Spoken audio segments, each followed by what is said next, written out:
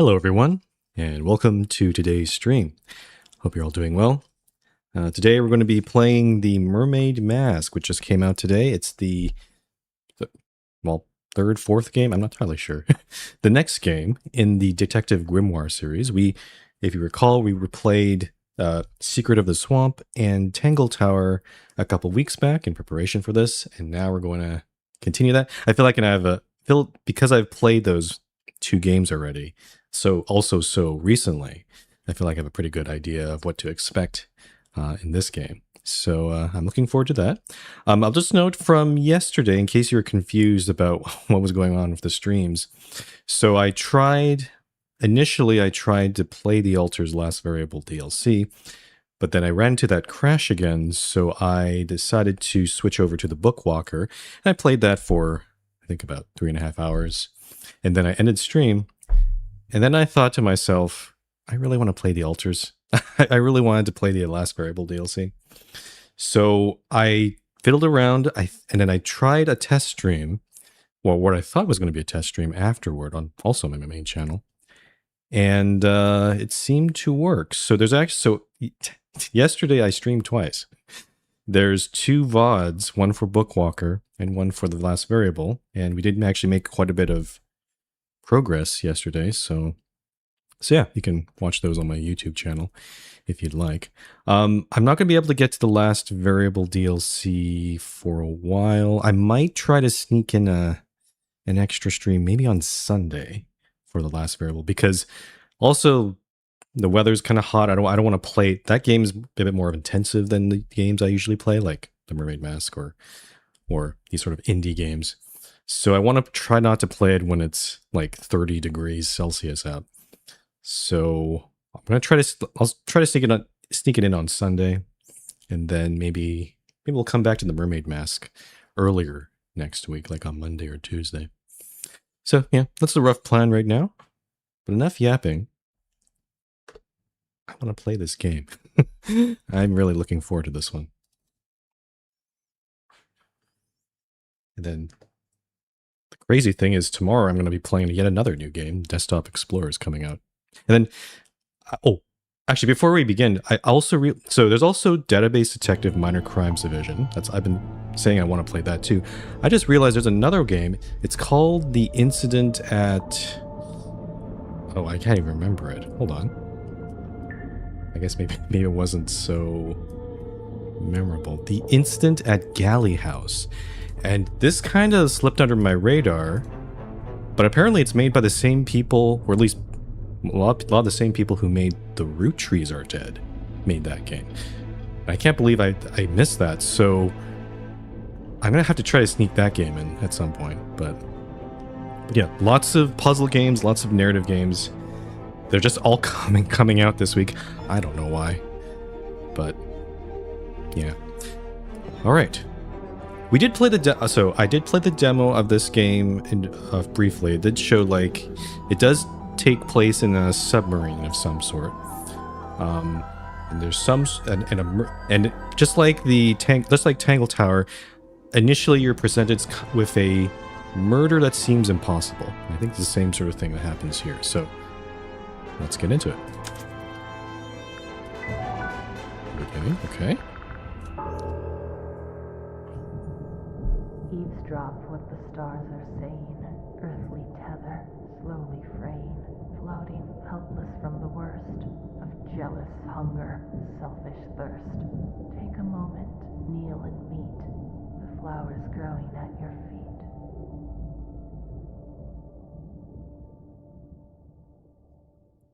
That's ominous.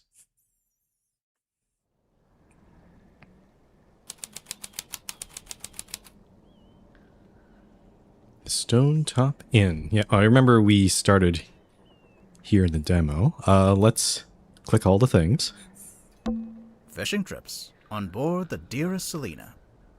I'm guessing that's the name of the ship. Enquire with Felicia Stonetop at the bar, or with Sylvia Seafoam at the harbor.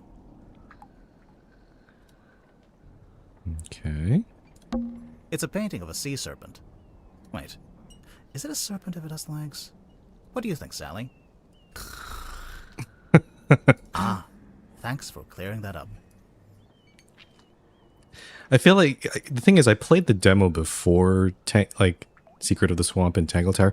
Again, Sally was only really a main character later on in Tangle Tower. But now that I know, now that I understand the banter between these two, it makes a lot more. It's hitting a lot better now. Yeah. A wooden carving of a fish skeleton. If the windows weren't boarded up, you'd be able to see it from outside. Window? Someone's done a pretty half-hearted job of boarding up the windows. Maybe they left in a hurry. Lamp. Lamps. Yep. They've stopped giving out light and taken up dust collecting. That's also what I plan to do when I retire. Oh, he has a retirement plan. I can see the case file on the right, but I'm just going to keep clicking around. Mug? It's what remains of the Stone Top Inn. Oh. Looks like it's been closed for some time. Although I don't have any point of reference, maybe it looked like this when it was still open. Stool. Bar stools. The wood is rotting, so I've strategically chosen not to sit on them. Book. It's some book Sally's been reading. She insisted that we bring it with us, although I'm not sure why. I remember this one. Hex of the Helmsman by J.D. Werman. Kristen Kale Publishing. Some guy on really taking the wheel there. And a hand coming out from the ocean. Something terrible awaits you in the depths. Will you face it? I can't read the rest of the synopsis. It looks to be a nautical fantasy adventure. Can I? Oh, I can open it. Oh. Ah, this is new. I'm guessing that's J.D. Werman. He has his wine bottle. And a glass of wine. Read? Oh, I can actually read it. Oh, I see. It reads... Oh, do I want to read all this? Screw it. So, face it. He sees it in his dreams. He sees it when he closes his eyes. He cannot escape it. But what is it? Renowned helmsman Marcus Mordoom is a man with a singular purpose.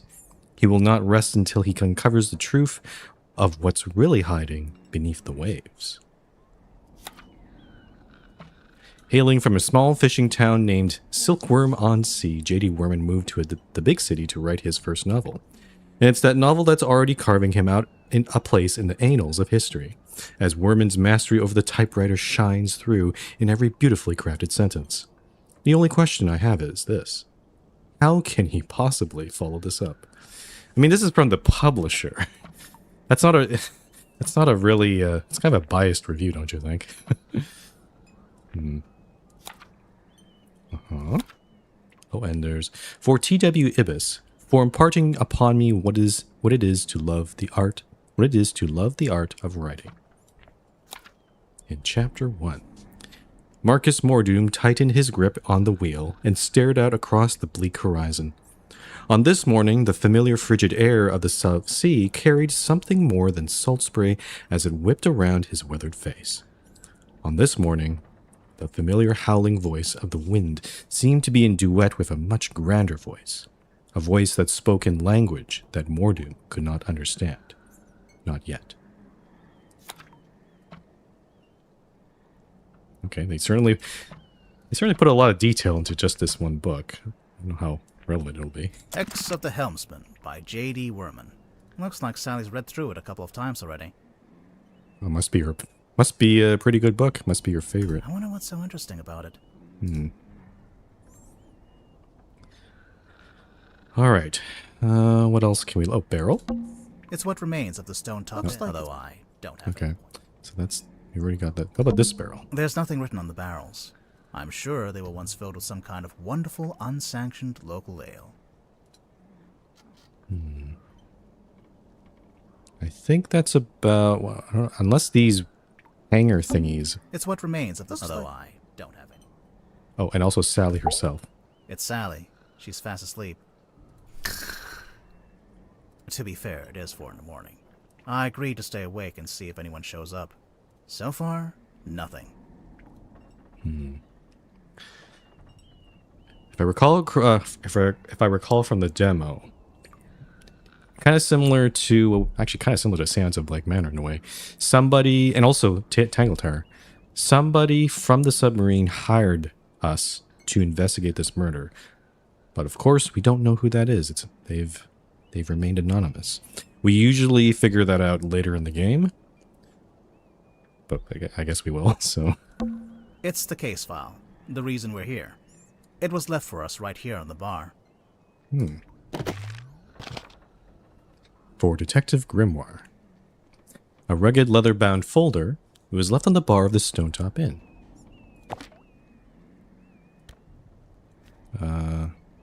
Oh, interesting. We have to actually read it like this. Murder victim, Captain Magnus Mortuga, 39. Location, Illusion Theater, Mortuga Submarine. Mortuga had locked himself in the room.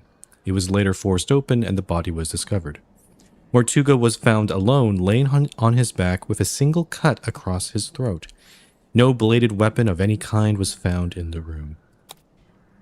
The Illusion Theater is mostly empty, save for an ancient stone cauldron with a thick metal lid. The purpose of this cauldron is unknown. However, I'm informed that it has never been unlocked before. It is now unlocked. It is now open. Signed, Captain Seafoam. Wait. Oh. Oh, I see. Captain Seafoam is the new captain. Captain of the Mortuga submarine. Okay, I thought for a moment that Mortuga was the one.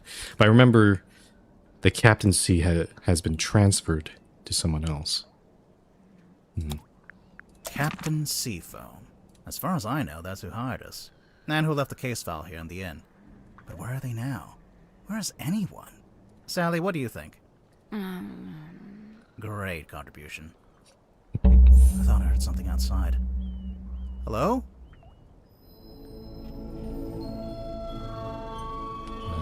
How do I... Oh. It's suddenly very bright. Sally, wake up. We have to go. Why? Because there's an eerie green light trying to lure us outside. Oh, that's a pretty good reason. I'll get up. I think it's time to go outside. To move around, use the map button in the bottom left. Okay. Same sort of controls like Tangle Tower.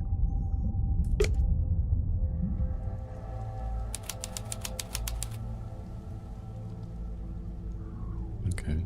This was in the demo as well. It's the stone top emblem, I guess. Looks like a snowman.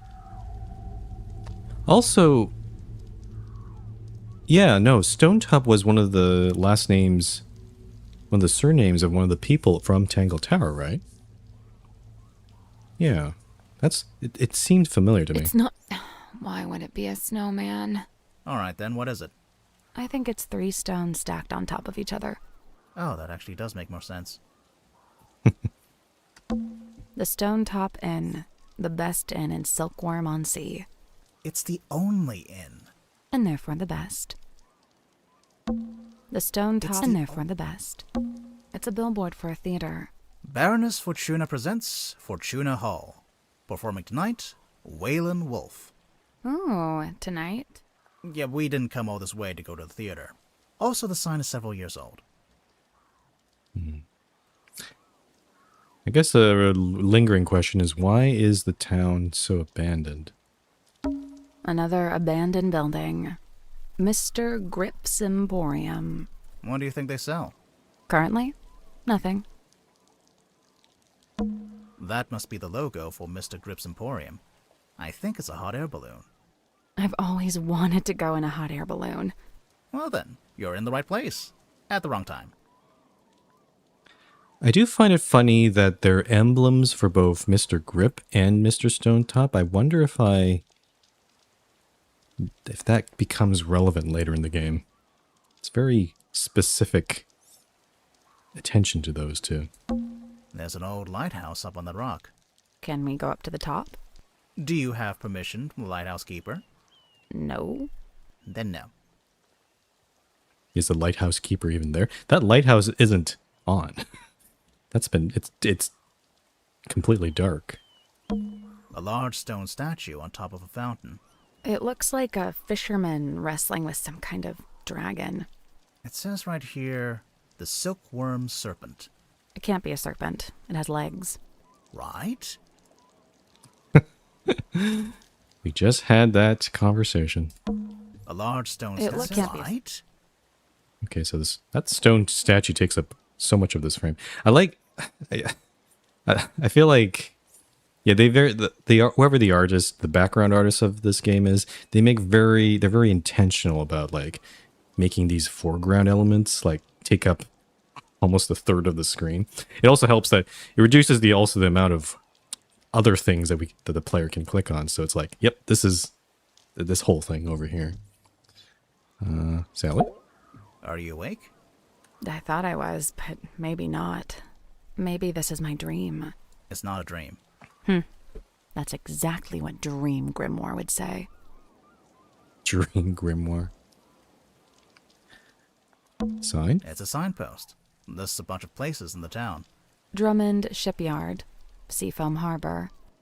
Grip's Emporium, Stonetop Inn, the Silkworm Spectator. Fortuna Hall Theater. Silkworm on Sea Town Hall.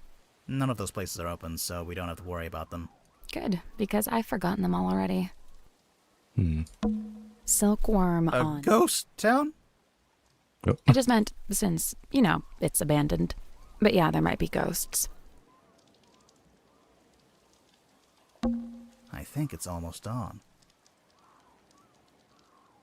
Okay. Oh, it is raining, I just noticed. Is there anything else to click on? Ground? Silkworm on... I just meant, but yeah, there might be ghosts. Not that. I think that's about it. So, let's look at the eerie green light. There's something in the water. What is it? I don't know, but whatever it is the source of the green light.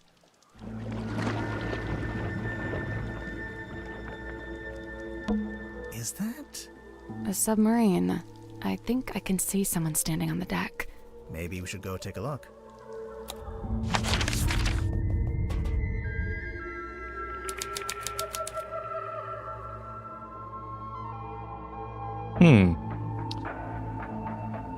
Okay, so right away.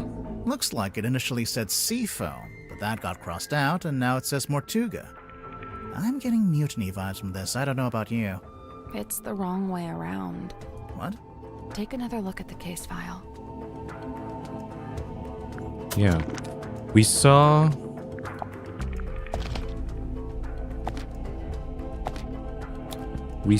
that Mortuga was the one who got murdered. But this is signed by Seafoam, so I guess I'm trying.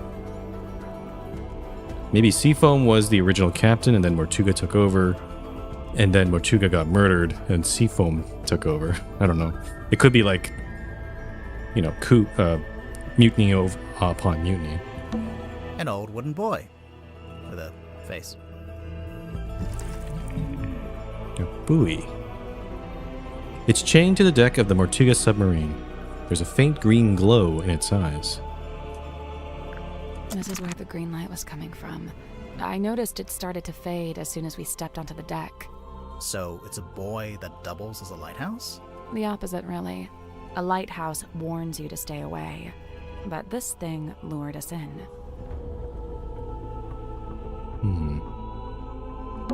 An old rowing boat. Or what? Or it only has one oar. Oh! I think we're going to get a lot of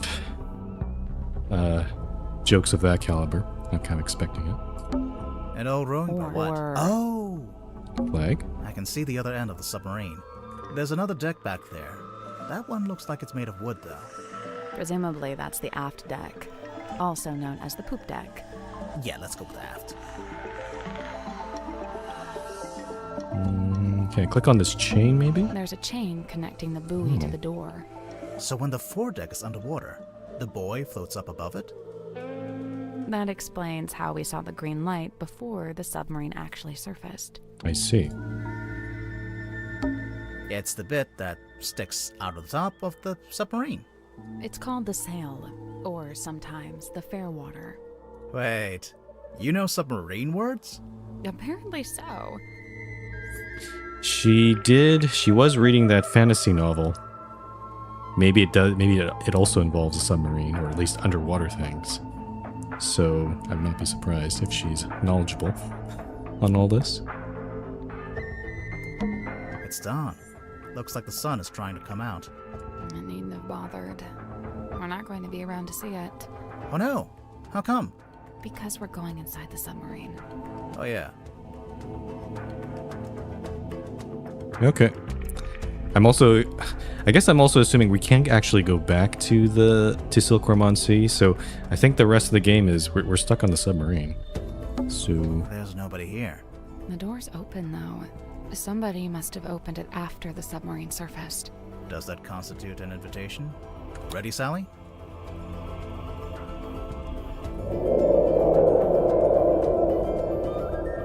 What did you say? Huh? I didn't understand what you said. I didn't say anything. Oh. Weird. Are you okay? Yeah. don't remember that part from the demo. Maybe I just forgot.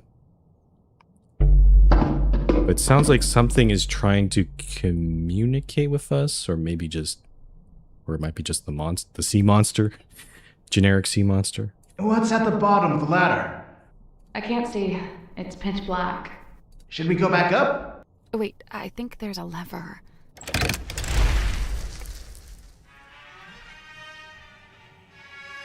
All right. This is the weirdest submarine I've ever been on. And the first? And the first. I guess this is what lights up the room when you pull the switch. I wonder what they burned to make it pink. It is a very unusual color, I do have to say. Speakers. There's an old-fashioned speaker mounted on the wall. It's playing spooky music. It's the kind of music you'd hear at a fancy party for vampires. I hear it. But the vampires are all wearing masks, and there's one guy who's secretly not a vampire, and... Sally. She's getting... I think she's read a bit too much fan fiction. There's Or, an old-fashioned speaker mounted Or similar on the types of wall. fiction. It's playing... It's the I kind hear that it. the vampires are all wearing... Sally. I don't know why I clicked the other speaker. What kind of books have we got? Mysteries of the deep, wonders of the ocean depths, secrets of the darkest, deepest. Okay, it's safe to say a clear theme is emerging. So up here we got this portrait, and it's titled Her. Whoa. What is that? A large painting of some unknown being. It's set in an ornate wooden frame. The brass plaque displays a single word, her. And usually it has been set directly onto the painting. Just going to put this out there. It's also possible that maybe this is not the word her, but it could be an acronym, maybe HER. Maybe. Oh, also... Yeah. Oh, there. I recognize that. That's the stone top emblem. I don't know what these two are. Do I have... I have a suspicion. Considering how I can really rotate these items, I'm gonna have to look... I might have to look up clues behind certain items. Yeah. The candles are actually lit. Some of them, anyway. I'm guessing this place hasn't booked its quarterly fire safety inspection. What's in the frames? They're just ocean landscapes. Very classic. This is the lever you pulled? Yeah, so leave it alone. I don't want it to go dark again. Very classic ocean theme in a submarine. Like, it's kind of too cliched, even. Couch. I cleaned the couch. What? If we end up having to stay the night. Sally, we are not staying overnight on the murder submarine. But I brought my toothbrush. It's like an old-fashioned drawing room. I don't see any drawings. It's short for withdrawing, as in you withdraw there after dinner. I actually never knew that. I actually never knew that either. I remember when I played Blueprints, and then there was one of the rooms you can place is called the drawing room, and actually that drawing room, yeah, as you know, it's usually supposed to be for people to recover after dinner, but it did also have drawings in it too. So, I cleaned the couch. What? If we end up, Sally. But I brought my toothbrush. Okay, so wine. A glass of wine. Ominously left half finished. Maybe the wine was corked. Ominously corked. Ominous. Let's check the note on the door. I think this door leads into the control room. I want to go into the control room. Well, you can't. It's locked. It's taped up on the other side of the door. You don't need to come in here. The crime scene is one floor down at the very back of the submarine. Captain Seafoam. Thanks for the directions, I guess.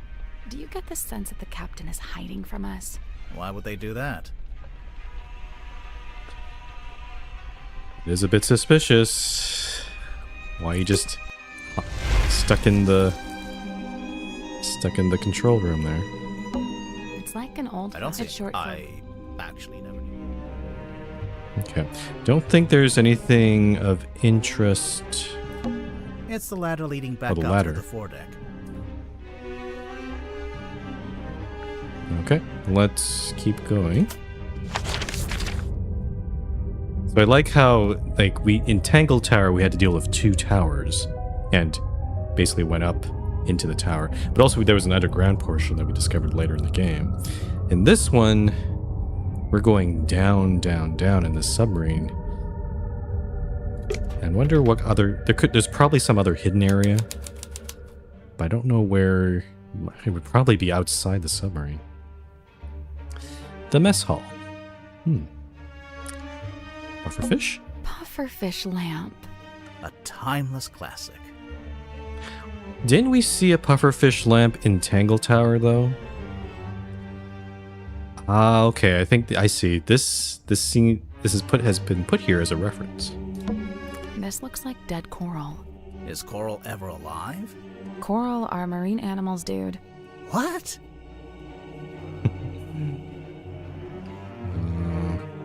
Let's look at It's this. a big metal statue of a serpent. There's a cabinet built into it, but I think it's locked. Rotate the 4 dials. Oh, there's already a puzzle. Rotate the 4 dials into the correct alignment. Ah, okay. Wait a minute. How does this work? Do I know enough about this? Nope. 4 dials, with a window in the center of each one. Turning each dial rotates the shapes that appear in the surrounding windows. What do those numbers mean, though? Okay, it hasn't, like, shut me out. It's like usually when the game will tell me, oh, you don't have enough information to solve this. But it looks like I can. I don't know if I solved this in the demo. Oh, I see. Okay, I think it's the numbers referring to how many sides on the shape. So 3, that's a triangle. We're going to put that there. Do I have... Okay, a square over here. That's 4. And then these ones over here, I think I'm going to have to...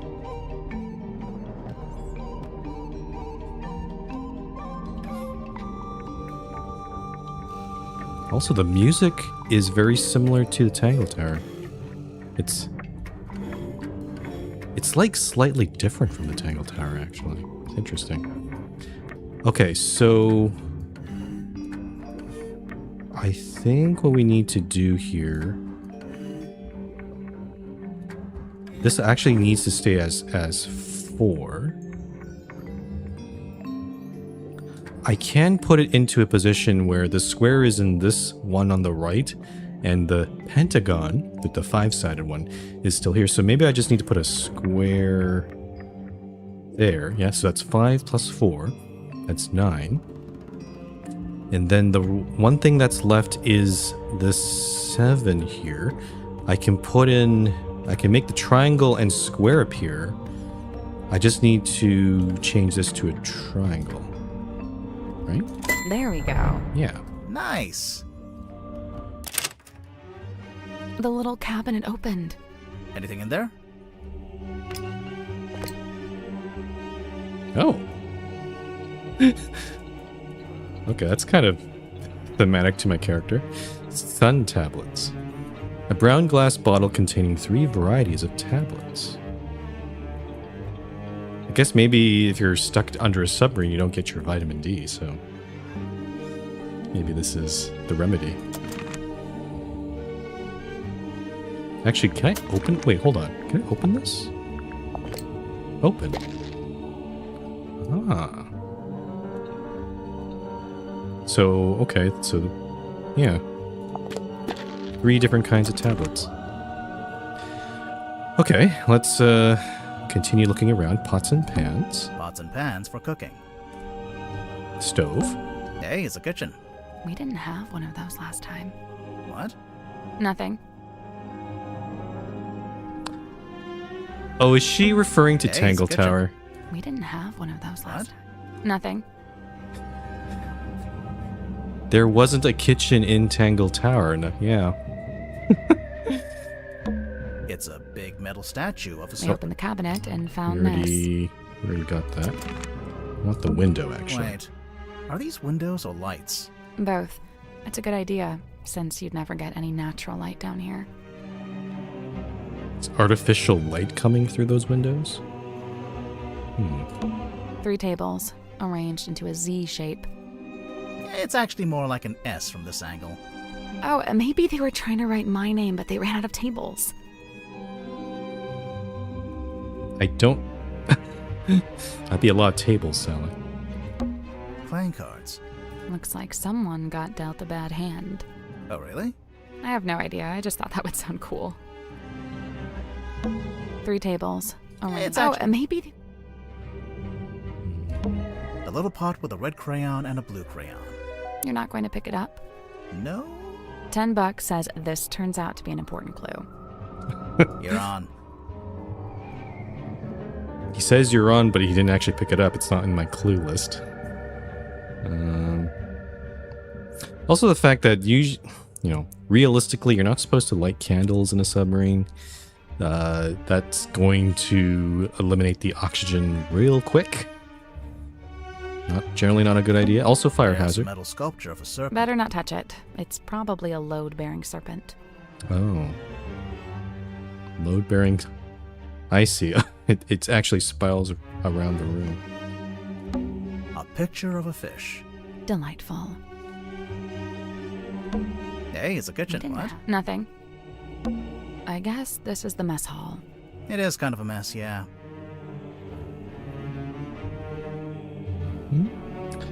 Okay, I guess this It is kind of a mess, yeah. I don't think there's anything else. Ladder? The ladder leading back up to the parlor.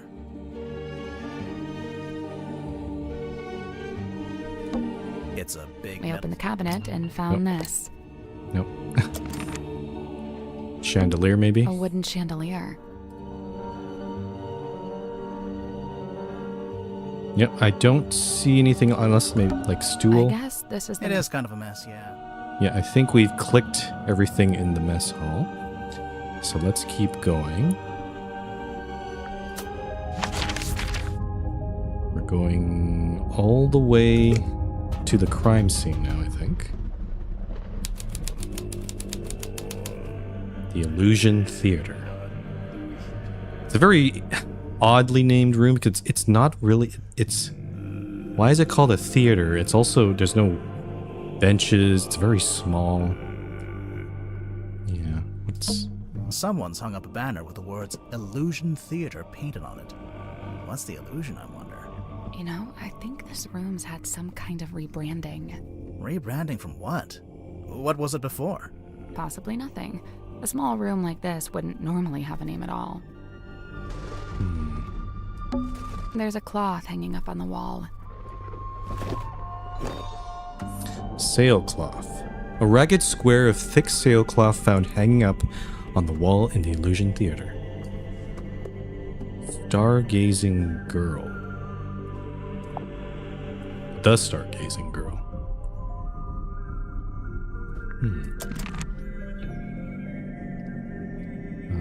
Let's look at all these other things on the wall, I guess. Someone's taped a drawing to the wall, although it's upside down for some reason. I think it's supposed to be a poster. Why is this upside down? A hand-drawn poster taped to a pipe on the wall in the Illusion Theater. For some reason, it was displayed upside down. Do I have to rotate it myself here? Title here. Oh, okay, this is a way to read it. Title here, Illusion Theater. It looks like some ominous dark guy with a staff with red eyes.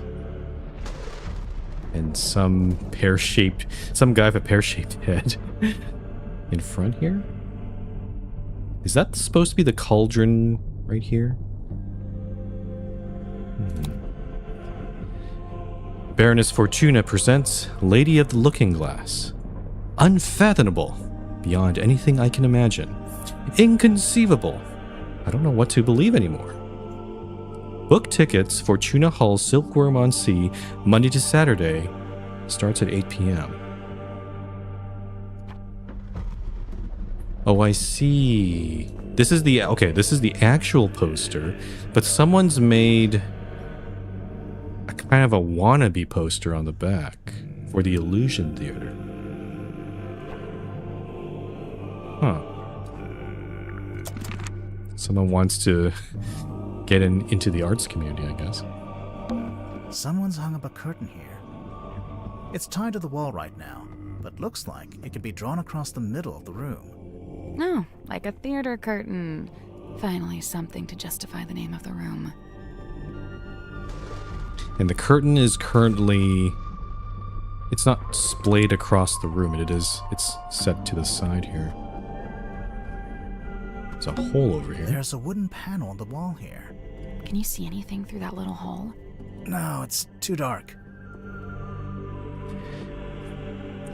Already I'm already a bit suspicious about this part right up here, because again, Captain Mortuga was in this room, probably in front of the cauldron, and then he was killed with a slash to his throat.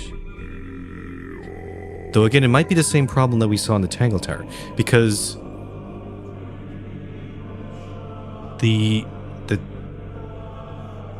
slash may have occurred not when he was standing, but maybe he fell down and then his throat was slashed. Kind of like what happened with I can't remember her name, the Penny, I think. Like the painter, she was standing and then the golden beetle knocked her unconscious first, and then from the attic, somebody shot her from up high.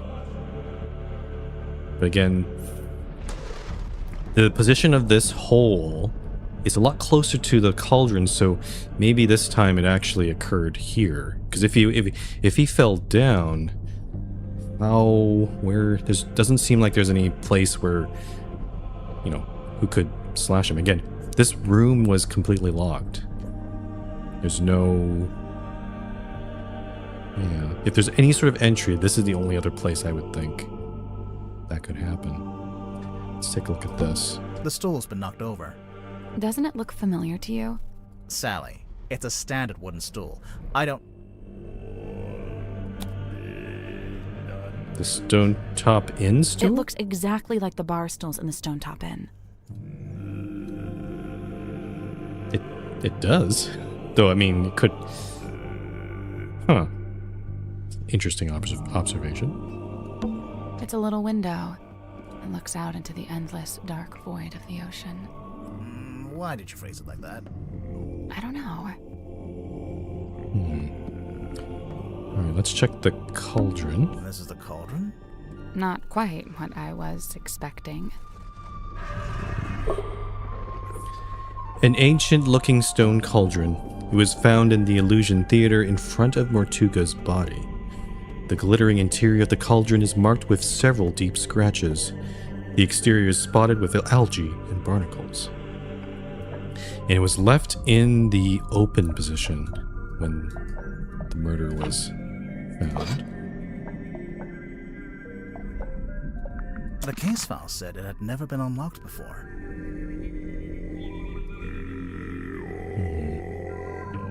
What do we have here? There's a little broken bottle on the floor. I'm guessing Mortuga dropped this when he died. Moon vial. A small glass bottle found smashed on the floor in the Illusion Theater. The spilled purple liquid has a subtle botanical scent. The small paper label is marked with a simple picture of a moon. We've seen sun tablets already. Now we're getting moon medicine. I'm sensing a theme here. So, this is where Magnus Mortuga died. It's just like the case file said. He landed on his back with the cauldron at his feet. He was killed by getting cut across the neck, right? Yeah, you can see that's where the blood came from. But there's no weapon, no knife or anything. Nothing. This place gives me the creeps. That cauldron especially. I keep staring into it like I'm going to see something, but it really does seem to be empty. To quote from the case file, Mortuga had locked himself in the room. It was later forced open, and the body was discovered. So Mortuga was alone in a locked room. A very small locked room. There really isn't anywhere for a murderer to hide. I'm not so sure. I think there is a hiding place. In the cauldron.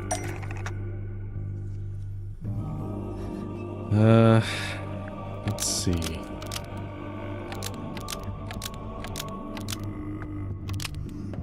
Magnus Mortuga unlocked the cauldron and was killed by what was inside.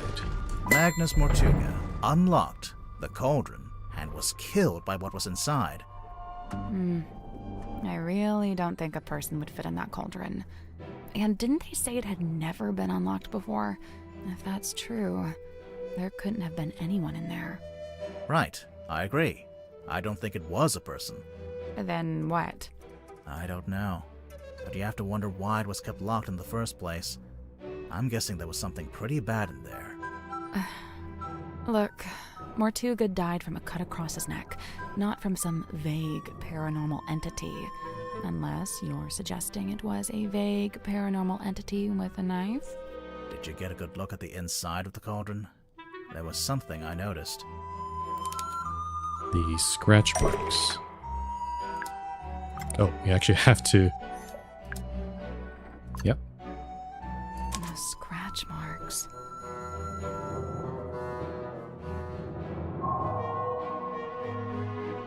Okay, and I believe the demo ended at that point, so everything past this point is new stuff, so here we go.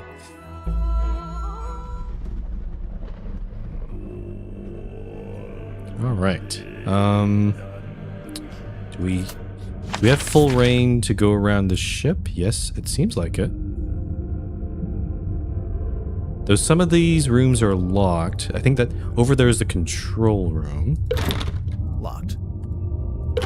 It's locked. And oh no, the control room's up here. There's a couple of rooms around here. I guess where is there? I guess is there anything else in this room? It's a heavy bulkhead door. Seems like you lock it by turning that big wheel. There's actually a wheel on both sides of the door. So I could lock it or unlock it from either side. If you are strong enough, maybe. Ouch. Oh, it's lockable from both sides. Interesting. I'm curious about what room is next to this, so maybe we should just go to there, because this might lead to that. Also, I can also check the blood, too. A trail of blood. Looks like it came from the wound in Mortuga's neck. It runs straight down the room towards the back of the submarine. No, it doesn't. Not immediately. It pulls out first, then changes its mind. It does pool, and then it goes there. I wonder... Are we looking at the rear of the ship? Like, toward the aft? Because if the submarine... Again, they do sink... They go deeper or surface. They go higher. So if the submarine was in the process of surfacing, then this aft part would, be pointed downward, and that would explain the blood flowing down. Something to keep in mind. That's an interesting one. I feel like now that I've played the Tangle Terror, I'm starting to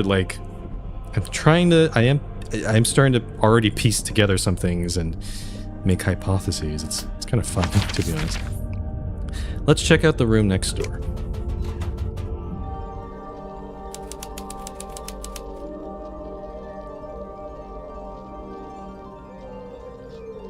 Child's room? What the heck? I don't like the look of that child in there. It's a magic vanishing cabinet.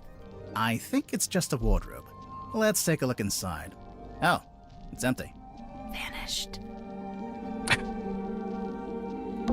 It's a wooden chest. What's all this stuff on the top? Puzzle? Drag the 6 cards and 4 glass lenses into the correct arrangement. Oh, it's a zoom puzzle. I remember there was there's a similar puzzle in the Tangle Tower where we had to zoom in to make a key. This seems very similar. Also, oh, there's a message behind here. What does this say? Jennifer and Margaret gaze jealously at Patricia, whose doll is neither too large nor too small.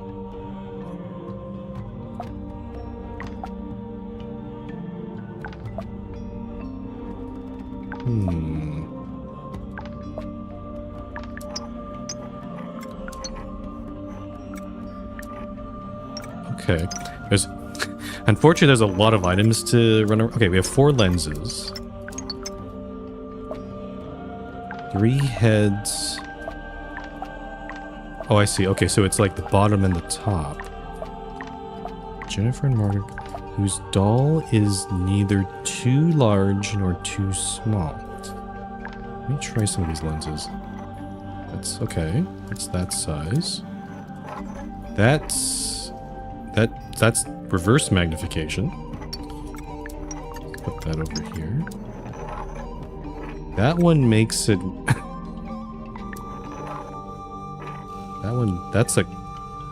makes it curvy, sort of.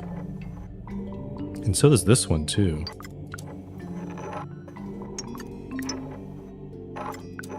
You can't combine the lenses. Drag the 6 cards and 4 glass lenses into the correct arrangement. Both of these cards are identical? As far as I can tell. So if we assume that maybe Patricia's in the middle, then maybe you have the large one, you have the small doll. But the issue is, how do I...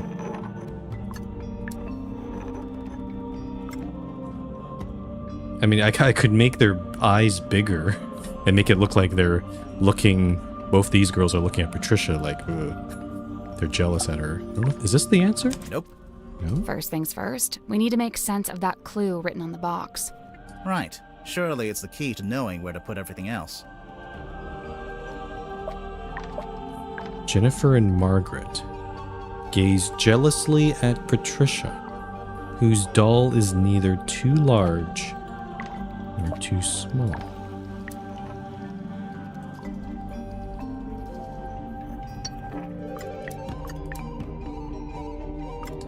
I don't know.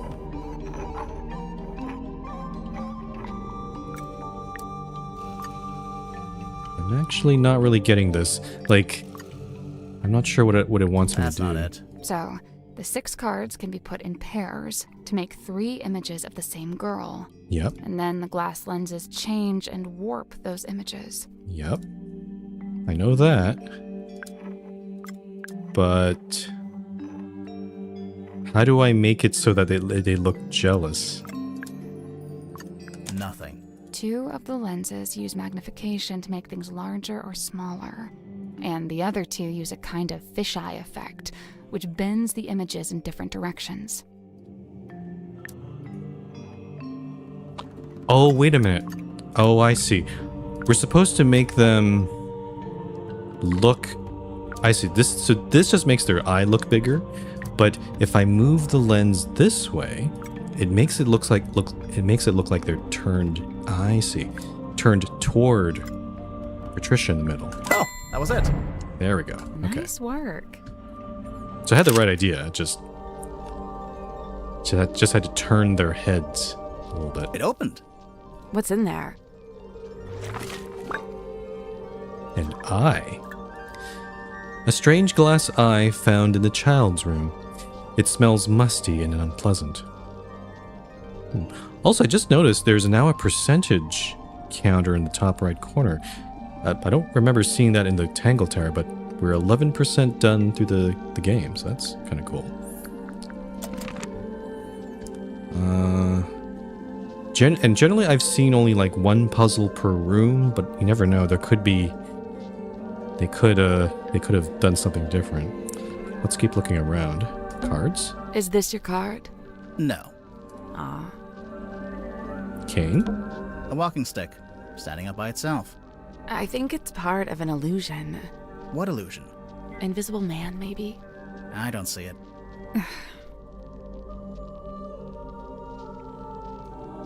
Actually, it is just hanging around there on its own. It's a bit strange. It's a seahorse rocking horse. Oh, can I ride it? I don't know. Are you a small Victorian child? Yes. I don't know why that was... Somehow you just call someone a small... Are you a small Victorian child? That seems... It seems like such an insult. I don't know. Now, I heard if you cut a starfish in half, both halves regenerate into a new starfish. Yeah, I can do that too. Also, they have no brain and no blood. Yep, ditto.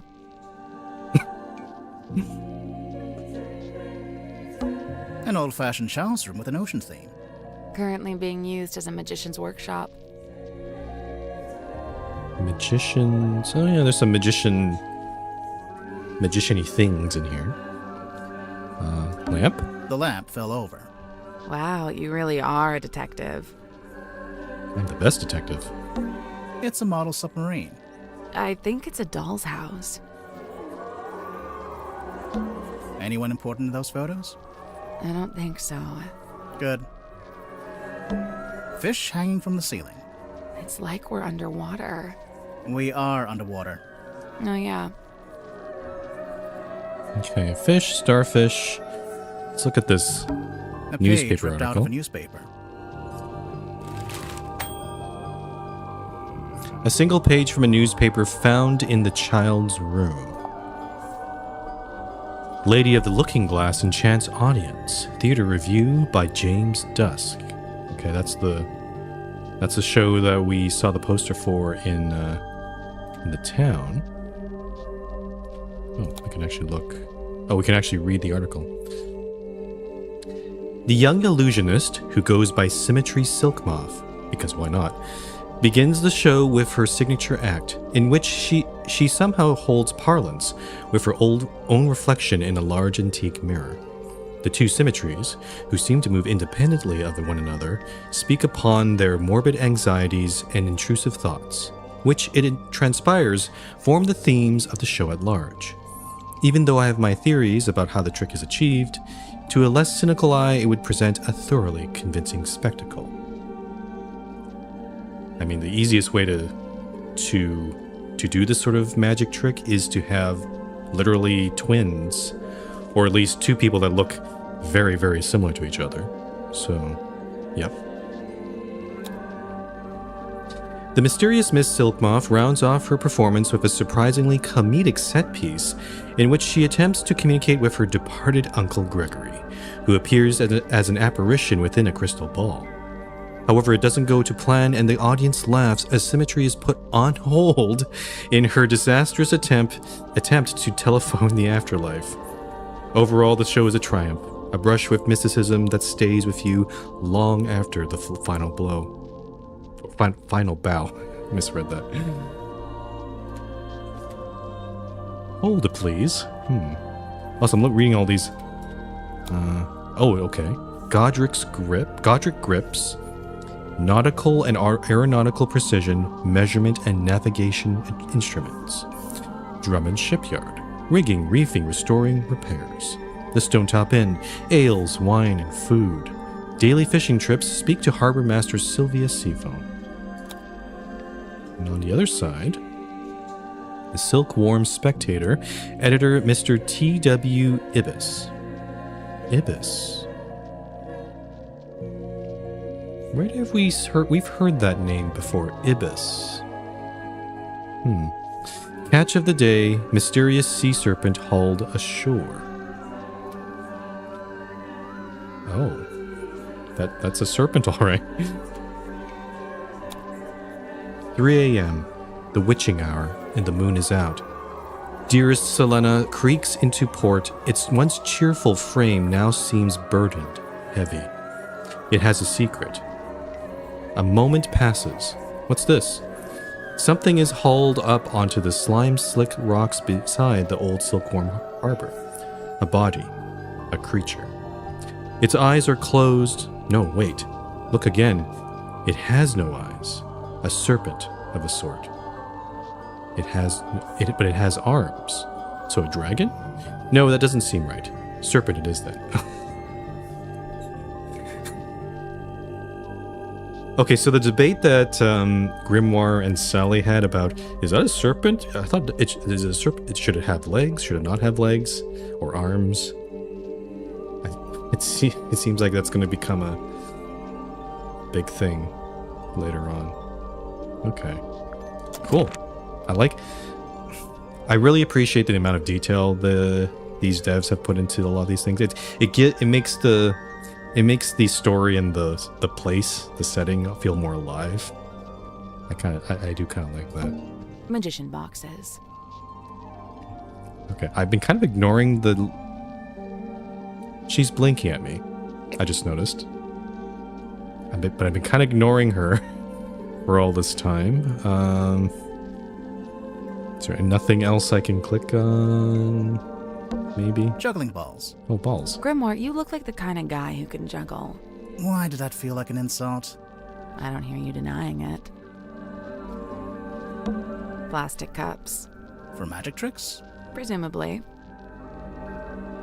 Alright.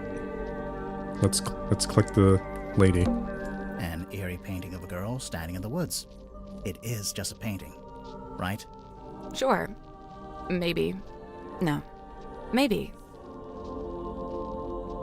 It is blinking at us, though. That's the really creepy part. An eerie... It is. Sure. Maybe. No. Maybe. Yeah. An old-fashioned child's room with an ocean theme. Currently being used as a magician's workshop. Okay, other than the puzzle, though, and the newspaper article, there doesn't seem to be much else to do in here, so possibly we might have to come back here later. An old-fashioned child. Currently being used as a... Yeah. Okay. So nothing... So that's a child's room. How should I... Oh, there's a... there's a thing here back in the parlor. Oh. I think I know what it is. It's I think the captain wants to talk with us now. Hello? Go solve the crime! We're doing it. Did you talk to Sim yet? Sim? Sim!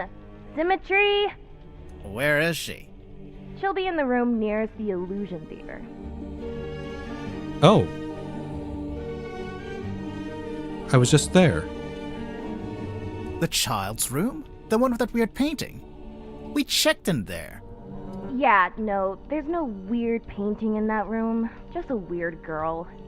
Tell her to knock it off and start taking this seriously. I knew it. Yeah. Okay. J'accuse. You're not a painting. You've been hiding in front of us all this time. Alas, I am outwitted. My paltry facade undone. I mean, yeah, I could see you blinking. We could hear you breathing a little bit too. Sorry. Bound are we by limitation of the flesh. Your symmetry, is that right? Symmetry silk moth, illusionist. And you? Are you not detectives both, in service to the captain? Pretty much, yeah. And should thou find me guilty, what punishment awaits? We don't really plan that far ahead, to be honest. Will we find you guilty? My heart is burdened heavy, true, but not from murderer's guilt. Okay, glad to hear it. Technically, she just said she isn't feeling guilty. She didn't say she wasn't guilty. Actually, the way I interpreted it was maybe she feels guilt from some other crimes, not murder. So maybe she's done something else wrong, but I don't know. Okay, so very similar sort of dialogue from the Tangle Tower. Talk about yourself, the submarine, and we obviously these other two ones that we have to unlock. And at least the number of suspects is limited, so it's just these. Well, it's actually 8 minus Tortuga, and then we can also do the whole click through all the clues and hope something sticks. So let's start with this. So you're an illusionist. What kind of tricks do you do? My magic act is theatre-born and played upon a stage. Oh, like with big props? Smoke and mirrors kind of stuff? Smoke and mirror, crate and cage, doors and doubles both. How long have you been doing it? Since approximate 12. I'm now approximate 18. Approximate? My sum of years I cannot say. Time hath kept no count. Oh, okay. Do you only do big stage magic? You don't, by any chance, do any close-up stuff? Grimoire, she's not here to perform for you. Cast thine eyes upon this card. On its back an image clear, a duck or rabbit's form. Think hard and choose with steady mind, and I'll predict the course of fate. Shit. Okay, so she can do some close-up magic. Duck? Okay, I'm thinking about it. That's the trick. Sorry, but this is like the most basic optical illusion. There'll be a drawing that looks like a duck or a rabbit, depending on how you interpret it. What does it say?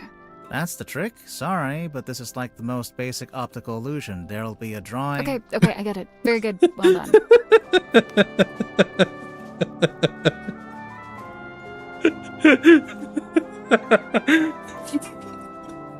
So the card didn't show a duck or rabbit or the combined thing. It just showed whatever she said. Is Okay. this your bedroom? My chamber shared with Cynthia Fair. Take a left down the hall. Oh, so this room is, what exactly? My place of toil. What are you toiling on? Many a thing, all a manner of things. Keeping busy, huh? I must remain of some use, lest I should become useless. What would happen then? Surely I'll be tossed into the sea, where I will promptly perish. Uh, Thereupon my listless form becomes a meal for a passing sea turtle.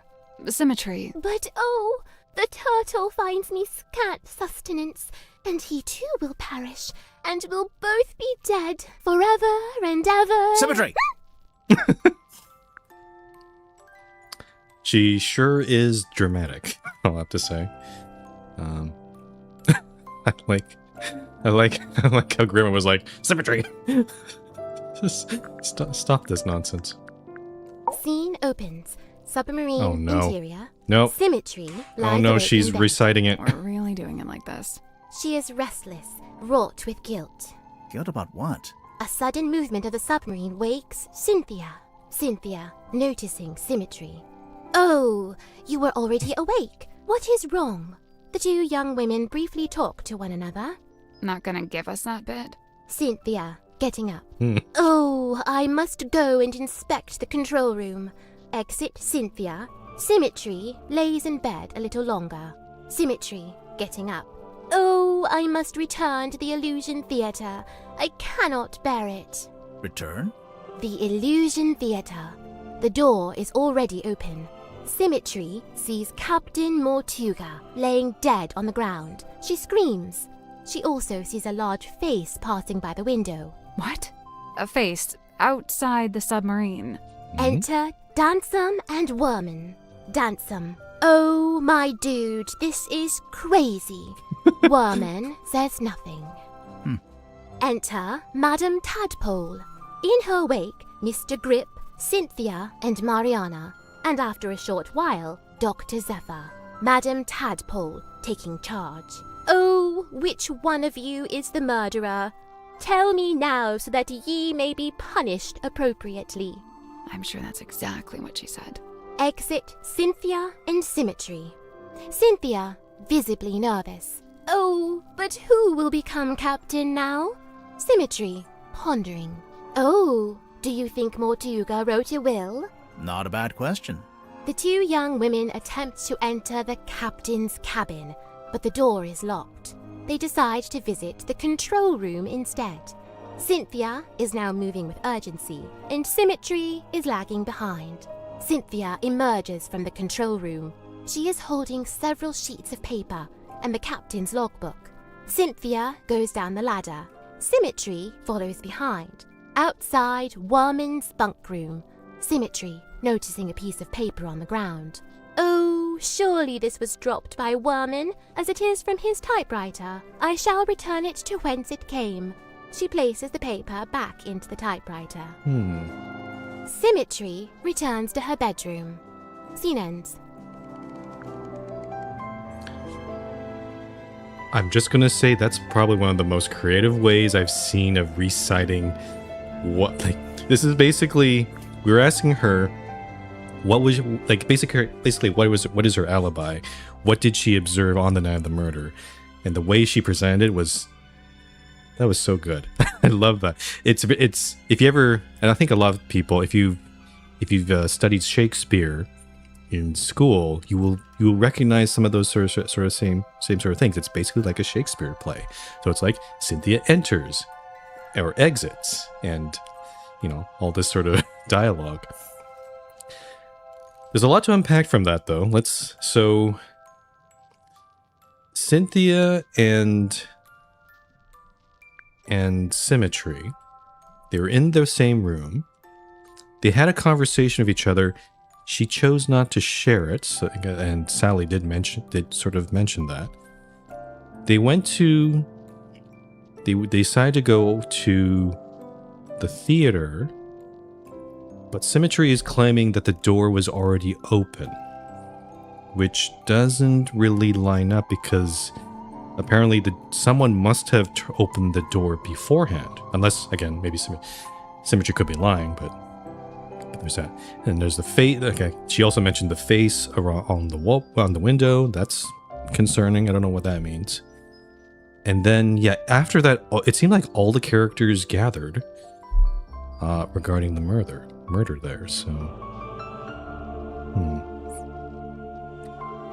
yeah, I don't know. That's a lot. I'm taking. It's gonna take me some time to process that. That's a lot of stuff.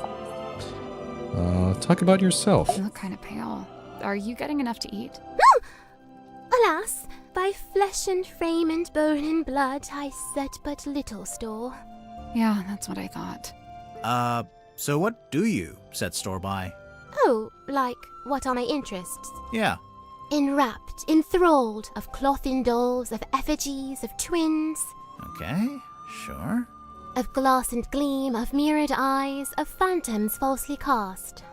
Fine. Mirrors, okay. Oh! Of what if aught doth lay beyond this fleeting form of flesh? Huh. Death? Symmetry Silk Moth, number 4, the unblinking eye.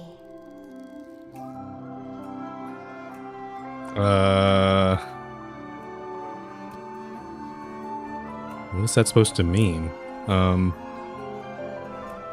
Obsession? Fear? Resolve? Resolve? No? Are we supposed to answer that in a correct manner? I don't know. Like jagged face of coastal cliff, cut coarse by storms and swells of life long spent. Sleep a scant solace, bedeviled by a dream dug deep in folds of ever-furrowed brow. His broad form stood, once ox-strong and stout, now more malediction than man. Doomed to dwell down in the dark, the once light of a life once lived, now too luminous to look upon. Magnus Mortuga, number 1, the turning wheel. Oh, she's gonna show a card for each character. Taking control, meeting your destiny. Change of fate? Fate? Wheels have... There's a lot of wheels associated with fate. A change of fate? She doesn't answer. So it sounds like Mortuga used to be very stout captain. Yeah, very stout adventurer, but seemed to have gotten of ill health of late. So perhaps he went to the cauldron to sort of summon something that would restore his vitality?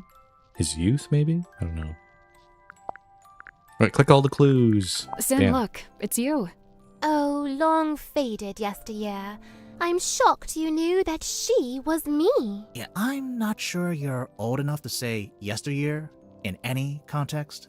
From the review, it sounds like your old magic show is pretty good. I filled the house up every night. So why'd you give it up? There were other things I wished to learn, things not found upon that stage. And she's not going to tell us anything about that.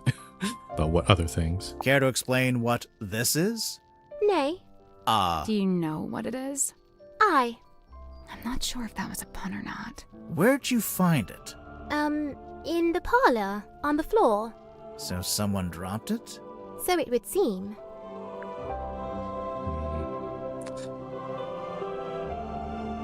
I'm getting some little hints that maybe she's definitely hiding something. I'm just not sure. What? What is it? I do not know and dare not guess. Ah, come on. One little guess. It's not my place to muse upon the things in Chamber Dream. In Chamber Dream?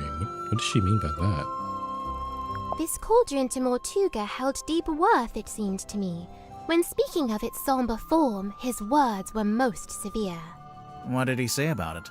Lay not thy hand upon its lid, lest thou be bound to ceaseless sorrow. Is that a direct quote? She probably... the captain probably... Mortuga probably said something a lot more straightforward, and she translated it into Shakespearean. You drew this sim? I did. And you hung it up on the wall? Oh. In the Illusion Theater? I fully meant to take it down, but never had the chance. What is it exactly? Imprudent plans gone swift astray. Plans for a new magic act? Why'd you hang it upside down? Upside down? Yeah, I thought maybe it was part of some kind of trick or an illusion. I didn't hang it upside down. I hung it right side up. Really? She seems pretty sure of that. I think I'm gonna believe her there. It's most likely some other person turned it around, but for what reason, we're not sure. Maybe it accidentally got knocked over, and that they put it back up, but hastily. I don't know. What's this? How should I know? It was hung up on the wall in the Illusion Theater. So? So, we thought maybe you were the stargazing girl. I am Symmetry Silkmoth. Yeah, I know. I'm not contesting that. Never mind. Could be a nickname. Why would someone bring along a bottled form of sun? Sunlight's good for you. Vitamin D, I guess. What does it do? All kinds of stuff. If you don't get enough, it makes you sad. You know how people tend to be happier in summer and sadder in winter? Silkworm sun is scantily seen, even in a summer sky. I swear, sometimes she just gets lucky with the alliteration. I find it hard to look away. Her flicker flame doth draw me in, and I am merest moth. What is it? Some kind of monster from the bottom of the ocean? No, not of the sea. She's of an even darker place. Really? The fate awaiting guilty hearts once they are condemned. What? You get turned into a weird little wooden goblin head? Nay, bound in chains upon the deck and pulled along beside the ship. Oh, jeez. She's not serious. I don't think. Is she? I don't know. The letter in fair Cynthia's hand, a plan devised by her and her alone. The plan being... Why, to hire a sleuth to seek the truth. That's us. Couple of sleuths seeking the truth. I implore, unravel swift this tangled tale, and name the knave ere further harm befall. Further harm befall who? With former captain slain, I feared the new be target too. Oh, okay. Okay, so that confirms that Cynthia Seafoam is who hired us, and that's the person in the control room right now. But also, yeah, Symmetry's worried that Cynthia might be targeted for another murder. Oh, I'm reading this myself. Oh, cool. Hey, did you like the bit where... I am but midway through. Prithee, spoil it not. Right, sorry. Okay. Interesting. Well, we've talked to Symmetry. Oh. I'm gonna guess that we're gonna get some the names, because I remember in Tangle Tower all the names are very similar, and it started to get a bit kind of difficult to keep track of who. So, Symmetry, Cynthia. Let's go talk to Cynthia now. You spoke with Sim? Yeah. And? I'm not about to declare her innocent right here, right now, if that's what you were hoping for. Aw, come on! Do it! We haven't even spoken to all the suspects yet. Oh, which ones are you missing? You. Open the door, Cynthia. Alright, let's talk to the captain. Looks like she unlocked the door. Finally.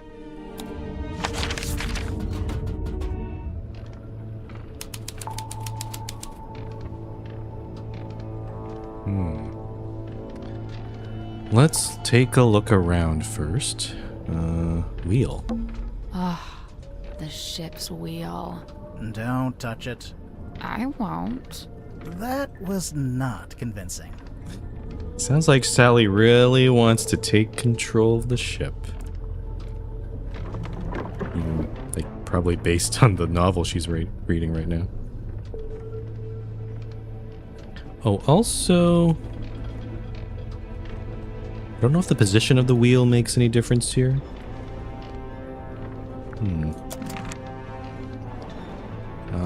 Oh, I think that's a puzzle on the table. There's even an arts and crafts table. It's a normal table. Currently being used for arts and crafts. Or putting something together. Oh. A strange blueprint found in the control room. The title reads, The Mortuga Submarine. Mortuga being paste it on there. Why is the submarine... That's the submarine blueprint, but why is there an overlay of a wooden ship? That makes no sense. Stool? There's even an It's, currently being Nope, used nope. for arts and crafts. Apparently, no, I can't. I can't click the stool. Let's see. Down periscope. Down periscope. I knew he was going to say that. Down periscope.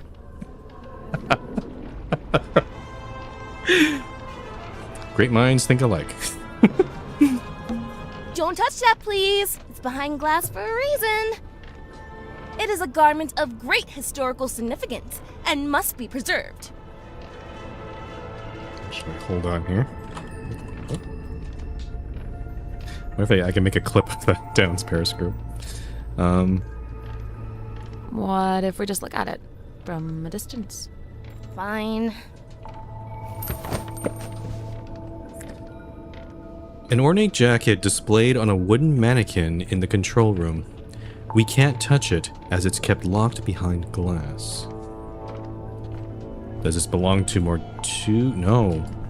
I don't think it's Mortuga because it has an S at the back, so it's probably Seafoam, probably an ancestor, I would guess. Okay, is this funny control panel looks fun.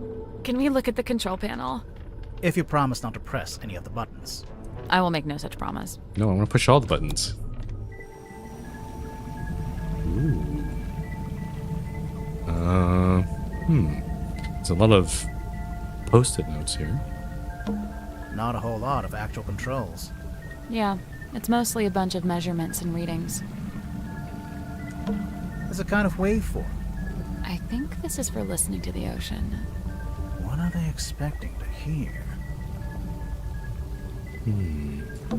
A radar? Maybe some kind of underwater imaging system? Either way, it's a machine that looks out into the ocean.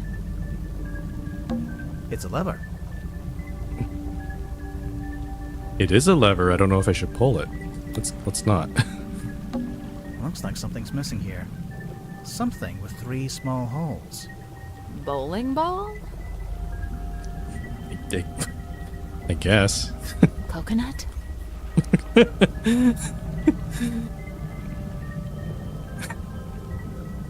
It's not necessarily a wrong answer. It logically does kind of make sense. It's a depth meter. Shows how deep we are. Grimoire. If you had a depth meter, it would say 0. Whew. Wow. Wow. Proud of that one? Not a whole lot of actual. Yeah, it's mostly... It's a lever. There's another lever on the right. It's an electrical switchboard. Something's bound to happen if we mess around. If we carefully and sensibly interact with this precision equipment. Swap the 6 colored plugs into the correct sockets.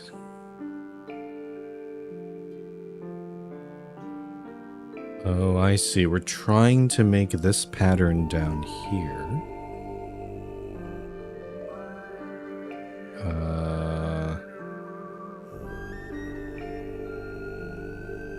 What's one of those? It's like these LED. It's an LED display. But we're trying... Let me just play around with this a bit.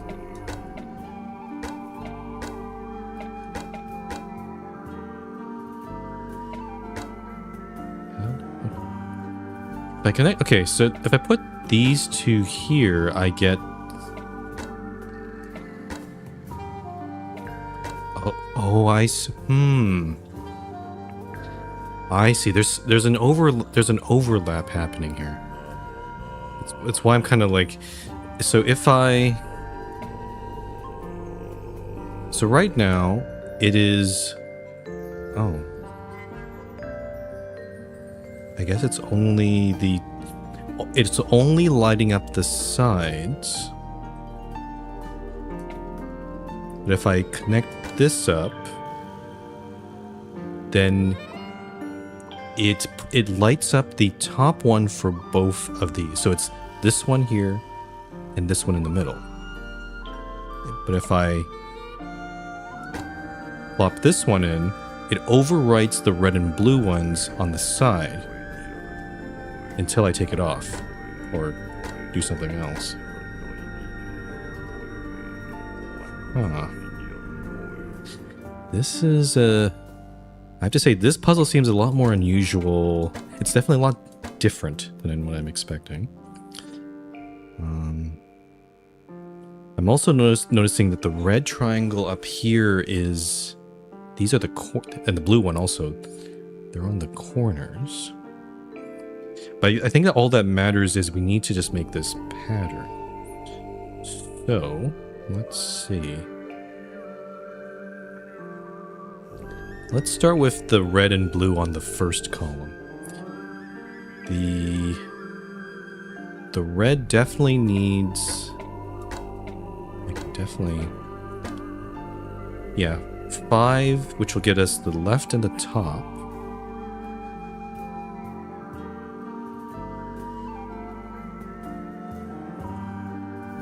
I think it's very... I think in this puzzle, it's very much... We're trying to not... There's definitely... Most of these are lit up, except for...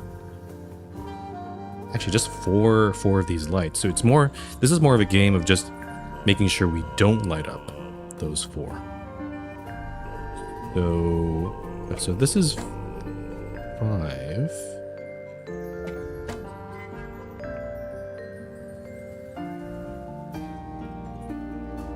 Yeah, I think it's easier if we do the corners first, because the middle part is shared between actually all 3 colors, so I'm gonna have to figure that. I think it's better to figure that out last. I'm just not sure where the other red one would go.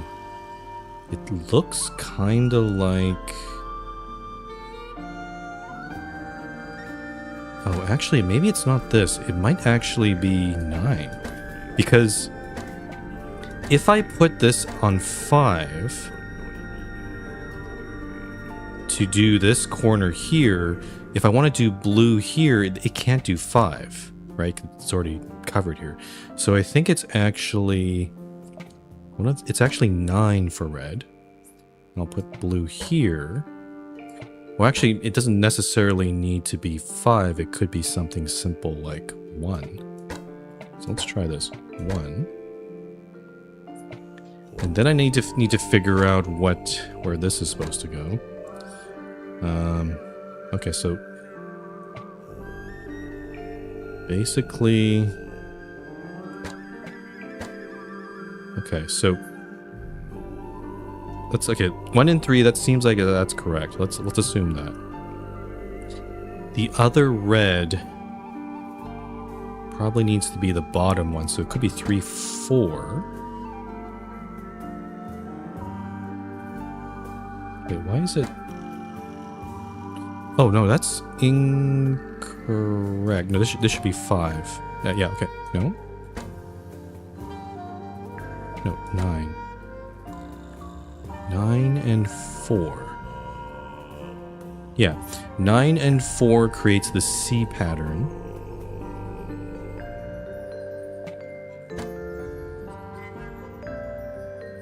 Okay. And then for blue, we want...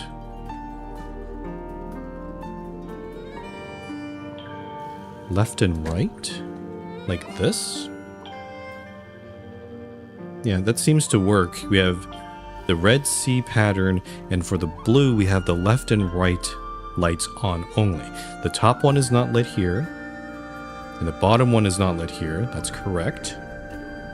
So the rest of this should be with yellow now. Which... Actually, do I have it already? 1, 2, 3... Oh, I got it, I think. That was right. Yeah, oh. I stumbled upon it. I'm impressed. Something unlocked. The hatch opened. Oh. It's a ring-bound book. Captain's log, stardate 4344.7. An old ring-bound logbook. It was locked in a hatch in the control panel. Oh. Oh, interesting. Cynthia's log is first, and then it's followed by Mortuga's. Though, wait a minute. I'm looking at this already. His signature is different here. Let's read this. Oh, it actually shows all the... Oh, that's probably part of a puzzle. Let's see. Coordinates, speed, 0, 1, 2, 2, 2, 2, question mark, 0. Yep, 0, 1, 2, 3, 3, 0. Okay. Heading northeast, south, south, south, south, south. Oh, this is... Oh, I see. This is the latest one. This is the latest log. Captain Mortuga found dead. Details unknown. Crew is tumultuous. Captain Seafoamed assumes command. Cynthia Seafoam. Okay, so we're actually going backwards in time from here. And this is the... Okay, so this is the last log before he died. James Dusk arrives on submarine and a man named Dirk Danson. So these two are the most recent people to come on here.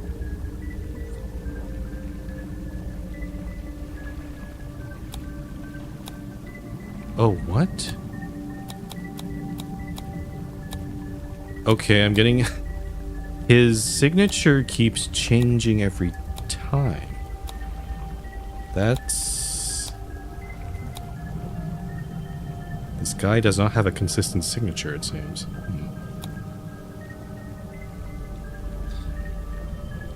A girl named Cynthia Seafoam contacted the submarine by radio from a rowing boat. Oh, so Cynthia is also a pretty new addition. There's also... I'm also noticing there's no date associated with each of these logs, which is kind of a critical thing you'd have. A woman named Madame Tadpole was found in the ocean. I'm gonna need to learn the story about that. Zephyr invites a girl named Symmetry Silkmoth onto the submarine. Okay. Godric Grip rescued from hot air balloon accident. Grip being the proprietor of that supply store in the town. Zacharias Zephyr sets up his equipment in the infirmary. Maybe he's a doctor? Final preparations before we take the submarine out for the first time.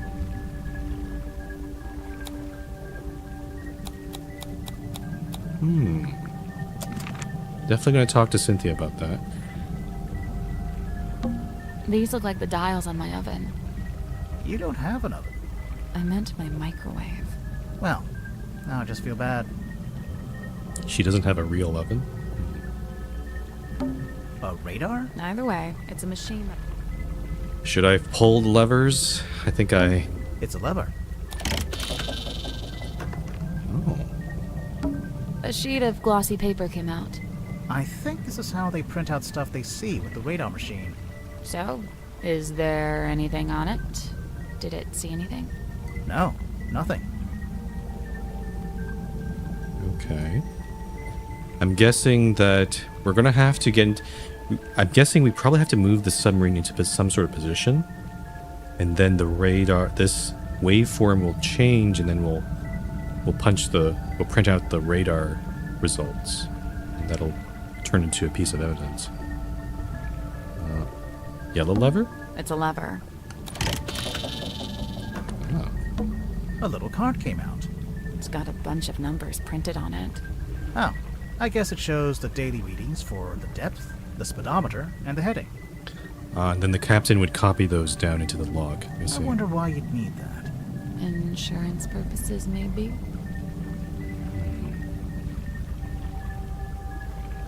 Interesting. Fun little console here. I like this.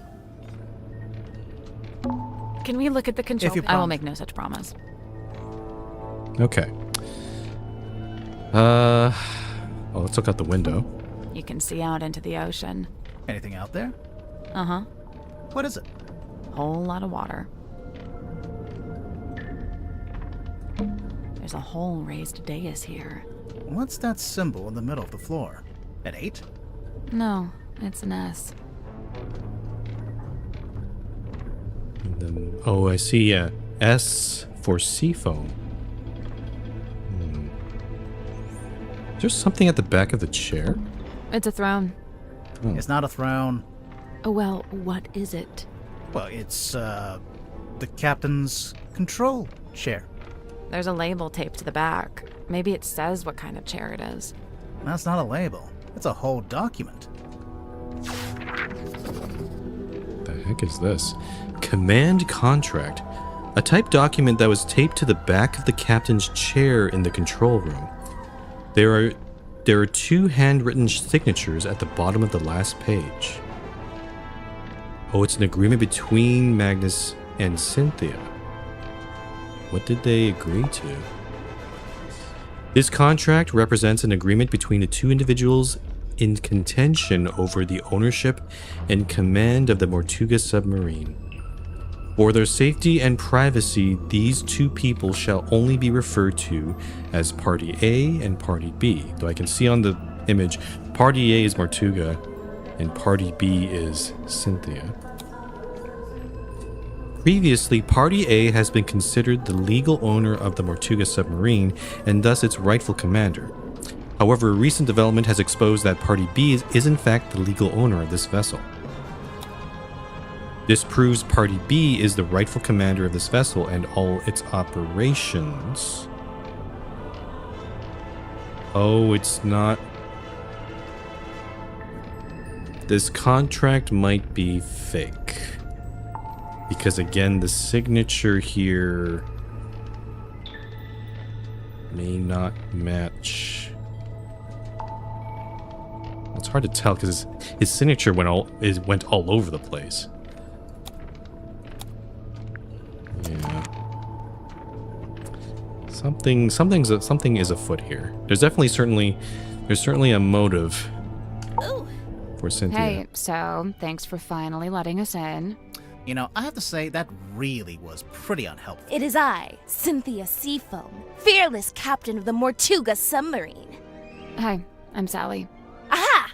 Then you must be Detective Grimoire, Correct? Yes? the world's greatest detective, here on my submarine. The world's... No, I'm not the world's greatest. Just a detective. She was probably talking about me. Now I assume you've come to make your official report. Let's hear it. I'm a busy woman, you know. Slow down there, Miss Seafoam. We just came in here to question you since you're one of the suspects. But I hired you! Yeah, no, that doesn't get you off the hook, I'm afraid. What? Really? Ugh, this is so totally unfair. No, it is totally fair.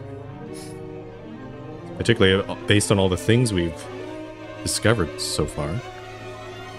So, how'd you end up as the new captain? It's just the way it's meant to be. It's all above board, okay? I didn't say it wasn't. I didn't actually say anything. Cynthia, what were you before you became captain? Do you have any credentials? 15 years experience as a nautical engineer and shipyard mechanic. Family business. You don't look much older than 15 now. I'm 18! Ugh! How does an Also 18 18-year-old years end old. up on a submarine? I came by rowing boat. That's not really what I meant. Wait, the rowing boat we saw up on the foredeck. That's yours? Correct. You should know, it's in bad shape, and it's missing an oar. I'll add it to the list. So how come you wanted to hire Grimoire? Because there's a murderer in our ranks, and they must be rooted out. So what do you want us to do exactly? 1. You will investigate and ascertain the identity of the killer. 2. You will return here and report your findings to me. 3. You go home. 3. You pay us. 4. We go home. 3, she pays us. 4, we go get ice cream. 5, we go home. Deal. Ice Wait, cream. I didn't. Meeting adjourned. Oh, interesting. For her, we do, I guess at some point we do have to submit a report to her. And it is showing me, okay, so there's 8 suspicions, because again, that's per suspect, including herself. It doesn't tell me how many clues there are, but based on this, well, I'm kind of assuming that there's 4 rows, but again, this game kind of likes to add, throw in extra clues. Let's talk about the submarine. Why did you want to come to the submarine in the first place? To become captain? I sought an audience with Magnus Mortuga. I had things I wished to discuss with him. Like what? Matters of great importance. Affairs of great significance. Dealings of great... She's not going to tell us. Not yet. We'll get there. How long have you been here, Cynthia? I arrived a few weeks before Mr. Mormon and Mr. Danson. I'm assuming you don't live here in the control room. Where do you sleep? Oh, well, Mortuga put me in the bunk room at the bow end of the ship. I share a room with Sim. If you arrived before Dark and Worman, the other bunk room would have still been empty. But Mortuga made you share. Yeah, I think he wanted to keep that other bunk room vacant. Ah, interesting. I'm not complaining. I really like sharing with Sim. She's great. So, what are you gonna do with the submarine now that you're captain? My first order of business, hiring you two. We really can't do anything else until this gets cleared up, you know? Sure, I get that. What about afterwards? We'll sail the 7 seas and have adventures. You know, that kind of stuff. Okay, interested. So, there's a room that Cynthia could have bunked in, but Mortuga made her share a room with Sim to leave that bunk room empty. So it's definitely a place we need to go look. I'm also kind of curious because how did she become captain? Is she only came on recently? There must be other crew members that have been probably here. They probably have tenure. They've probably been here much longer, and they probably have maybe not so good opinions of, you know, Cynthia just taking over the captaincy. Let's walk through where she was. We can match this up with what Sim said. We can look for any sort of inconsistencies. I woke up when the submarine made an unscheduled maneuver. Everyone should have been asleep, but suddenly we were surfacing. How could you tell? When the submarine surfaces, the bow tilts up and the stern tilts down, and diving's the opposite. My bunk room's in the bow, and I could feel it tilting up. The bow is the front. I knew that. I wondered if someone other than Mortuga might be at the wheel. I was gonna go check, but then I noticed Sim was wide awake, looking upset. When I asked, she told me something had gone wrong with the new magic act she'd set up. I told her she could always take it down, rework it, and then try it again later. She seemed to agree with that, so I left her and went up to the control room. Magic act. The control room was empty, but I could see we had actually surfaced, so I went up onto the foredeck to check. There wasn't anybody out there either. I had this weird feeling and really didn't want to go back to bed, so I went back to the control room. I took a closer look at the control panel to see if I could work out why we might have surfaced. Suddenly, the readings all started to go haywire. The ship's compass, the needle, it was, malfunctioning. So I pulled it out of its socket. Yeah, that's what's supposed to be in figured the control it would need panel. to be taken for repairs. So I left the control room but bumped into Dr. Zephyr in the parlor. He was carrying a little empty bottle made of green glass. I don't know why. I didn't ask. I went down the 2 ladders and towards the engine room, since I wanted Mr. Grip to take a look at the ship's compass. But then Madame Tadpole appeared and called out to me. She wanted me to bring Grip and everyone else and meet her outside the storage room upstairs. I went into the engine room and gave Mr. Grip the compass. I told him the needle would need replacing. Did he agree to fix it for you? Yeah, of course. He even said he had a bunch of replacement needles he could try out. Anyway, then we went to the cargo hold to fetch Mariana Moon, and the three of us went up to the storeroom like Tadpole had asked. We went down the corridor. The others were gathered outside the little room at the end. I looked through the crowd and saw Captain Mortuga laying on his back, dead. Everyone was trying to work out what had happened. Someone mentioned that Sim was the last person who'd seen Mortuga alive. I didn't like where the conversation was heading, so I took Sim and left. And yeah, that's about it. You went straight back to your room? No, I went back up to the control room first. For what reason? I was wondering if Mortuga had left any instructions or any paperwork. I wanted to read the captain's log too. Something tells me that's not the whole story. That's the whole statement, I swear. If you have any other specific questions, I'll, field them separately.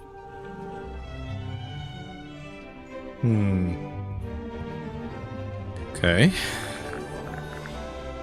I have a suspicion that the compass malfunctioning is not because the compass was broken, but some effect happening on the ship, or maybe some other sea creature could have caused it. Maybe. Yeah. It's interesting. You said you're 18? Where are your parents?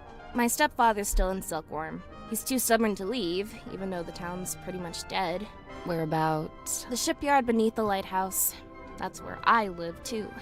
Sounds like it might have been an interesting place to grow up. It used to be. Nowadays, it's basically just a big pile of rust. What about your mother? I'm sorry. It's okay. So, Cynthia, why did you want to become captain of a submarine?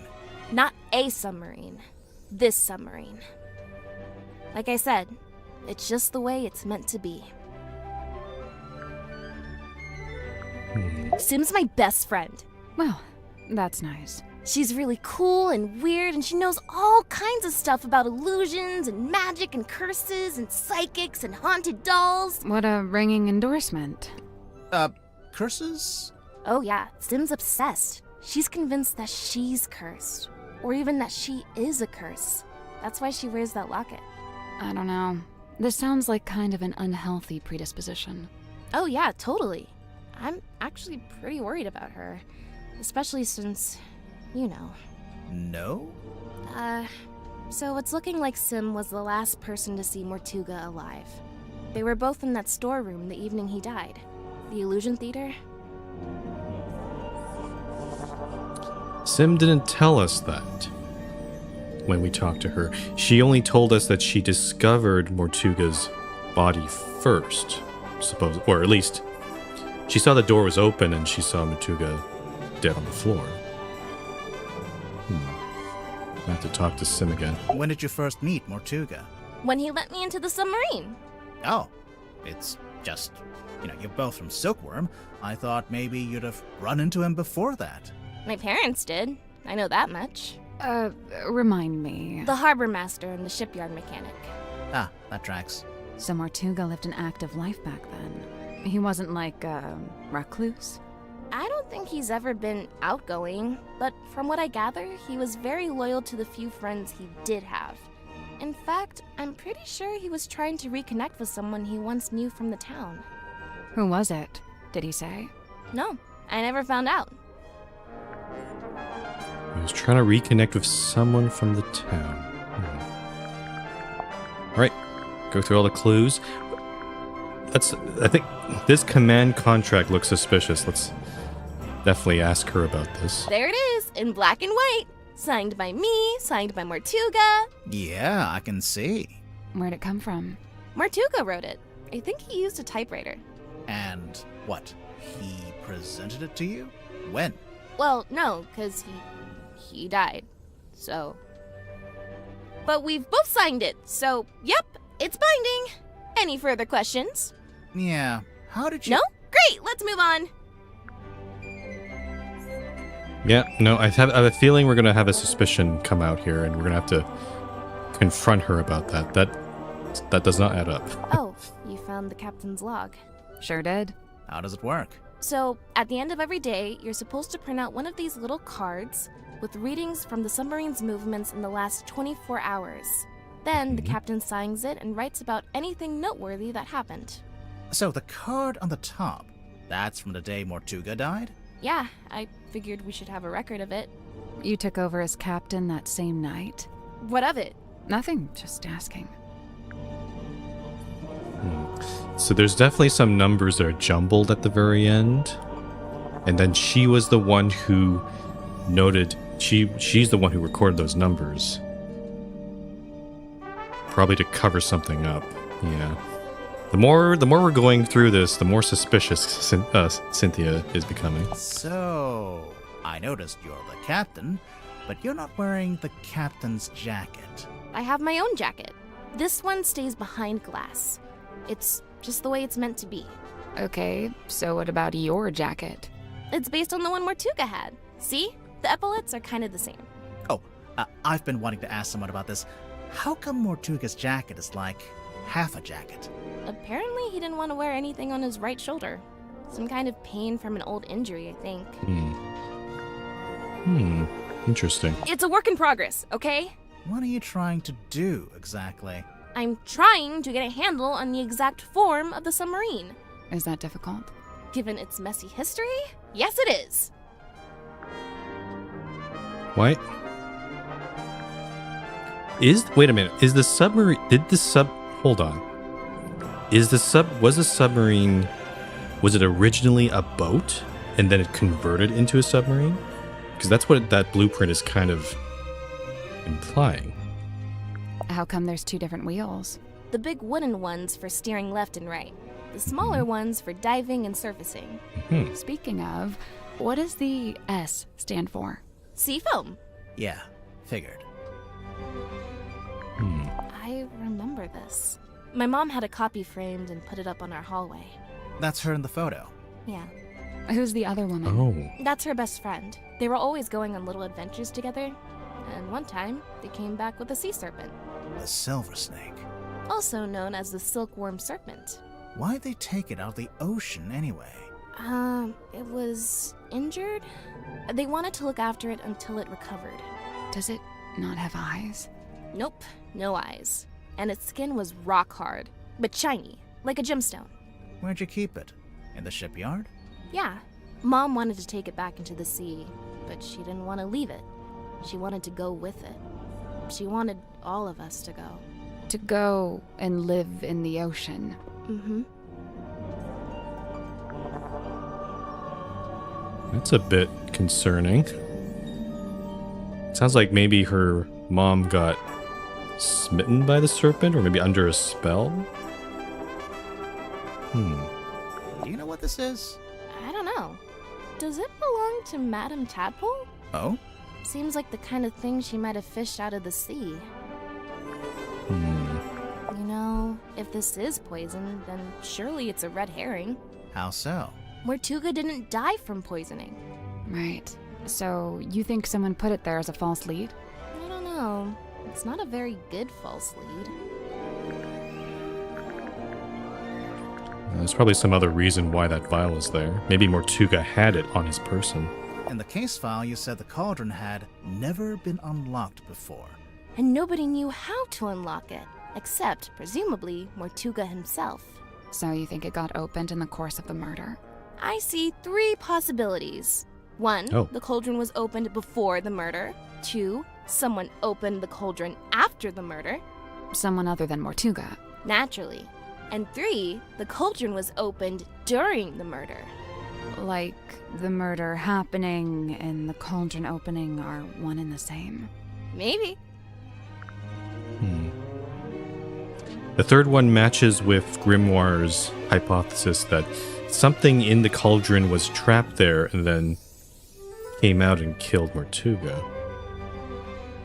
But a serpent? Maybe the serpent was inside the cauldron? Baroness Fortuna. Who is she? She's the theater owner who adopted Sim. Did Sim like living with her? In the theater? Sim's reluctant to speak ill of her elders. but I get the sense that Fortuna wasn't very nice to her. Do you know what the stargazing girl is all about? No, Sim didn't tell me the details. She didn't want to, for some reason. She seemed to regret the whole thing. Okay, so that kind of confirms that she is the stargazing girl. But why she got that nickname, who knows? Sun tablets? Yeah, for when you need sunlight, but you can't get any. Like if you, I don't know, random example, lived in a submarine. Great deduction. I'm considering having this taken down. I'm captain, so I'm allowed to do stuff like that. Why would you want to take it down? It's just unnerving. It's making some of the crew uncomfortable. Some of the crew? Just you? There he is, Mortuga's little mascot. What does he do? Well, you know, bit of this, bit of that. A big green light shines out of his eyes sometimes. Yeah, we saw it. It lured us onto the submarine. That's the idea.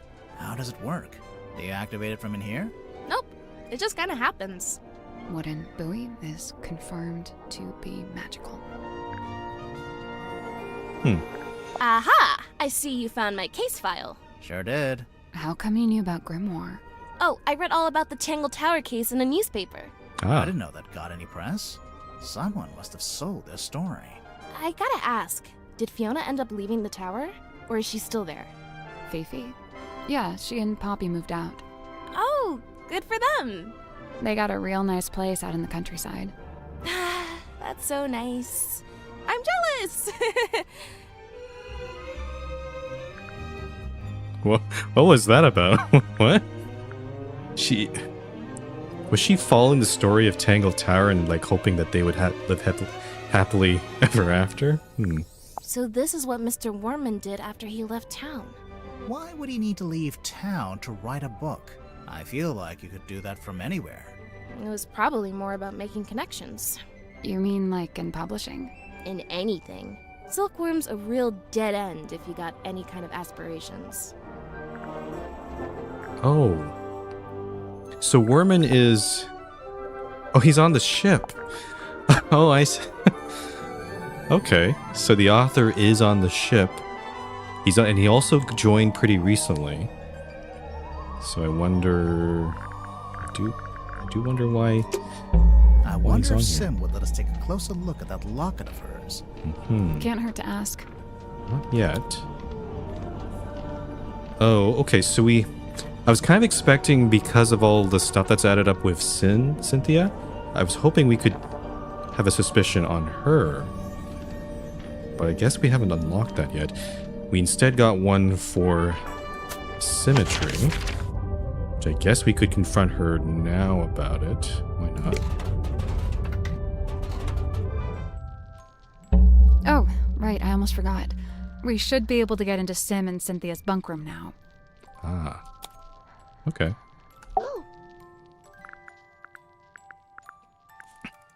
Okay. Suspicion. Oh, no, actually, Locket is... Oh, I see. Oh, they've added an extra layer here. Usually each character has only one suspicion, but now they have this extra thing. So we're actually on the extra topic first. We don't have the suspicion yet. Sim, could we take That's a cool. closer look at your locket? I suppose so. Please be careful. A heavy golden locket that Symmetry wears around her neck.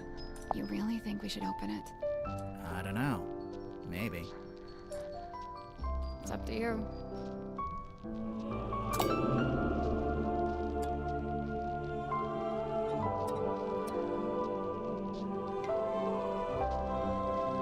Oh. Initials LL. It's being held by someone holding a skull and also wearing the locket, but the face has been torn out. Instead, now there's a little drawing. I'm assuming Symmetry put that there instead. Looks like a blonde lady, I guess.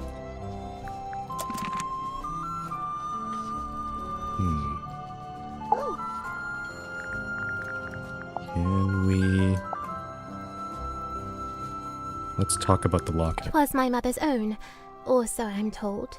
You don't know for sure? I was too young. I don't remember. I dearly hope to ask her and know the truth at last. Do you think you ever will? The question that bestirs my soul. The way she said that. That's a... Okay. Do you remember when Cynthia first got hold of this? I saw her running from the bridge, all pages clasped in hand. Where was she taking it? In a hurried hurry haste, she was bedchamber bound. Wait, all pages clasped in hand? Yeah. Both pages, surely. But mere semantics, sir. Are there might be missing pages from the contract. Okay. Because she was running around the bedchamber and the control room. So we need to look at the bunk room. Her bunk room, and see if maybe we can find those missing pages. The numbers spoken by the ship, they falter, flailing weird and wild, as if she seeks to speak, yet lacks the tongue to voice her troubled thought. Both she and I hath mothers lost, and both a token keep. Unlike you, though, Cynthia's not wearing hers. Cynthia's already got a cool jacket. One that actually fits her too. And stitched it I, at her request, with mine own hand. Really? When did she make this request? Some long while ago. Before the murder, huh? Very suspicious. Why would you make a jacket before this? She tries her best to honor fate and call it by its newest name. Cynthia? I will admit, in quiet hours, the former name returns. What's the former name? Need you only glance beneath a single slip of paper? I tried it once. Tried what? To turn the wheel, to steer the ship. Oh, how'd it go? It did not. I was too weak. Okay, so whoever... That's actually a good point. Like, whoever is able to... To turn the ship's wheel, they need to be strong enough. Which would help eliminate some suspects here. Interesting. Oh, and what's your opinion about Cynthia? Fair Cynthia, O truest friend, my steadfast fealties won. You're both from Silkworm, and you're the same age. Do you know her from before? Though kindred bred neath sullen skies, now we met out with this sunken silver shell. You really never ran into each other in the town? She is bloomed from deepest silken soil, whilst I mere wandering weed by a wild wind blown. Ah, of course. You make a friend, and then she ends up as the new captain. Must have been, a nice, unexpected bonus. 'Twas no sudden thing. Full well she plotted thus her course of fate, to helm this vessel next by rightful claim, for she in law and title holds its name. Is that so? Cynthia Seafoam, number 6, the Leaden Crown. A heavy burden, taking responsibility, a poison chalice. Taking responsibility? I'm not sure if there is a right answer there. Maybe there isn't supposed to be. It's just more. It's a very hypothetical sort of question there. Okay, I'm trying. So far I've been just focusing on Symmetry and Cynthia, but I'm kind of wondering, should I try to go through all the other rooms first? I could try going along the bottom deck, perhaps. But I'm kind of curious about the bunk room. Let's go here.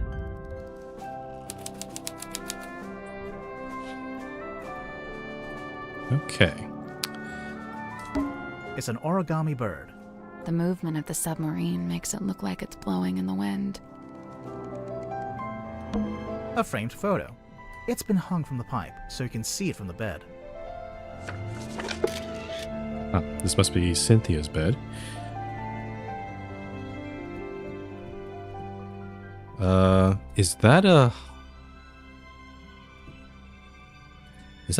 Is there a piece missing in this photograph? That seems odd. Also, the way, I don't know about you, but yeah, there's Cynthia, there's her mother, but this guy here seems he's standing in a very strange way. It kind of feels like this photo is edited or something.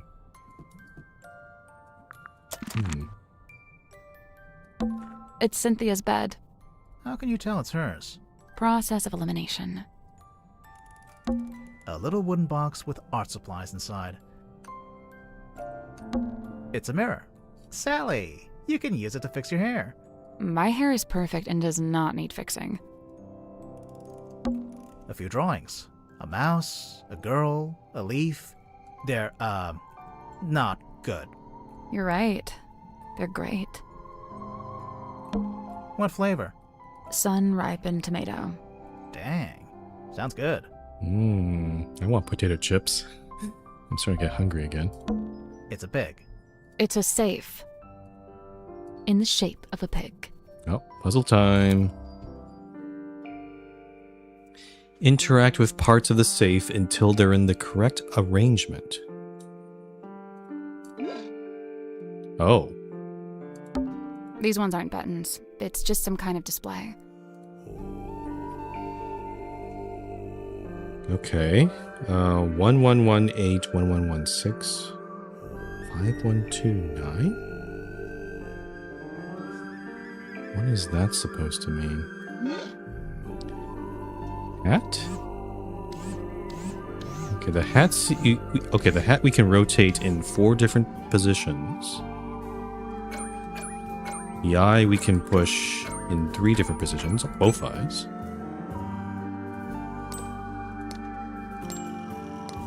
The cheeks can be pressed on or off. The tongue can be out or in. And the nose can be rotated into 4 positions. The ears too? Okay, not the ears. The ears are not interactable. So hat, eye, hat, 2 eyes, 2 cheeks, nose, and mouth. How does that relate to whatever is on the back, though?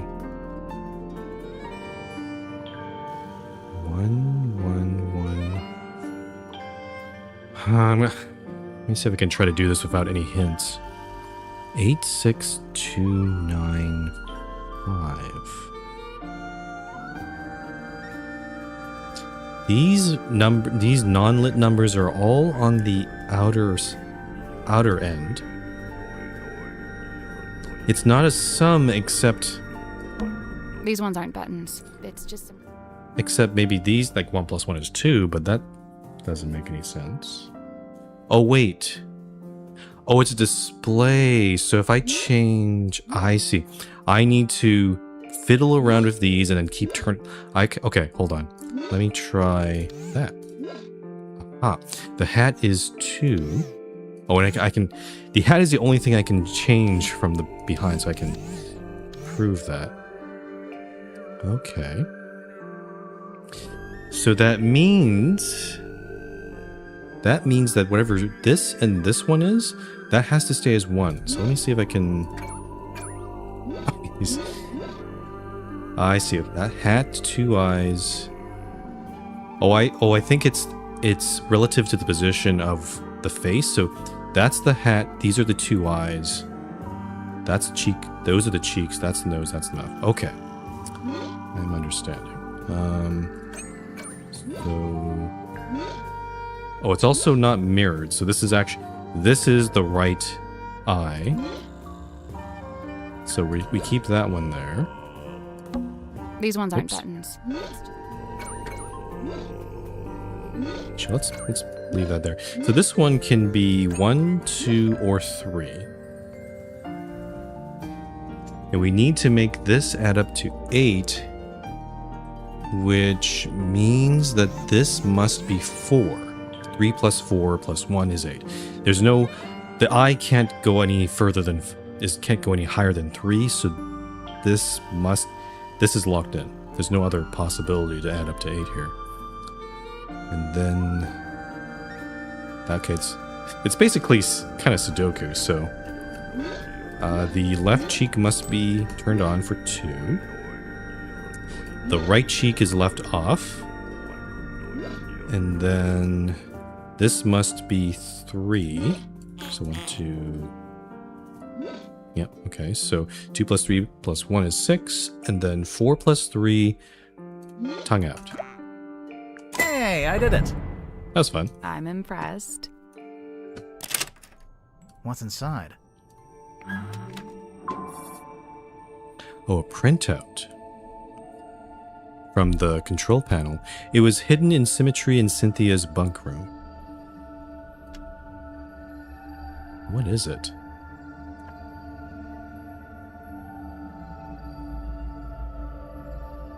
Oh, it's a face. Yeah, 2 eyes, nose, a mouth. Huh. What is it? I don't know. Well, I guess we can start by asking Sim and Cynthia about it. Okay. Instant photos. The kind you have to shake. That's a myth, actually. You shouldn't shake them. It damages them. Well, that's my life turned upside down. Really? I didn't know that. I thought you were supposed to shake them. Look at that little wooden house. Aww. Looks like it'd be a nice place to live. I always like Sally's commentaries. It's like, oh, cute. She always takes it from the cuteness angle. Aw. It's a magazine. Hey, this is pretty recent. Oh no, it's a glow. It's a glow up. Cinematic. Julie Janelle. Oh boy. Yep. Oh. Oh, is this a movie based on the on Werner's book? Vincent Van de Peer. Holy shit, Vincent. I am so I recognize that name. That's from the first game, or at least the first game we played. The Secret of the Swamp. Looks like he's still making films. I love the world building they've made here. A lot of references. Cinematic. Movies, culture, news, and reviews. Julie Janelle? Maybe that's how you pronounce it. On acting and authenticity. Oh, there's 9 pages of this? Oh god. Hex marks the spot. Cinematic Magazine sits down with the stars of Vincent Van de Peer's latest film. Julie Janelle, Belisha Bonetop. Oh, that's her stage name. She's a Bonetop. Julie, since we last saw you, you've won Best Actress twice and released an eponymous folk rock album. How do you find the time? I always say I have the same 24 hours in the day as anyone else. So Julie, what attracted you to Hex of the Helmsman? I've always loved the mystery and romance of the sea, and the script was beautifully dark love story. But most of all, I just liked working with Vincent. There's a feeling of security there, since he produces too. At this point in your career, you're clearly in high demand. We heard a rumor that the majority of the budget for this movie went on your salary. Oh. I very much doubt that's true. But yes, these days I'm the one holding the cards when I approach a contract situation. I'm a bit of a shrewd negotiator, to be honest. The film is an adaptation of a novel of the same name by author J.D. Worman. I've been meaning to read it. Wait, she acted in the movie without reading the source material? That's not great. Let's talk sequels. Well, you just mentioned the novel. There's only one, isn't there? For now, anyway. Oh, I see. Worman's probably down here to research for the next novel. But we heard you and Dirk both signed multi-picture deals. Yeah, we did. I know Vincent is keen to make as many of these as he can. So you'll keep playing Belisha Bonetop? Oh, that's not her stage name. That's the character she plays. I see. Sure. Unless the writers kill her off. Now we're talking to Dirk Damson. Oh, is Damson on the boat too? He plays Marcus Mordun. Dirk, how did you get in shape for the role? Well, the production paid for a personal trainer, and I'm not allowed to eat bread. Hex of the Helms. That's the extent of the interview. That's it. Hex of the Helmsman is out this weekend. Check out our next issue for a full review. You read it out already? Oh wow. They actually put all these details here. Wit and Whimsy Pictures presents a Vincent Van de Peer production, starring Julie Janelle as Belisha, introducing Dirk Dansom as Marcus, based on a book from Kristen Kale, original novel written by J.D. Worman. Oh. What? It's a movie based on a book based on a book. I wonder how... I don't think Mr. Worm... I don't know how Mr. Worman feels about that. Screenplay by Kristen Kale, directed by Vincent Van de Peer. Oh, cool. A board game. Want to play? Oh, board game. We don't know the rules. You don't normally let that stop you. I'm getting flashbacks to the board game in the altars. I want to play more of that. Old books. Mostly fairy tales for young children. They've been stacked up into a little tower. Bed? It's Sim's bed. How can you tell? It just has her energy. Does it now? It's Sim and Cynthia's bunk room. It's pretty cozy. It's a window. It must be a light, too, since we're underwater. They've taped yellow paper to it. So? I think they want it to look like the sun. That's kind of cute. Anything else? Ladder? Imagine having to climb a ladder every time you want to go to bed. Sounds like fun. Oh, plant? It's Cynthia's bed. How can you tell? Process of elimination. Yeah. I don't think there's anything else in here. We had a puzzle, and we had had the magazine and the photo.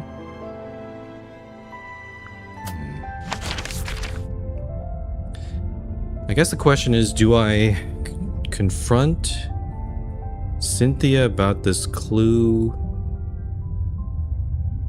I think I will. I don't know if it'll lead to a suspicion, but let's go back to Sim quickly. And what did we get? We have these three. This these is three Dirk's, things. I'm guessing. You guessed correct. Kind of him to lend it to you. Yeah, I'd imagine it's kind of precious to him. Au contraire, he spoke of it with sulk and scorn. Glad was he to see it gone. He didn't like the magazine. Maybe he didn't have the best time working with Julie Janelle. She sounds like a diva. There she is. Who? I don't know. I've never seen her with my eyes. I've only ever heard her voice. When? At night, when half asleep. Half asleep or asleep? What did she say? I wish I knew. Oh, how I wish I knew. If you've never seen her, how'd you recognize her from the photo? I cannot say. May I ask where you found it? Actually, it was in your bedroom. Oh, this is what Cynthia was hiding under her mattress? No, we found it in a safe. Oh. But now I feel like we should check on Cynthia's mattress. Oh. Maybe we need to go back to that room. A Okay. portrait of fair Cynthia's youth. Sim, what's wrong? Mine eye is drawn against my will to she that lingers far from frame. The ship in the background. What about it? A sorry, sorrowed tale has she, for never fully wrought. Left to rust in stillborn state, the dream forever gone undreamt.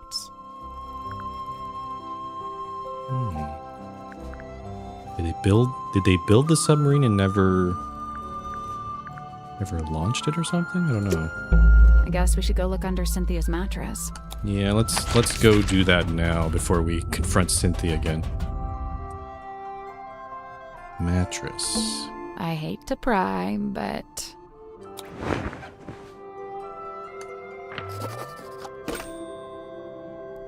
Indeed. An old document that was hidden under Cynthia's bed. It's a deed of ownership that's been signed by many different people. Oh, that's a lot of people. This document, originally handwritten by Solomon Stonetop, may be presented as proof to one's ownership of the property in Silkworm-on-Sea known as the Stonetop Inn. The following individual is now registered as the Stonetop Inn's certified proprietor and landowner. First it was Selena Stonetop, then Felicia Stonetop, then Magnus Mortuga.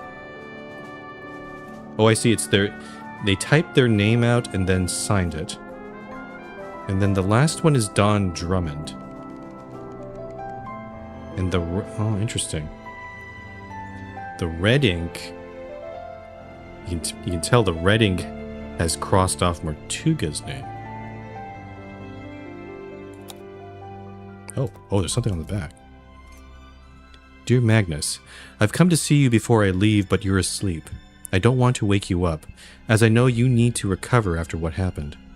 The mark she left on your shoulder hasn't faded, so I think it might be permanent. Luckily, I think it looks quite heroic. I'm leaving my cabin key with you as well, so I can always keep an eye on you. Haha. But no, you won't actually need to use it. Nobody will. I'm having the dearest Selena decommissioned. It's over at the Drummond shipyard and they're going to take it apart. I told Don he could strip it for parts if he wanted. As for our cargo, the bell and the buoy are in my room, and I've returned the mermaid's tongue to its resting place. Please try not to dwell on it. The mermaid's tongue. Magnus, I have to leave Silkworm tonight. I'm giving you the inn. It's in your name now. Hopefully I'll see you again. Felicia. Huh. There's a lot going on here. So, Felicia... What was...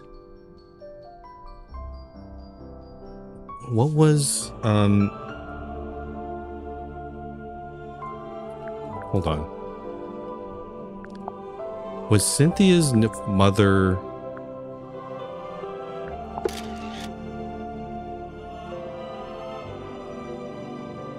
Was Cynthia... I don't recall. It was Cynthia's mother's name Felicia. Did she marry into... So this must... Okay. This must be... Hold on here. I'm trying to figure this out.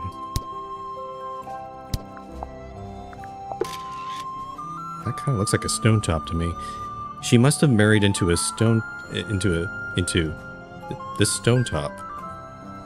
And then she gave the deed over to Mortuga, I think.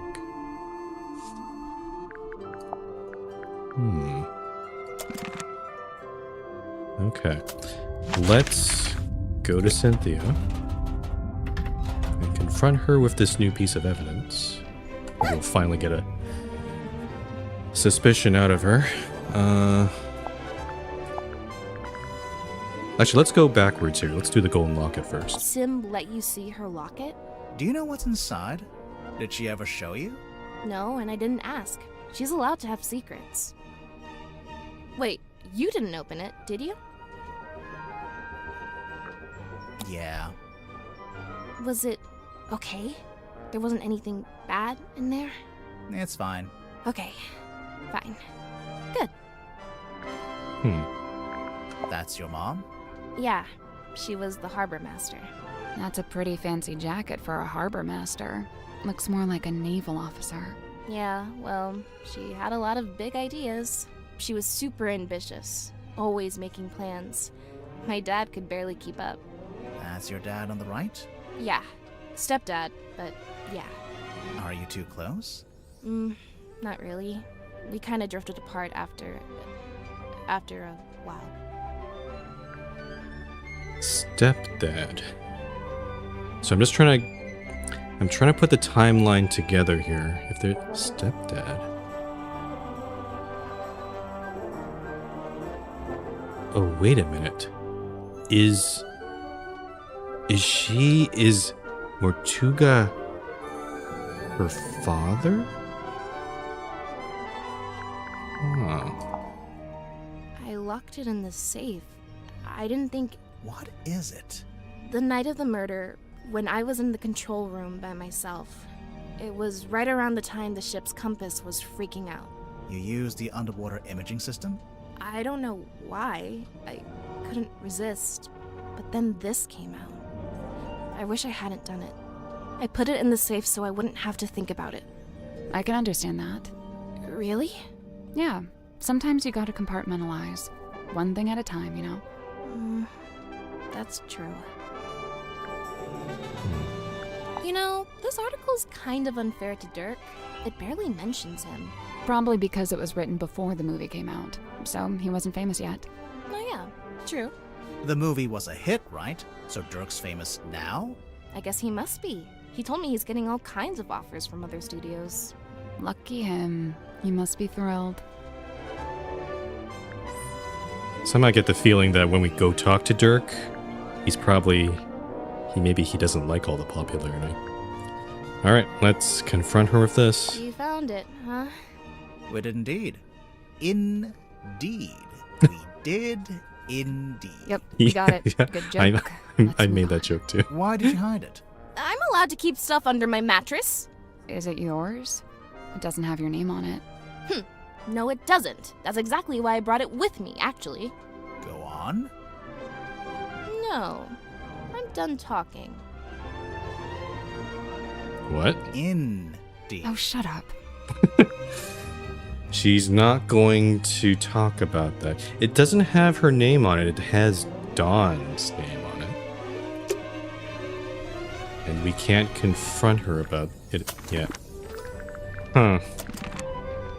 I feel like there's so much evidence going up against her, but I feel like it seems like we're still missing some evidence here to do that. Let's talk with some other people. Let's go down to the lower deck and finally chat some people up. Oh, we went straight to the bilge. It's almost pitch black in here. I'm guessing you didn't bring a flashlight. Nope. It's almost pitch black. I'm guessing Nope. you didn't. Well, that's fun. Effectively that makes this room unlocked because we can't do anything here. I guess I'll have to find a source of light somewhere else. Go into here.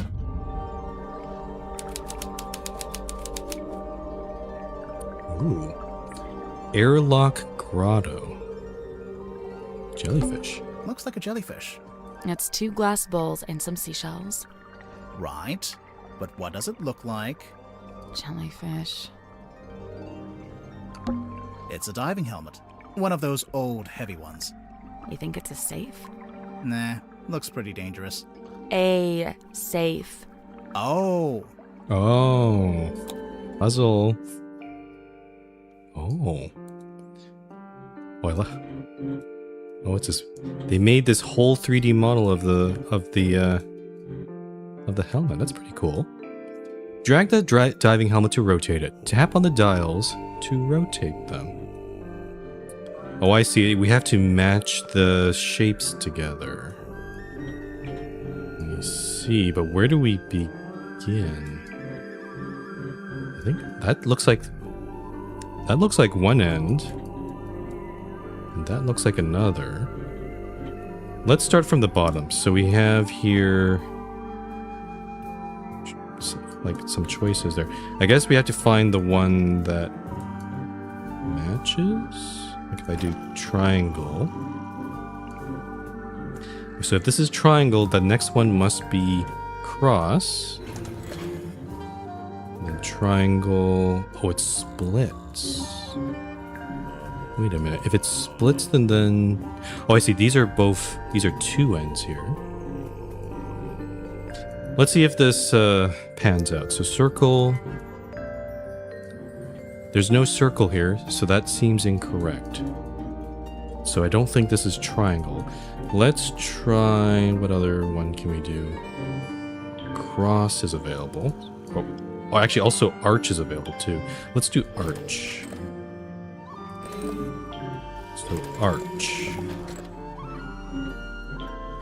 That's arch. That must be a black diamond, which means this must be a cross. Now we have black triangle. We do have here,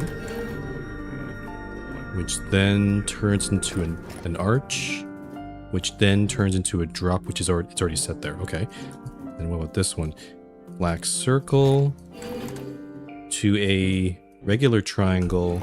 That should do it. Hey, I did There it. we go. I'm impressed. Pretty easy. What's inside? A pocketbook. A rugged, blood-stained pocketbook. It was hidden in the airlock. Shake. Oh, it's... Wait a minute. Why is there a shake button here?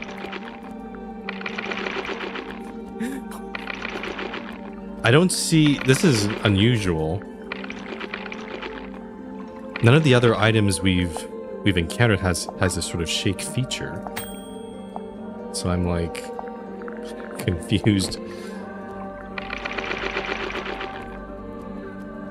It's kind of comical, honestly. We don't have the code though, so we'll have to find that out somewhere else. Old glass bottles. Looks like they've all been salvaged from the ocean. Hey, this one has a message inside. Oh. A glass bottle messily sealed with wax. A sheet of paper is rolled up inside.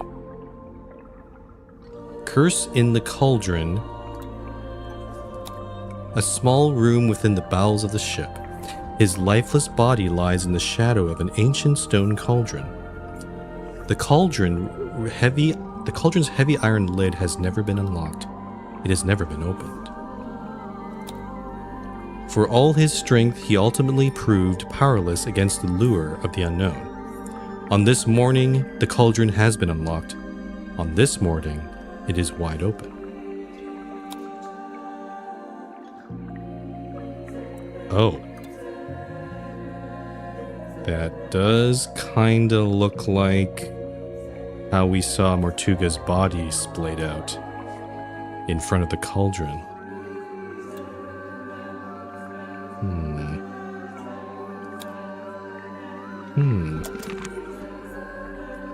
Suspicious. An ornate teacup. With an ornate crack down the side. Old glass. Looks like they've all been salvaged. Hey, this one has a message inside. Yep, that's just the same thing. She sells seashells by the seashore. Terrible place to sell seashells. Anyone can get them for free. They're just lying around. That's a big mirror. It's the kind of mirror you'd walk through to get to Mirror World. You've been to Mirror World? What's it like? On reflection, it's not that great. Boo. Boo. Hmm. It's a collection of small mirrors. A lot of these mirrors have cracks in them. You know, it might be fun to start a mirror collection. I could really see myself doing that. Sally, how do you feel about swimming? Nope, not happening. Oh, this is the airlock. Oh. I'm assuming the submarine isn't moving. We're stationary. But right below us appears to be a chest of some kind. It's a treasure chest. We can't reach it while it's underwater. What a tease.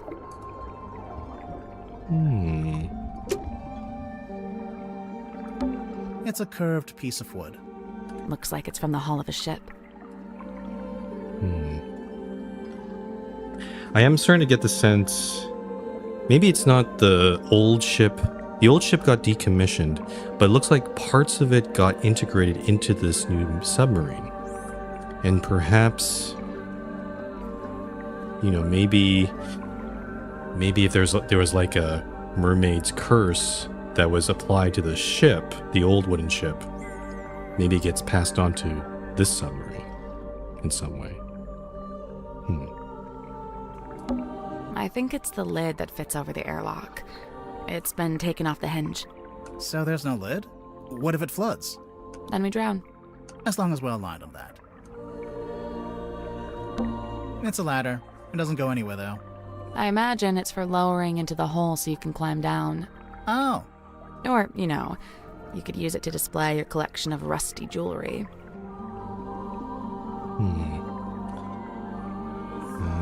Anything else to look at? Oh, that reminds me. I need to buy new towels for my bathroom. Sally, we're solving a murder here. Focus.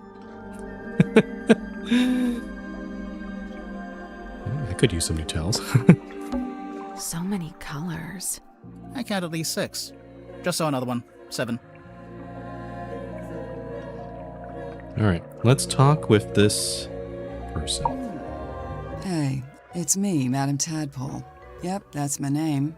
First question. Go. Are you a mermaid, or what's the deal? Great question. Half mermaid. The top half, obviously. From the waist up, all mermaid. And as you can see, I have the legs of an ordinary human woman. An ordinary human woman? Who happens to be an Olympic-level swimmer. Ah. Second question. Go. Now that's a deep voice. Wow. Okay. He's also very direct, which I can appreciate. Yeah. So, Madam Tadpole, you're a professional swimmer? Or a professional mermaid? I'm not a professional anything, not anymore. I'm done with all that. Do you have gills? Nope, it's a tattoo. Sorry to disappoint. It's cool. Oh. Why'd you get it? I've always been real good at holding my breath underwater, like scary good. The other kids used to call me Fish Girl. Ah, kids can be mean. I'd say they had it right. How come you're here on the submarine? Okay, so I like to go diving. In the sea, deep. Oh, like with an oxygen tank and a mask? No. I don't use any of that stuff. Anyway, so one time I went too deep. I wasn't going to come back up. I was pretty much done for. Somehow Magnus found me, pulled me into a submarine. He brought me back. I owe him my life. Wait, so are you from Silkworm? Were you living in the town? Nope, I'm from far away. Then how come you were diving into this bit of ocean? Oh, well, yeah, I was visiting the town. For work. What kind of work? Performance art. Kinda. Like I said, I'm done with all that. So, Mortuga saved you from drowning, and you just decided to stay? It's where I belong. The ocean. I had my fill of living on land. I've got no interest in going back. Suspicious. She wasn't very specific about what she did, but it could be related to that show that Symmetry had. Maybe Symmetry and her, maybe they know each other? Looks like you've made yourself pretty comfortable down here. Magnus offered me one of the bunk rooms, but I turned him down. And yeah, over time I turned the airlock into a nice little home for myself. Where did you get all this stuff? The mirrors, the bottles. Shipwrecks, shipping containers, you name it. If it falls into the ocean, I consider it fair game. You go swimming out in the actual ocean. Of course. Isn't it cold? And what about the water pressure?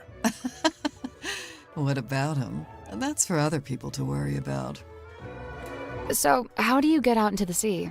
Or do you just go from up on deck? See that hole in the middle of the room? Leads down into a big old water tank with a door that leads outside. I go out into the ocean every single day. Jeez, I'm impressed. Like I said, this is where I belong. How long have you been living here? I stopped worrying about times and dates. It doesn't mean much down here. But I know I arrived after Sim and before Dirk. Do you get on with the other suspects? Oh, sure. It's a nice group. I was closest with Magnus, though. He was one of a kind. Okay, so she seems, because Magnus saved her, she would have a pretty positive opinion of Magnus. Okay, let's see the run through here. In the other recollections that we've seen from the other two characters, we only see her once down on this deck, like just very briefly. So maybe she'll give us a little bit more information here. I remember the sub did a weird kind of tilt. Don't know what it was, but anyway, it woke me up. So yeah, I'm trying to go back to sleep, but I can't because now there's all these footsteps outside my room. I get up and check outside. Nothing. So I check the bilge. Was anyone in there? No, but something's dripping into the water. I get a closer look and it's blood coming through the drain that connects to the room above. So I head up there to check. The door's locked. I open it up. You unlocked it? How? By turning the wheel. So okay, I guess it's not really locked. More like shut. Could anyone turn that wheel? Probably not. It takes some upper body strength. I go inside, and that's when I find him. Dead. Killed, looks like. I get angry. I'm out for revenge. I gotta find the guy who did it. So I run to the mess hall. Nobody. Climb up to the parlor. Nobody. Then I notice the hatch up to the foredeck was left open. Someone's making an escape, I think. Cowardly. I go up on deck. Nobody. I look across to the aft deck. Let me guess. Nobody. Nah, there was a demon.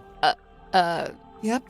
Glowing eyes, single horn coming out of the head, like an antler, kind of. Was it a person? What? I don't know, maybe. It was dark. I could only really make out the eyes, and it wasn't looking at me. It was looking out to the side, at the ocean, I guess. Then it starts talking. What did it say? No idea. Alien language. What? Okay, even What? I'm making notes now. This is the best statement we ever got. What's happening? Oh, yeah. There was this big green light. Not sure where it was coming from, though. It can't be anything good, I figure. Better put a stop to it. So I took one of the oars off the old rowing boat and threw it. Hard. Direct hit. Its head came off, pretty sure. I saw it fall into the ocean. Suspect vanquishes demon with improvised javelin.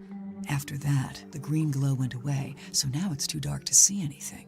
I want to be sure, so I jump off the side and swim over to the aft deck. But nope, nothing. Then I dive down past the back of the sub to take a look around. Did you see anyone? No. Not... no. How should I put this? I'm pretty sure I was being watched. Like I could feel something was out there with me. I don't know. Sorry. Did you ever find the head of the demon or whatever it was? You said it fell into the ocean. Oh, yeah. I did, actually. It was right there, floating in the water. Turns out it was this leather mask kind of thing. A mask? Like a full head mask, you know? The kinda mermaid like a mask. balaclava. Do you still have it? Nope. I took it back inside the submarine, left it right here in the airlock, and, it's gone.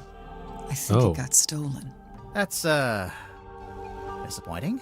Tadpole, you didn't finish your statement. Right. I left the airlock, told Cynthia to gather up the others and come up to the storeroom. Zephyr was in the mess hall. I told him to come too. So I go to the storeroom. Dirk's there with Werman and Sim. Everyone else shows up shortly after. So, you all gathered at the crime scene. What happened? Nobody wanted to admit to murder, so it was a bit of a stalemate. Most of the others made excuses and scurried off.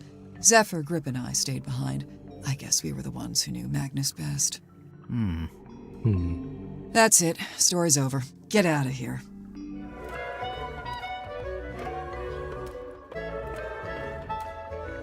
I have to say, like, usually this is so much more deeper. This is so much more deep than Tangle Tower, because Tangle Tower, you just saw people move around. It was like, oh, okay, it's a bunch of nothing.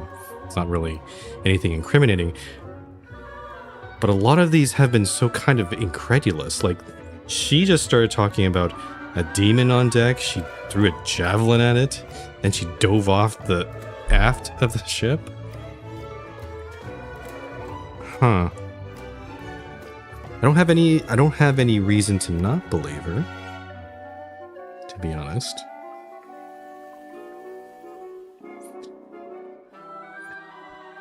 One key thing that she did say, the door to the Illusion Theater, it can't be locked per se, but you do need enough strength to open and close, to basically turn the wheel to open and close the door. So that does eliminate several suspects.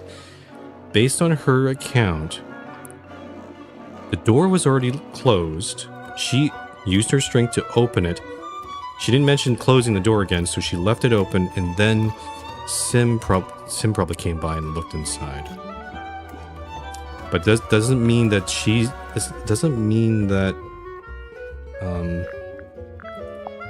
like Tadpole is the first person to discover the body necessarily. Somebody could have opened the door, maybe done the murder, and then closed the door afterward. But they would need to have enough strength to do so. Miss Tadpole, you said you were an Olympic-level swimmer. Oh, sure. They never let me compete, though. I got banned way back when I used to swim in regionals. Why?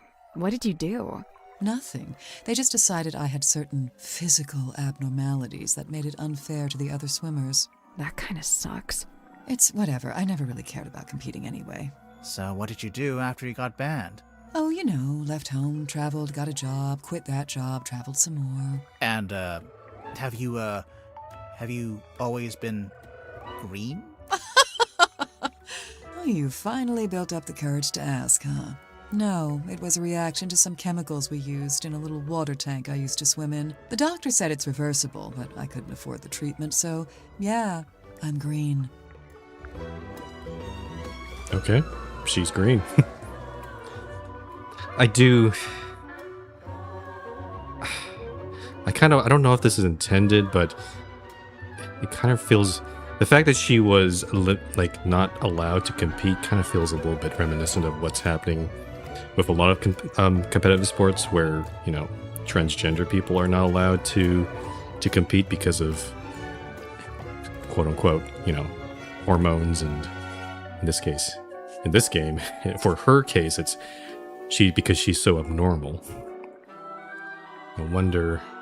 I don't know if that's what the devs intended here, but that's what it kind of reminds me of. It's kind of bullshit though, in my opinion, because, you know, it's just another way of excluding people. And I think there are studies out there that say like it kind of makes not much difference. I really liked him. He wasn't like anyone else I've met. What did you like about him? He was this great combination of super introverted and super proactive. Like you'd be complaining that you had a headache or whatever, and he wouldn't say a word. But then the next morning, you'd wake up and find painkillers beside your bed. Wow. Kind of creepy, sneaking into your room at night. And where would you get painkillers on a submarine? The point is, he actually cared about other people. Really, the only person he was hard on was himself. Go on. Well, for one, he never let himself leave the submarine, even if he wanted to. Did he want to? I think so. Then what was stopping him? I wish I could say. He could never leave the submarine. Could be some sort of curse or something. Also, it's, even though Mortuga, again, he looks like a badass pirate captain. He might be cruel or something. Like first, if you just looked at his appearance, you might assume that he's cruel. But based on, I mean, again, this opinion might change later on because some people here might not have the best opinion of him, but At least from Tadpole, she seemed to. She said that he seemed like the person that cared about other people. So, you know, pretty good personality trait from a captain. Little Cynthia. She's cute, huh? I don't know if that's an appropriate way to talk about your captain. You're so right. You think her being captain is kind of a joke? It's not a joke to her. She cares a lot about the submarine. I just don't think it's doing her any good to care that much. It's just a hunk of metal after all. And wood. Some of it is made out of wood, I noticed. Did Mortuga want Cynthia to succeed him as captain? Did he ever mention it? No, I'd say he probably felt the same way I do about it. Which is... That she's too young and too bright to be living down here in the dark.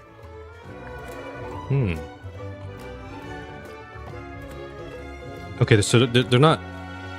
They don't have any ill will towards Cynthia, but they think that she's maybe too inexperienced, or maybe she shouldn't. She has too bright of a personality to live in a submarine. I do also have to mention they added a entire animation for Tadpole to laugh. I've seen it twice already. It fits quite well, I have to say.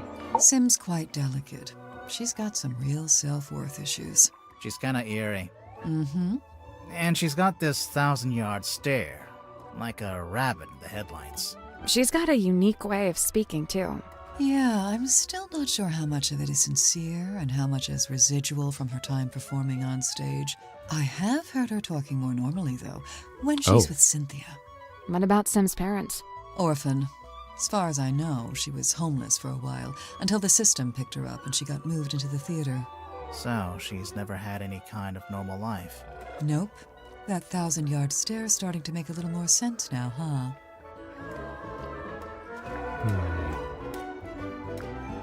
Well, I'd like to hear... I'm very curious of hearing Symmetry talk normally. Quote unquote. Alright. All the clues. Let's go backwards, actually. Let's start with this one. So the main character is inspired by Magnus Mortuga? I think so. But Werman changed his name to Marcus Mordu. Nice. Real subtle. Cynthia had to ask my help in writing this up. She wanted to put Magnus's age, but she didn't know it. How come you did? He and I were friends. I was really trying to get to know him. Sounds like that might have been kind of an uphill struggle. Yeah, he didn't really like to talk about himself.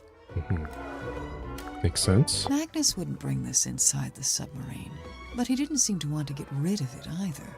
So, it must have some kind of purpose. We already know what it does. We saw it on the way in. It shines a big green light so you know where to go to find the submarine. Is this the same green light that she saw while up on deck? What? Oh. I feel like I know what this is. The thing in the painting. You've seen it? Not seen it. More like felt it. I'm pretty sure it's out there. Maybe even right now. Should we be worried about this? That's up to you.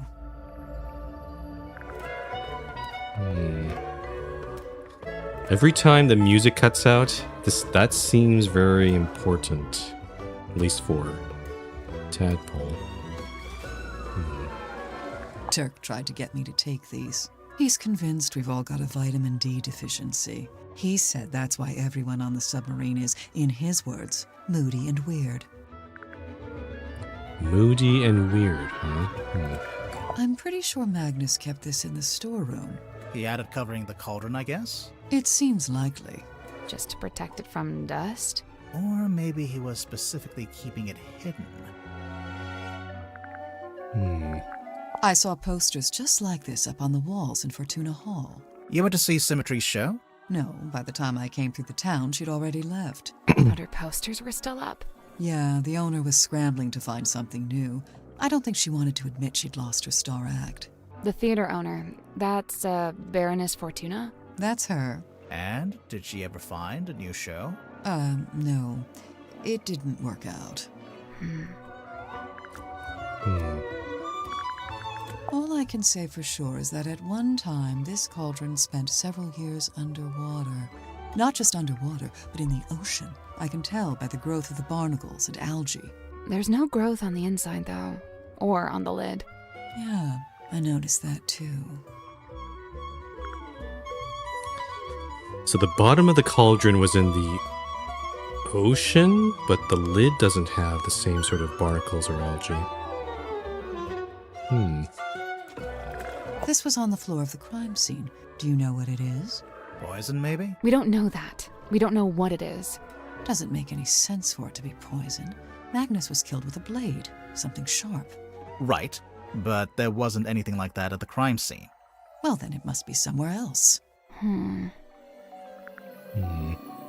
Where did you find that? Yeah, it was in Sims. Oh, we just found it lying around in a corridor. What is it? It's Magnus's key. It unlocks his cabin. Really? Yeah, you just gotta push the iris, and the key pops out the back, see? That feels kind of violent. So, you need this to lock or unlock the captain's cabin. Uh-huh. Magnus only locked that door on rare occasions, but whenever he did, he used this key. And, the cabin is? Down the hall from the parlor, at the very back of the submarine. Okay, so recall that we found this key in Sim's room because she claims that she picked it up in the parlor on the floor. And Sally was like quick to like, oh, let's not incriminate symmetry here.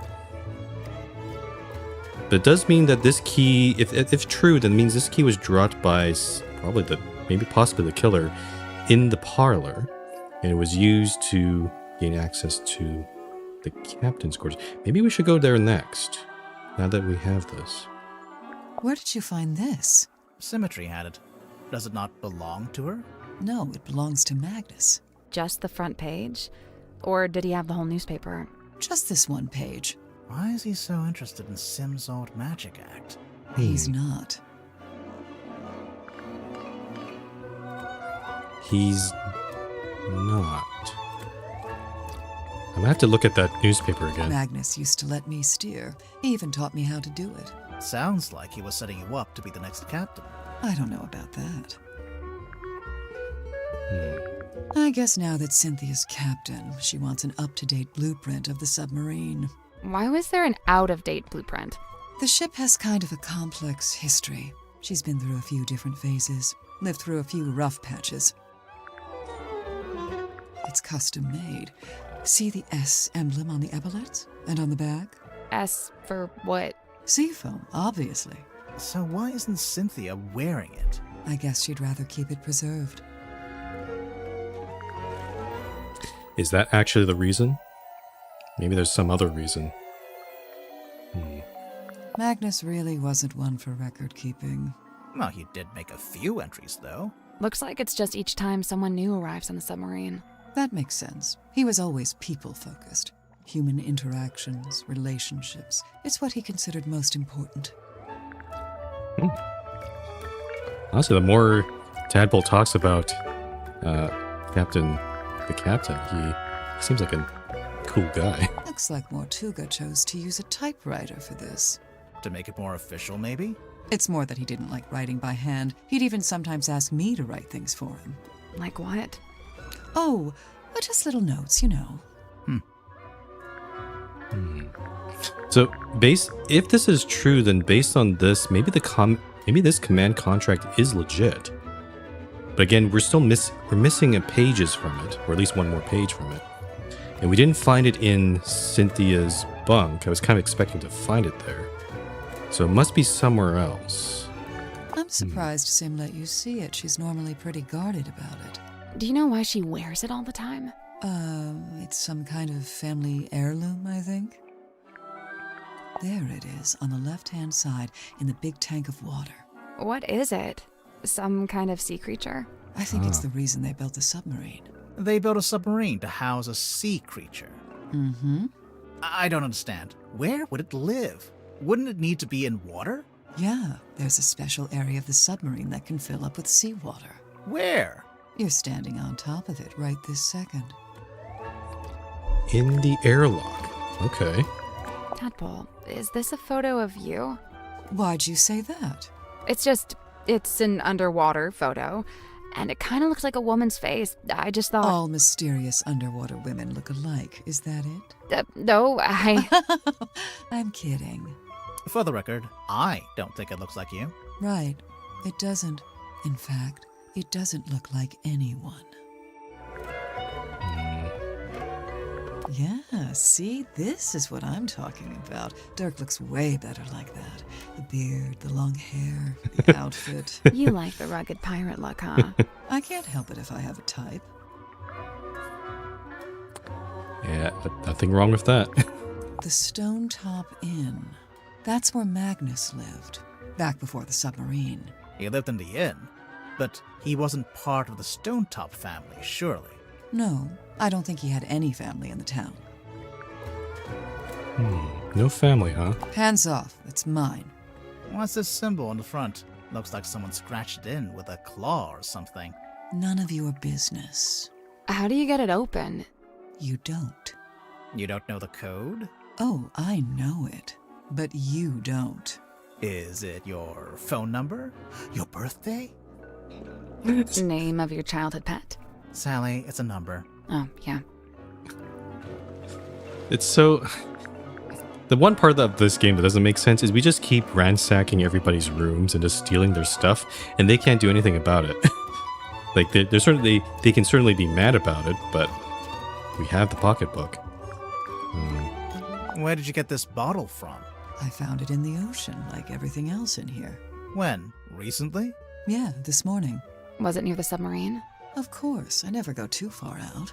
Are you gonna open it up? No way, it's a message in a bottle. If I opened it, it'd just be a message and a bottle. Not nearly as interesting.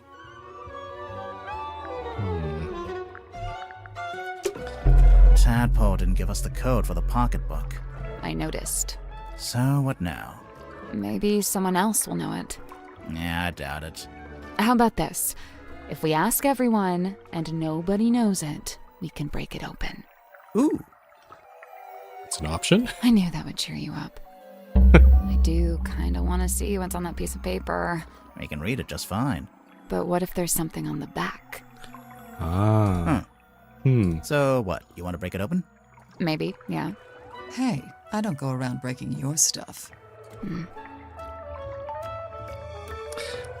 Sally just wants to break everything, huh?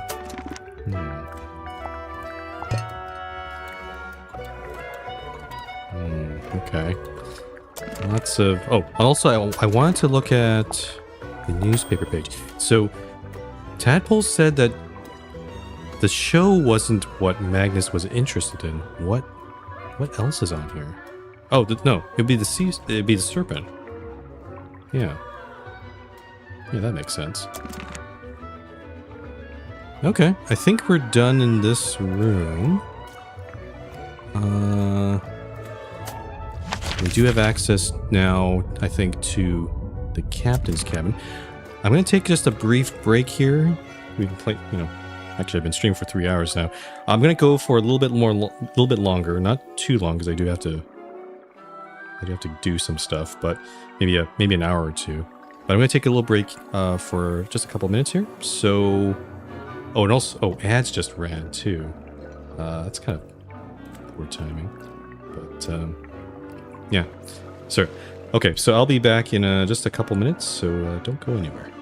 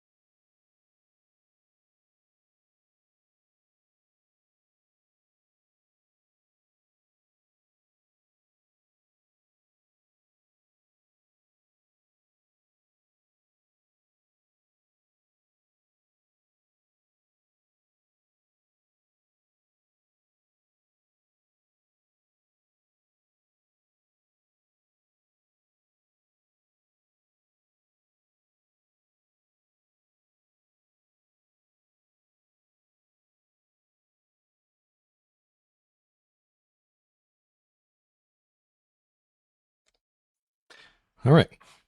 Actually, that wasn't a very long break, but I'm back now. Okay, let's go to the captain's cabin. Locked. Use item. Key. Yes. That's the one. All right. Maybe we can get a lot more insight by just going right to the captain's cabin.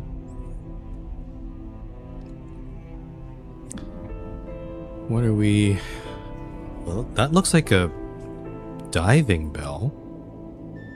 Right in the middle there. Is that a bell?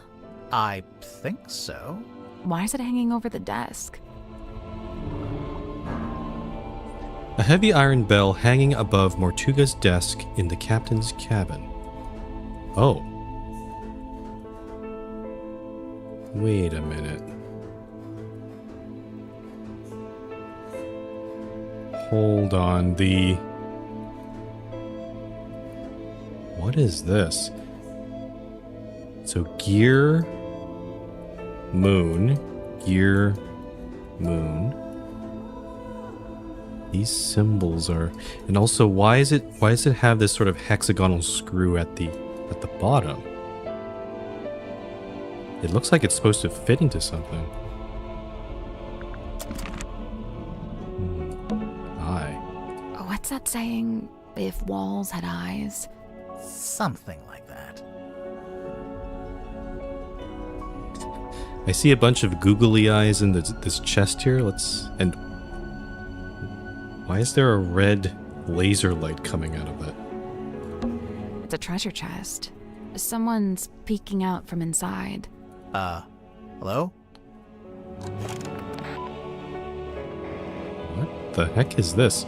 A small handheld radio hidden in the captain's cabin. It seems to be broken. The heck is this? It has a little seafoam uniform on them. The heck? What's that on the wall? No idea. It's written in a language I don't recognize. What's that on the wall? No, it's written in a language I don't recognize. Cage. It's an old bird cage. Minus the bird. Kind of reminds me of Tangle Tower with all the birds in cages there. It's a painting. It's beautiful. Probably haunted, but beautiful. Another her painting. A framed painting of a woman found in the captain's cabin. Middle plaque. Oh. Again, another stone top symbol. And Mother finally let me have the map. Most of it anyway. The important bits are all still there. Problem. I spent all last night trying to decipher the actual coordinates. I couldn't do it. Magnus couldn't do it either, but he said we could pay someone to do it for us. So I put him in charge of that while I make preparations on the ship. I need to... This doesn't... Huh, these are excerpts, but they're so... They start incomplete. They start in the middle of the sentence and end in the middle of the sentence. And there's no continuity here. Wanted to turn around and go back to Silkworm.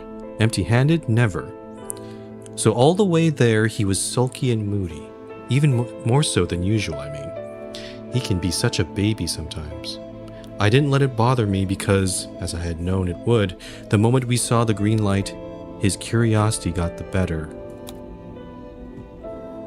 And then hauled it up. Took forever, it's super heavy, but I really didn't want any of it to get damaged. Once it's on the deck, Magnus put his arms around it to turn the things. He can just about reach, but I told him not to do it like that. Might not be safe, since we don't know what'll happen. So I said we could do it together, one each. That worked just fine, but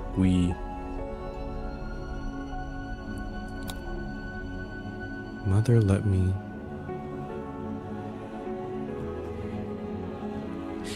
My guess here is these notes are written by Felicia Stonetop, aka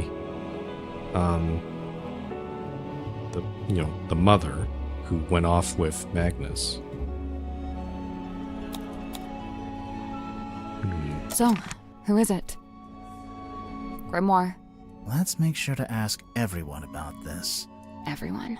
Yeah, I'm curious to see what kind of responses we get. There's a globe. With all 7 seas. And it's a ship in a bottle. Really? What ship is it? A wooden model ship in a glass bottle. It was on Martuga's desk in the captain's cabin. Oh, we can shake this one too.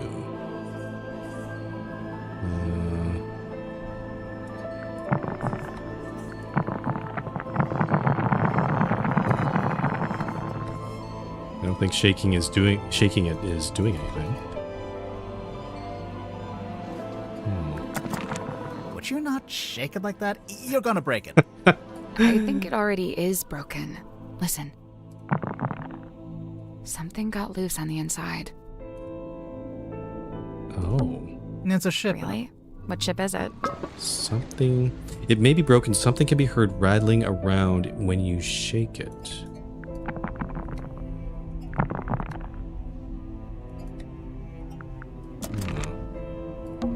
A candle, on a skull, on a book.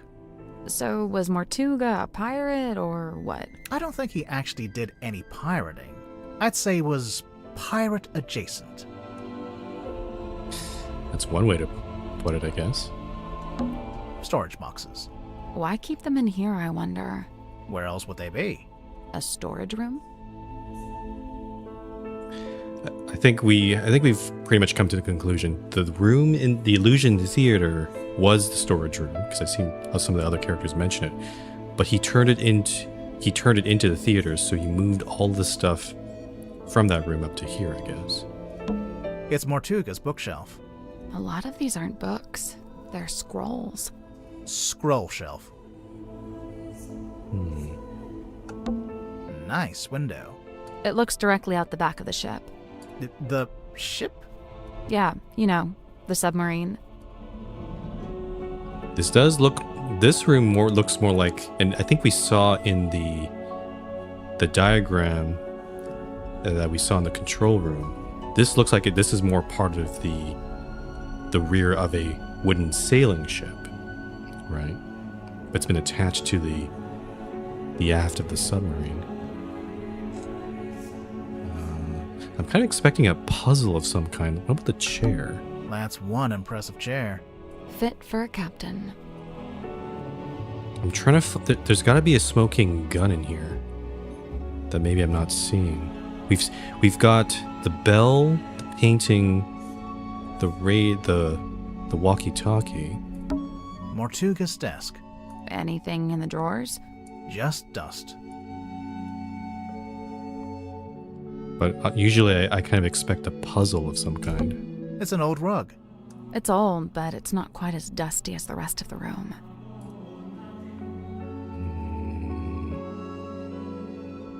I'm not really seeing anything else to look at. It's Mortuga's book scroll shelf. Check the eyes. What about the roof? So this was Mortuga. Where did he sleep? It's not his bedroom. It's more like his office.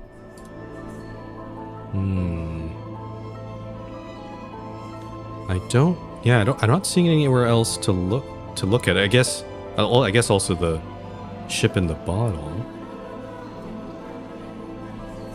But definitely we can ask. We have some more clues. We can ask some of the other people.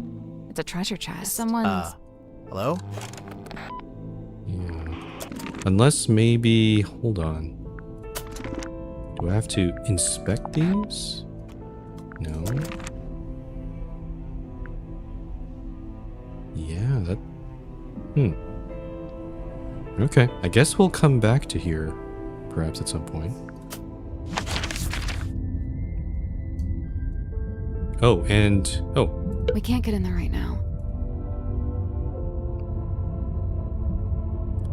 We can't go get the chest right now because why? I guess we can't open the airlock for some reason. I don't know. Or maybe we need something to swim down there ourselves. Maybe like diving suit or something. Let's keep looking around.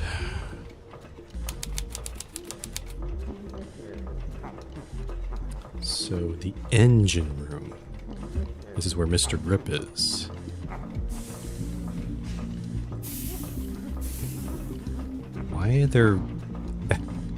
Why are these... Hello? Is anyone there? I think there's someone in that basket.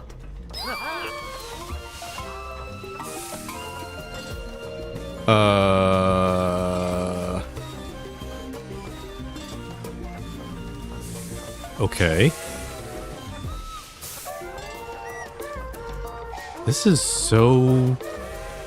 I don't know what the word... Everything up to this point has been... Like, all the characters have been pretty serious up this point, but now... And usually the engineer... Because usually, typically, we see, like, Scotty on Star Trek. Or, you know, a lot of the engineers are very serious about what they do. They want to keep, you know, everything has to be in a tip-top shape and all this. This is completely different. This is not what I expected. This feels like a... I don't... hold on. Okay. I'm going to try not to get distracted. Let's look around Sail first. on now. Can I buy something with my wages? We don't get paid until we solve the mystery. What if we don't solve it? Do I still get paid? Grimoire? It's a big compass. Oh, there's the compass part. Broken compass. The broken compass that's still in the process of being fixed. So he hasn't finished fixing it. It was on display in Grip's shop. Let's see. This music, it's. I don't think off-putting is the right word. It's just so diametrically different. The tone shift is so huge here. Like, this is not what I expected from Mr. Grip. I was expecting a grim, you know, like rough kind of engineer, but he's so happy. He seems so happy-go-lucky here. If I turn this wheel, you have to turn the other one. Why? Because one good turn deserves another. Boo.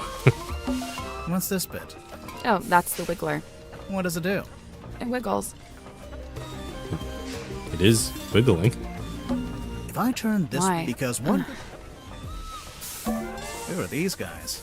Just some of my satisfied customers. Oh, he's a little delusional too. He's made up pretend customers. Okay. A selection of some of my more unusual compasses. Please peruse at your leisure. Peruse. Drag the correct compass into each of the 4 slots. Oh, this is cool. This compass tries to point away from all the others. This compass doesn't want to solve... Hold on. This compass doesn't want to solve the puzzle right now. This compass tries to point to all the others. And then this compass is actually a clock in disguise? Wait a minute. Oh boy. Okay. Tries to point away from all the others. Well... This one's pointing... The yellow one, perhaps? Let me test this theory. Yeah, I think it's the yellow one. Doesn't seem to be... Yeah, it's maybe the yellow... I like how physically, like, I can...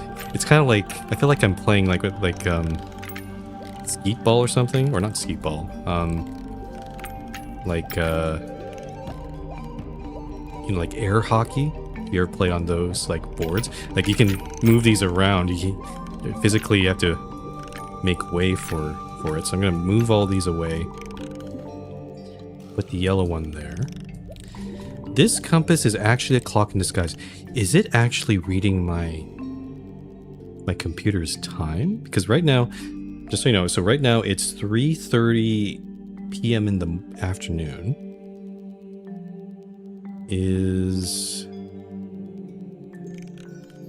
What would be 3 o'clock? But the thing is, each of these, there's only one hand on each of these. Maybe this one? This one kind of looks like a clock. Maybe. But maybe this one too. It would have been really cool if they actually made it like, this doesn't look like it's... Oh wait, is it moving?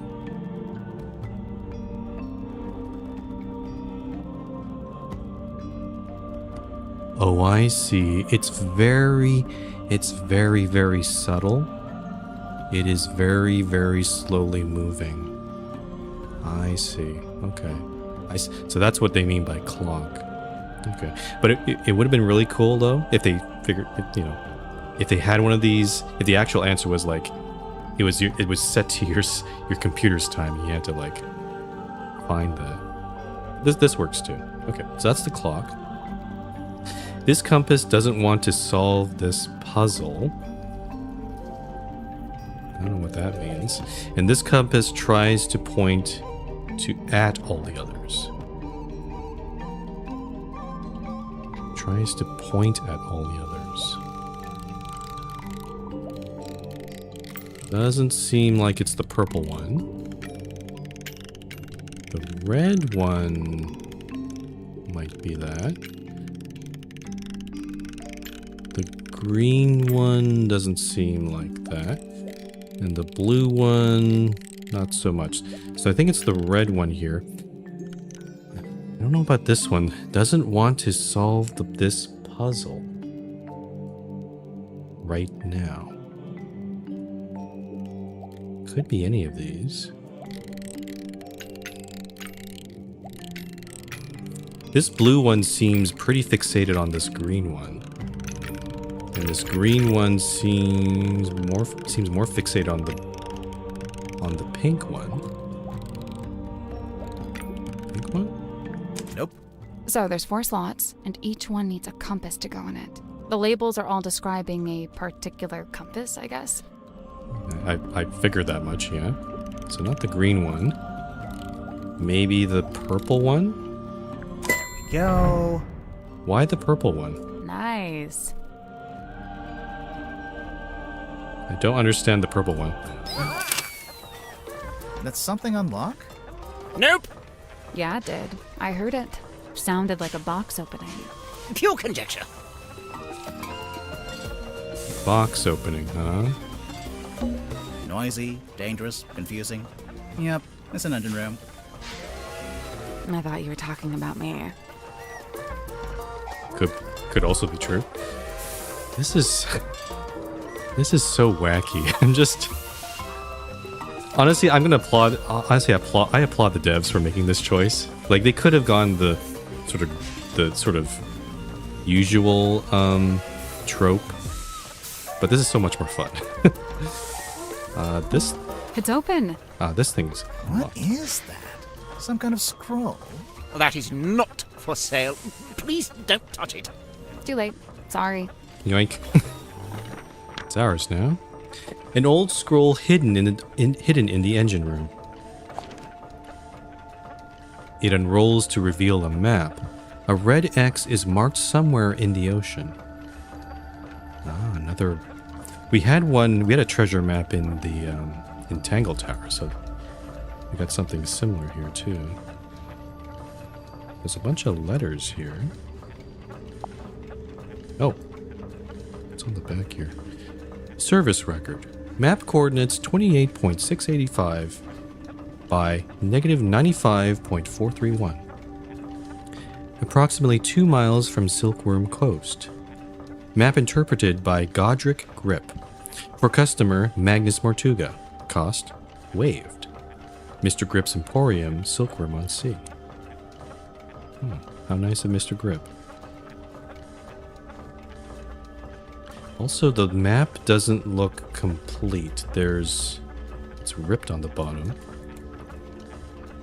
And then there's the buoy on the back. We already solved it. Noisy, dangerous. I thought you were talking about me. Is that the balloon part of a hot air balloon? I think so. And it's branded with a logo. Mr. Grip's Emporium. I'm just looking at him. He has his hat, and also the cane also has a smile and a hat. It's so it's ridiculous. It's a basket for a hot air balloon. Do you think there's anything in there? I can see what's in there. It's a human man. Right. Let's talk to him first. Noisy, dangerous. I thought you were talking about me. How many mystery writers does it take to change a light bulb?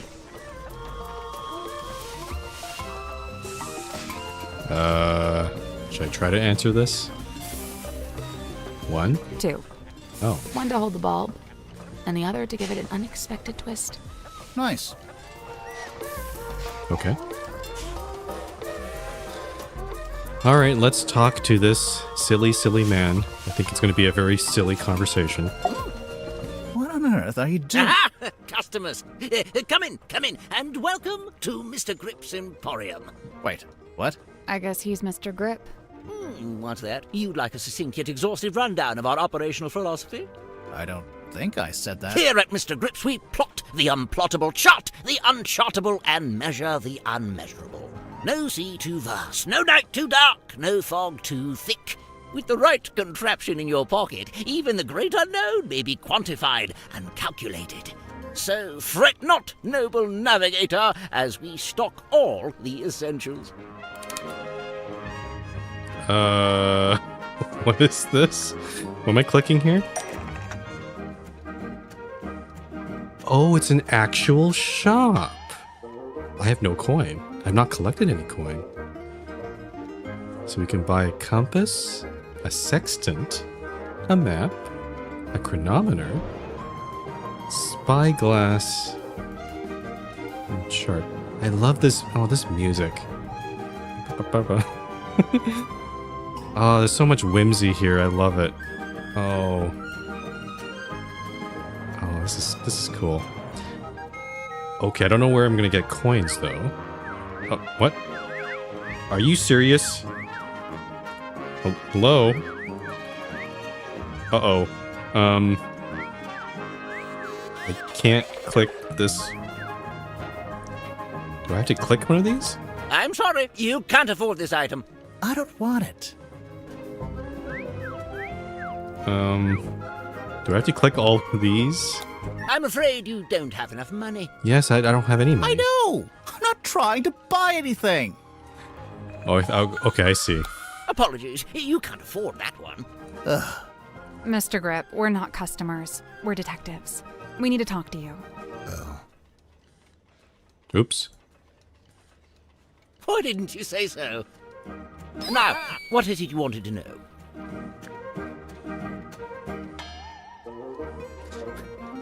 I don't like the way he said, oh.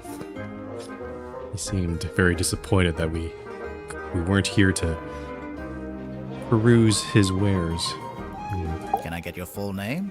Godric Grip of Mr. Grip's Emporium. And that's this little shop you run down here in the engine room, for some reason.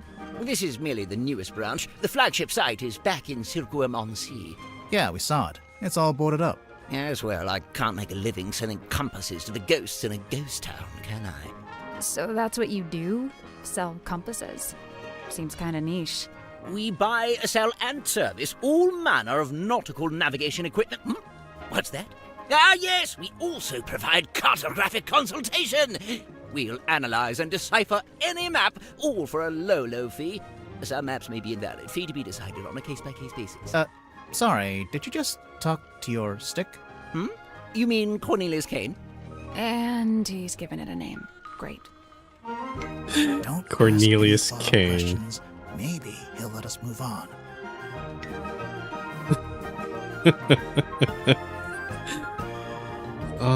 This is... Honestly, Tangle Tower was a really good game. I liked it a lot, but they've outdone themselves here. These characters are so interesting, and this music is just banger. Maybe we should get the soundtrack for this. How'd you wind up here? I crashed my hot air balloon into the ocean. Whole thing came down. Dreadful. And of course, I've never been a swimmer, don't have the upper body strength. How'd you crash your balloon? A rather spirited disagreement with a flock of migratory pelicans led to an abrupt Sure, okay. And the actual reason? storm. There we go. Wait, so you're an aeronaut? I thought you were a shopkeeper. Yes, well, you're quite right, of course. But I'd been inspired to leave my shop behind and head out on a journey of discovery into the great unknown. That was the plan, at least. As you can see, I didn't make it very far at all. So there's a storm, the balloon crashes, you fall into the ocean. Then what? Enter Captain Mortuga. He finds me adrift, fishes me out of the water, and promptly places me here. In the engine room? Was every other room taken? On the contrary, only Mortuga and Zephyr were living here when I arrived, so I rather had the run of the place. Cornelius and I just agreed this would be the best place to set up shop, as it were. Why did you set up your shop again? You just said you'd been inspired to leave it behind. I had to make myself useful somehow, didn't I? I mean, if he knows how to fix things and provide equipment, the engine room does kind of make sense. I will also mention it was very easy to miss, but he briefly mentioned that he does not have the upper body strength like a swimmer, which means that he would not have been able to open the door to the illusion theater. That's good to know. Okay. Oh no. Oh no. Like we saw, I'm kind of scared to push this one for the night of the murder because he's probably going to go into some wacky presentation about it. Let's see what it is. Let's see. I'd taken Cornelius up to the mess hall. Poor fellow needed a little repair work, you see. Were you alone up there? Aside from Cornelius, I mean. No, Werman was there, working away on his typewriter. Then, all of a sudden, somebody new came down the ladder. A woman by the name of Mariana Moon. Werman and I conversed with her for a few minutes before Mortuga himself entered the room. He passed through towards the child's room and the storeroom, but before he left, he asked us to provide Mariana with a tour of the submarine. Werman feigned a sudden fatigue and slithered off back to his room, leaving me as the solitary tour guide. You do kinda look like a tour guide, to be honest. Yes, well, I won't bore you with a blow-by-blow. I'm sure Mariana will cover that in her statement. Suffice it to say, we ended up in the bilge at the very back of the submarine. And there we were, standing in the dark, when all of a sudden, a voice echoed down from above. Mortuga's voice? No, a young woman's, possibly two different women. The voices were followed by the sound of a blade, and finally a dull thud, like something hitting the ground. Sounds like a murder to me. What did Mariana make of all this? Well, apparently satisfied by our impromptu eavesdropping session, she made her farewells and left. You didn't go with her? No, I stayed a little longer. Did you hear any other weird noises? I did. First, the sound of the storeroom door wrenching open and then closing again. Secondly, some kind of short, heavy scrape, mechanical. And finally, a dull thud, like something hitting the ground. Sorry, again? How many murders were there? I didn't really know what to do with myself after that, but an unexpected lurch of the submarine caused me to very nearly topple over into the bilge water. So I decided to take my sounds like the ease submarine and return to the safety surfacing. of my engine room. You didn't want to go upstairs and see what was going on? I certainly thought about it. Ultimately, I think it came down to cowardice on my part. You didn't want to run to the murderer. So, Let's see. I was sat there, feeling rather pathetic, when Cynthia appeared in my doorway. What did she want? Well, she had a compass she wanted me to fix. I agreed to take a look at it for her. But that wasn't the end of it. She then told me she'd been asked to bring me upstairs, along with everyone else. And so, after fetching Mariana from next door, the three of us went up to the storeroom.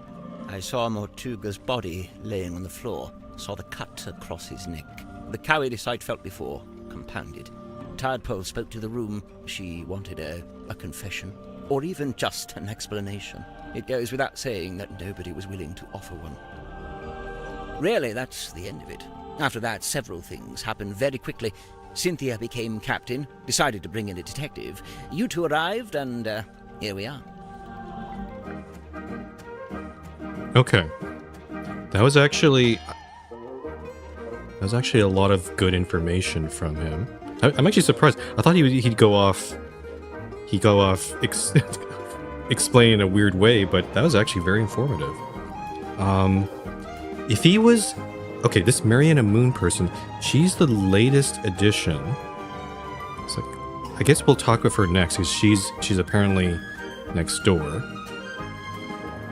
If he was underneath the Illusion Theater, and he heard all those noises, that sort of sets the timeline of what happened.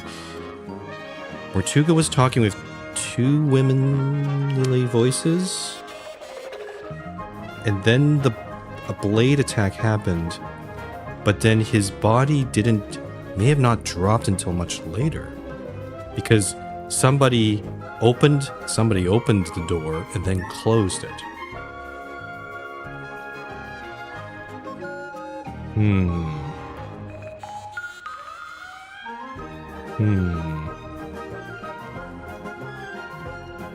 Sorry, I'm trying to think while in the midst of all this happy music.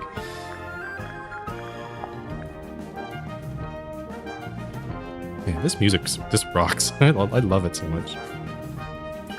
All right, let's ask about the suspects. I'm convinced Tadpole is just branding. Nobody names their child Tadpole. Come on. Why would she need branding? You're serious? She's all branding. The name, the look, the identity as a half mermaid, it's all theatrics. I just don't get why she'd need to have a fake identity like that. No, she doesn't. Not anymore. It's vestigial, I think, left over from some previous endeavor. Weird, isn't it? Bringing your old branding with you onto the submarine. What would be the point? Might be something from her performance days back on Silkworm. Maybe she played as the serpent? Or mermaid? Yeah, she might have played an acting role or something. He lived and worked in the inn opposite my emporium. I'd see him when I offered my custom at the inn, and in return, he'd come by my shop. As a sailor, Mortuga shared in my interest of nautical navigation. He even hired me for a job once. Did he tell you he was planning to go live on a submarine? I don't think he told anybody. After his disappearance, all I had was several largely unsatisfactory rumors. They said he disappeared into the sea, whatever that was supposed to mean.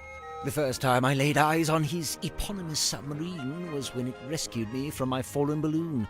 I can't tell you how surprised I was to see Magnus Mortuga step out onto the foredeck, although he wasn't quite the same man I'd known before. How do you mean? The light in his eyes was dulled, like he wasn't really there. What had happened to him? Well, I'd never found out, but perhaps the rumors were true after all. Perhaps he had disappeared into the sea. Interesting. Before this thrilling little jaunt on the Mortuga submarine, I'd lived in Silkworm all my life. I worked for my father and eventually inherited his business. Gorman Grip's nautical and aeronautical precision measurement and navigation instruments. Snappy title. I eventually trimmed the name down to just Mr. Grip's Emporium. That was around the same time I hired young Cornelius here as a much-needed second pair of hands. He's a stick. He does not have hands. Yes, running that business was my whole life for many years. Slow, sometimes tedious work, but I was extremely good at it. I especially relished in the task of deciphering and restoring old maps. The more decrepit they were, the more I enjoyed it. And now you live in the engine room of a submarine. Must be a big change. Yes and no. Young Cynthia seems quite convinced that she should be the new captain in the wake of Mortuga's death. Sounds like you don't agree. Well, now, I didn't say that. It's just... You don't think she's up to the task? On the contrary, from what I've seen, Cynthia is a remarkably bright and capable young woman. So much so that I bemoan seeing her spend her best years hidden away down here in the dark. Oh, it doesn't have to be permanent. She could be captain for a little while and then go do something else. That's a bit odd. It feels like Grip's answer kind of matches what Tadpole said, but it sounds like once you become captain, you can't rescind the title? Unless you die, maybe?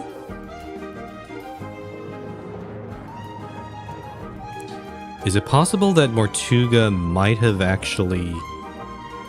Did he off himself? So they could pass it on to some... Like, maybe he got tired of being a captain, I don't know. I will say, in the last day or so, Symmetry does seem particularly somber. Because of Mortuga's death? Yes, the problem seems to be that she considers herself a kind of catalyst. Does she? Why?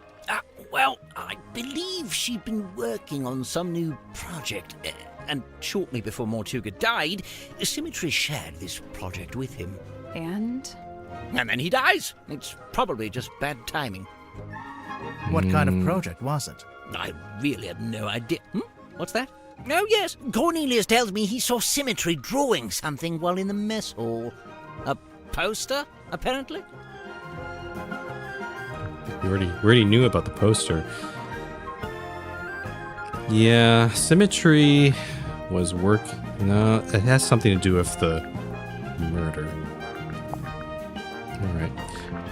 Okay, it seems like we're almost getting all the clues here, but we're just going to go through them again. Let's start from the bottom here. Let's see here.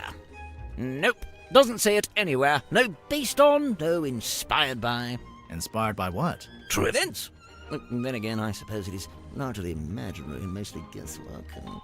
I'd imagine that gets him off the hook. No bladed weapon of any kind was found in the room. Yes, I noticed that too. The missing murder weapon. Classic. Any idea where it might be, or what? Not yet. Wonderful, isn't it? Cornelius thinks it might be his great-grandmother. For all I know, he may be right. It belonged to Mortuga, I assume? Yes, and to me it sits right alongside that iron bell in his office and that stone cauldron in the storeroom. Together they form Mortuga's collection of inexplicably cursed-looking nautical artifacts. Maybe they do form a set. Okay. So it's the buoy, the diving bell, and the cauldron. Yes. Can't really miss it, can you? It's creeping me out, but I really want to know what it is. I wouldn't lose sleep over it if I were you. Actually, I just noticed that there's a face at the very... That could be the thing we saw in this photo. Is that a sun? Probably. Although it could be a wheel. Ah, yes, wheel tablets. Wheel tablets. This is from a ship's sail? I think so. Did you sell sails in your shop? No, ship parts like that fell within the remit of the Drummond shipyard, a few doors down. Okay. Cornelius tells me he spotted Miss Silk Moth drawing this while she was in the mess hall. What's it a drawing of, exactly? Let's have a look, shall we? That's Symmetry, I assume. She's sitting on the cauldron, facing a window. Oh, that might explain... That could explain what he heard of two women voices in the Illusion Theater. It could have... Symmetry might have been... Oh, hold on. Symmetry might have been in the room with Mortuga, and then she was doing this ritual for him. And then she might have contacted this thing on the outside. The only thing that doesn't add up is the blade sounds like the slash happened before the door was opened and then closed. So if that was the case, if it was symmetry in there, how would she get out of the room? Unless Mortuga, I assume Mortuga had the strength to open it. Was he still alive enough to open the door for Symmetry to get out, and then he closed the door? I'm trying to piece this together. So what's the deal with this cauldron? I've no idea. Really? I figured you've been here a while. Surely Mortuga would have mentioned it? He never did. Seems like he was keeping it secret. From who? From everyone. Why would it need to be a secret? Maybe he just wanted it all for himself. Yeah, whatever was in there, I mean. It wasn't really Mortuga's modus operandi to be selfish like that.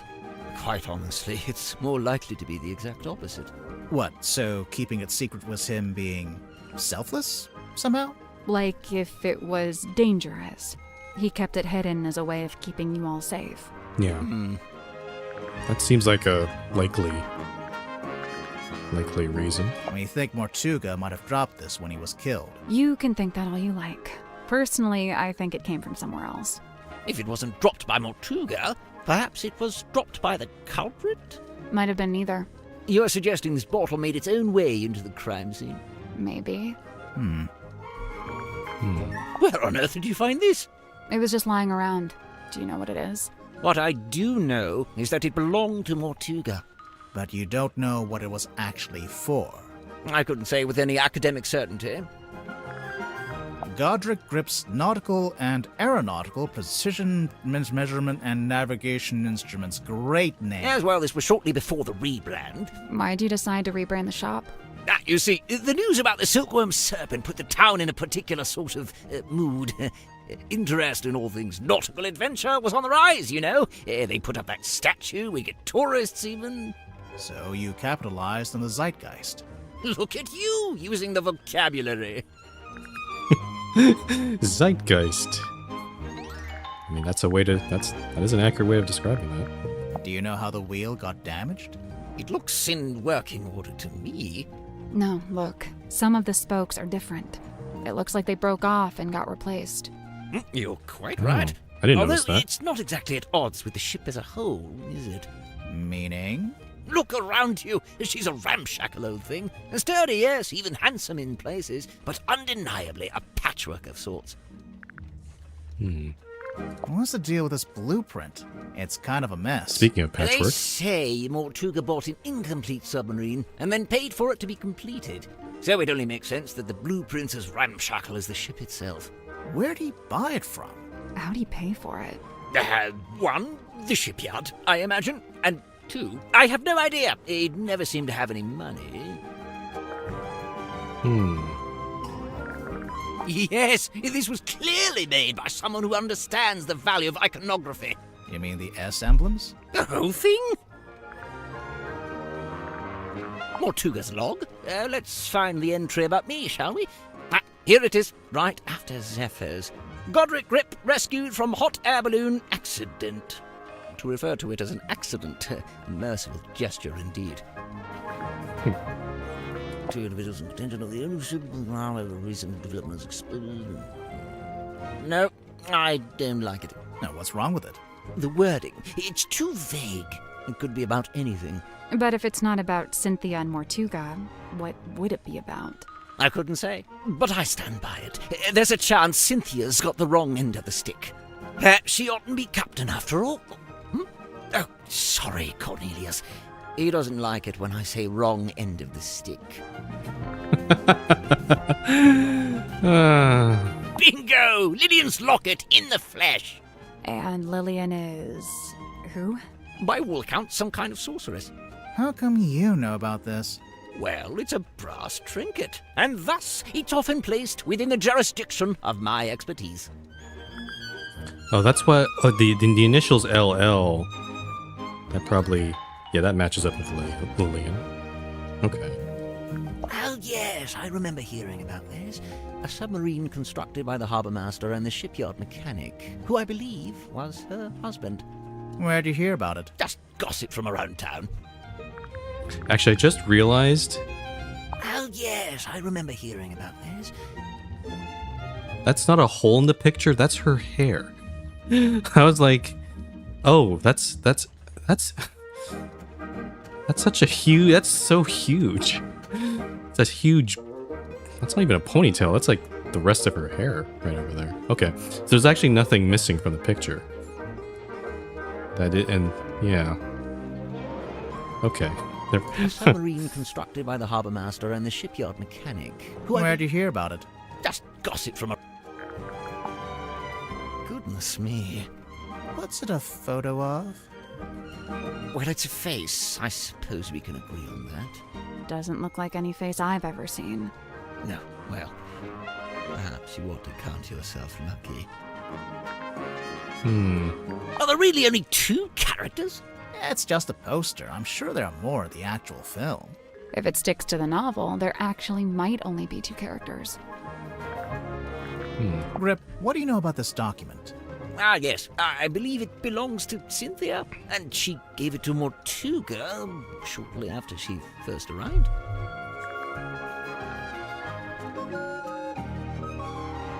Oh, the Indies?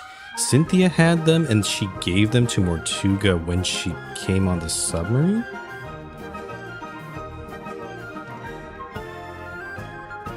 Looking at the order, it was her mother that probably had the inn, and then she gave it to Mortuga, and then the shipyard guy took it over. Who does this belong to? Wilfred Winterbottom? Who's that? I just made him up. Oh, then no. And what do you make of this? A message in a bottle? There's a little drawing, too. Some kind of symbol? To me, it looks like a diagram. Where did this bottle come from? I'm pretty sure Tadpole fished it out of the ocean. That's how she got all the stuff in her room, I think. Well, that's a delightful little habit, isn't it? I'm guessing you never dealt with anything like this in your shop. No, it's too big for one, and it's not exactly navigation related. What's wrong? I don't suppose you know what this is? This little part sticking out the back? No, I barely noticed it, to be honest. I did kind of notice that little notch, but I didn't realize that would be so integral. I thought it was something that you roped something up to attach it to something. Could this be Cynthia's attempt to get our submarine up to code and finally install a radio? Why doesn't the ship have a radio? 1, Mortuga didn't like to use technology if he could avoid it. And 2, he didn't like to communicate with the outside world if he could avoid it. I'm not sure I agree with that second one. There's no way all these people showed up on the submarine if Mortuga wasn't contacting the outside world. You know, there may be something to that. Undeniably forlorn, isn't it? What do you think, haunted? It's probably haunted, right? If it was haunted, then it was only because Mortuga himself was its ghost. He seemed drawn to it, entranced, always held within its orbit, unable to drift away. Oh yes, Mortuga's little model ship. He always kept it on his desk. Although I'd wager it's more than just a paperweight. Is it based on a real ship? It's likely. Mortuga did have a ship, or rather he worked on board one. I very much doubt he was the owner. Do you know what this is? Oh, I'm not sure. Maybe something left over from when it was painted?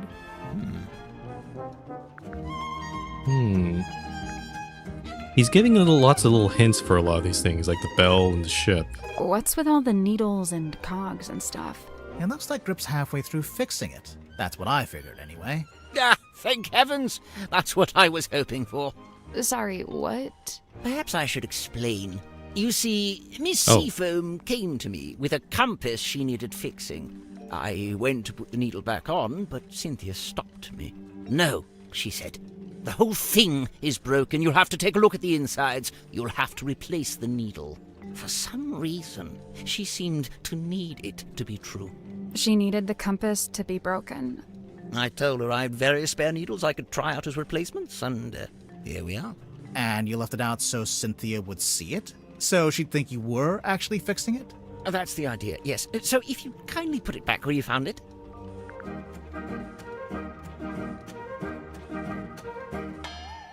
Oh, that's... He didn't mention that during his walkthrough. That's interesting. How much for this one? It's not for sale. Oh, too rare? Too valuable? It's from my personal collection. I really hadn't intended for you to see it. Well, we did see it. What's it a map to, anyway? What's it the red X? Now that's the question, isn't it? You don't know?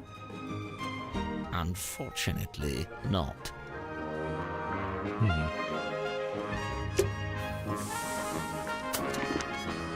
Okay. That was fun. I actually like this character a lot. This he seems pretty cool. Like when he explains a lot of things, he's pretty clear. Like it's not like Symmetry who speaks in Shakespearean tones. I'm kind of debating what I should do. Also, I don't want to stream for too long. I do need to get going. I think what I'm going to do... I was thinking of maybe talking to Ms. Moon next, but I want to see if I want to put the compass back into the control room. Let's do that. Can we look at the control panel? If you promise not to press any of the buttons. I will make no such promise. Looks like something's missing here. Something with 3 small holes. Bowling ball? Coconut? How can I... Oh. Am I not allowed to put it in there? I have the compass.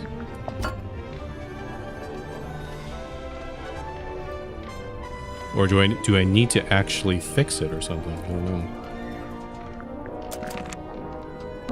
Can we look at the control? I will make no such promise. I guess maybe I don't have... Coconut?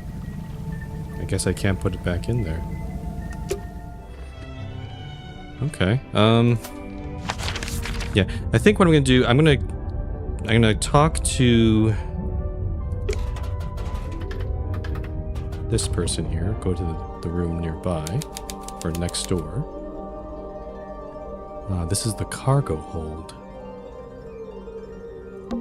A pinboard? I assume it belongs to that woman over there. Right. We'd better talk to her first. It's a big traveler's backpack. It smells like soil and grass. When you're done smelling it, there's something in the pouch I think we should take a look at. Silkworm map. A square of parchment found in the cargo hold. It's been folded up and tied with string. Oh. Governor's Manor, Town Hall, Fortuna Hall, the Silkworm Spectator, the Stone Top Inn, Mr. Grip's Emporium, which is right across the street, the Seafoam Harbor. Oh, I see north is that direction. Drummond Shipyard, and then the lighthouse. Interesting. Oh, and there's a... Oh, and there's stuff on the back, too. Oh, it's a family tree again. Okay. Okay, let's follow this. Solomon Stonetop Innkeeper was the father of Selena Stonetop. And then Felicia Stonetop... Oh, no. Felicia Stonetop married to Damien Dusk, who is the mayor. There's a question mark as to what, like, as to the child. Mortuga's way over here. Faustus Fellow, Fortuna Fellow. Oh, the fellows were involved here. Felix and Flint. An adopted daughter. Huh.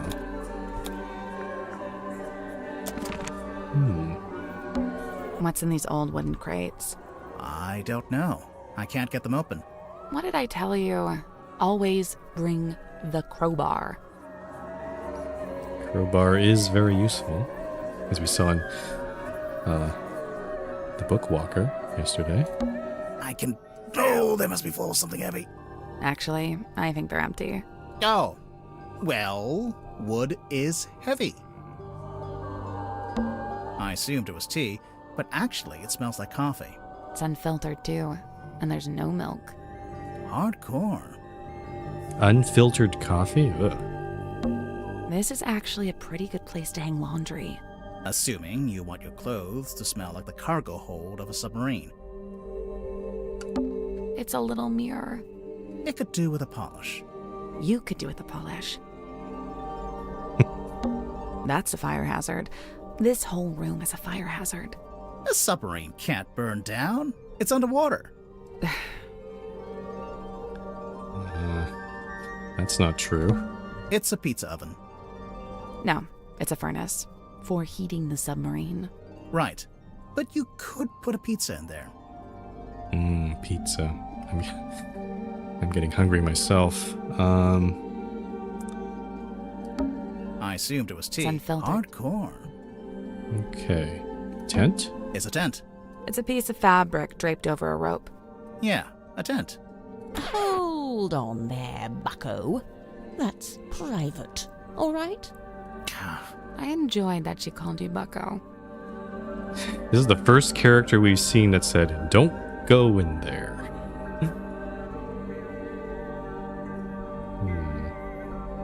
All right, let's talk with her.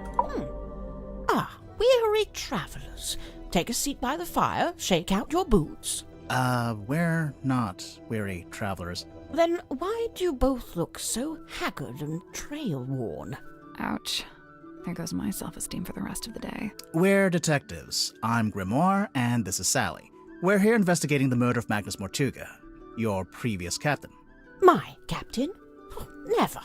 My captain is the moonlight as it shimmers across the lake. My captain is the wind as it whispers through the valley. Who is this woman? No idea. I kind of like her, though. My name is Moon. Mariana Moon. Aha. And what do you do? I do not do. I simply am. I did just realize the moon symbol on her as her necklace. Is she some sort of moon cleric? Similar to me? I don't know. Like a moon priest? I don't know. So, what, you're just some random traveler? A traveler, yes, but random, never. I'm here because I chose to be. I've been searching for the Mortuga submarine for some time, you know. How come? How come? This thing is the motherlode. The motherlode of what? Of whispered half-truth, of murky rumor, of stories unspoken. Oh, like urban myths and stuff? Right. Urban myths and stuff. So you're a historian? Historian, storyteller, rambler, ambler, fireside gambler. How long have you been here? Well, let's see. I arrived a few hours before the captain was murdered. Oh, dang. Really? Quite the story, isn't it? But you're just on the submarine because you find it interesting. Would that be such a crime? No. Murder's a crime, though, pretty sure. Yeah. If we believe Mr. Grip, she was not anywhere near the room. She was underneath in the bilge.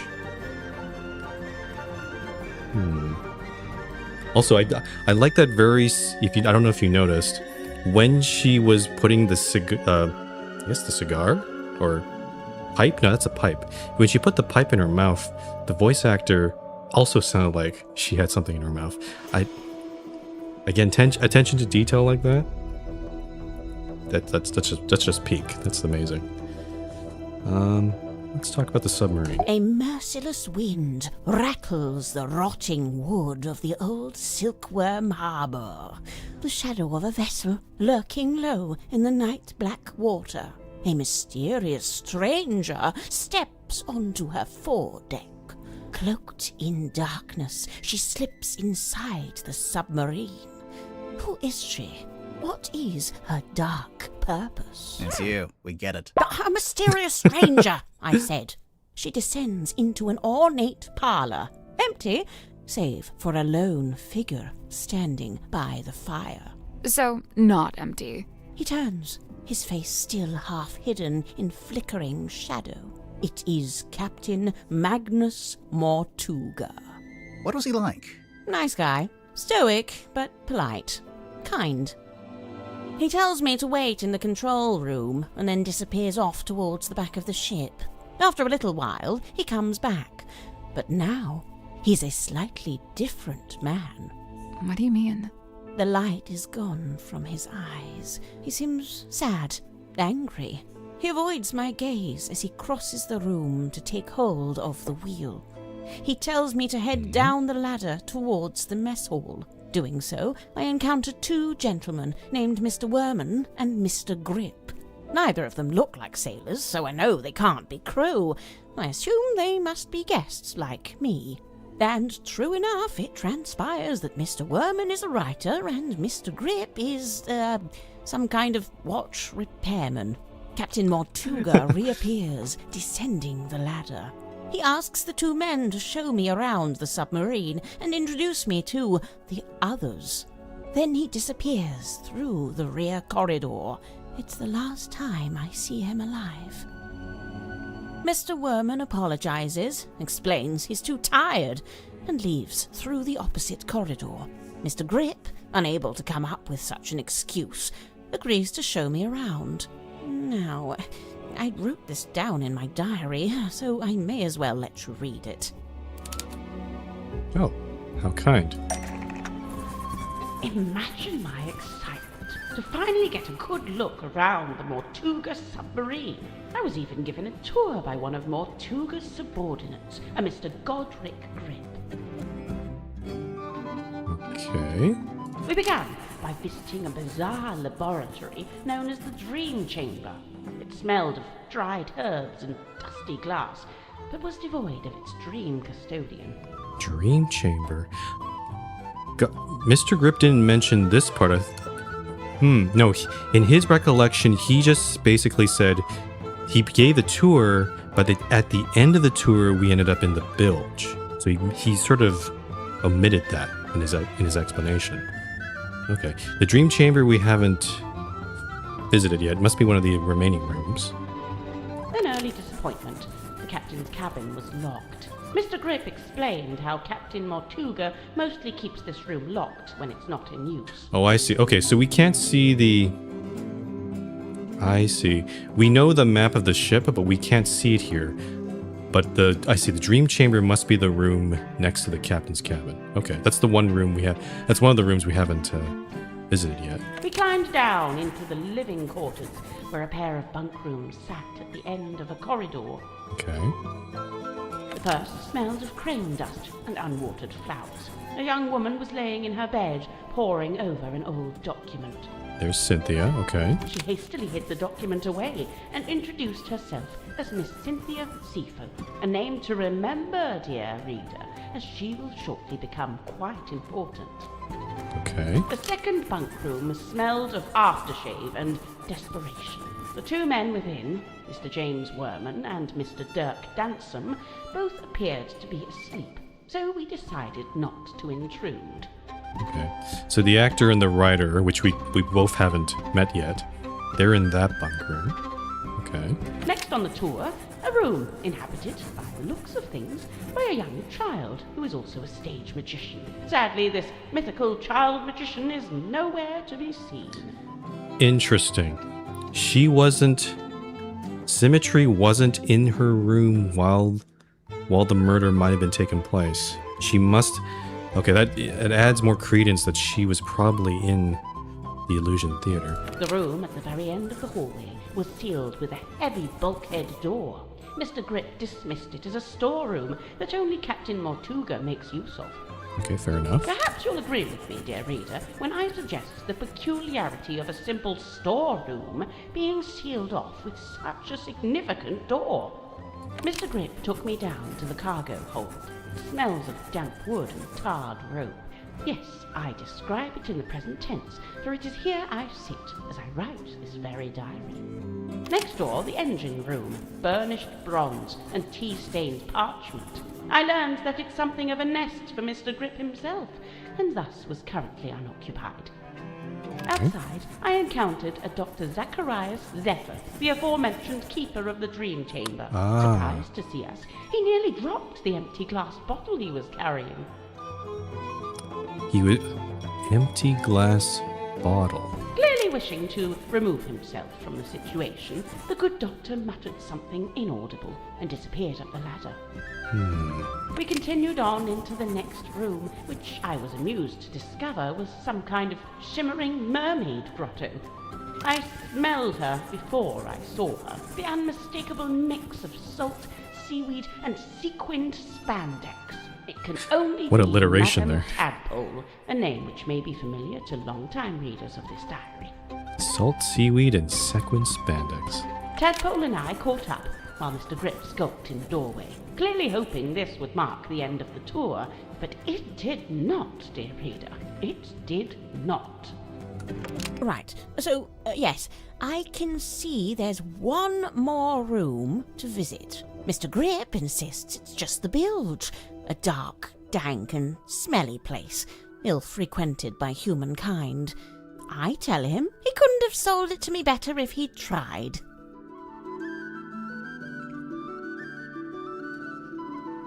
Huh.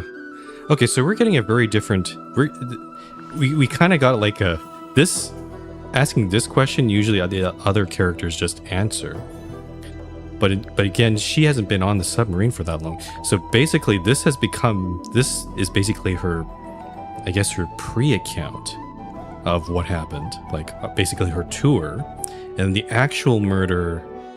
The actual recollection of the murder would be from here. We enter the bilge, but it's too dark to see anything. Mr. Grip, who is clearly tiring of my company by this point, opens the vent in the ceiling to let in a little light. Moments later, a voice is heard, echoing down from above. Whose voice? A young woman, and then an older woman. I can't remember exactly Young and older what was said, but I remember thinking it sounded a little like poetry. What happened next? The sound of a scream, and then a dull thud. Oh. Yeah, that sounds like a murder. But which murder? Anyway, by this point, I've used up all my patience, so I decide to take my leave. I thank Mr. Grip for the tour and return to my new lodgings in the cargo hold. I have to put up my tent twice, as on the first attempt, a sudden movement of the submarine undoes my progress. That's it. That's After some time, surfacing. Mr. Grip and the young Miss Seafoam appear in my doorway. It seems they've come to fetch me for some kind of official submarine business. We head back towards the mess hall, Mr. Grip and Miss Seafoam heading up the ladder before me. I spot Dr. Zephyr emerging from the airlock. He has a glass bottle in one hand and what looks like an old leather bag in the other. The mask. I update him with what little information I have and attempt to catch up with the others. Laying on the floor is the body of Captain Magnus Mortuga. Amongst the living, mutterings are breaking out. Murder and mutiny, cauldrons and curses. But with Zephyr finally in attendance, Tadpole calls for order, demanding justice for her slain captain. But nobody really seems to know what to say. The next morning, it's announced that Miss Seafoam has taken over as captain. And, well, here we are.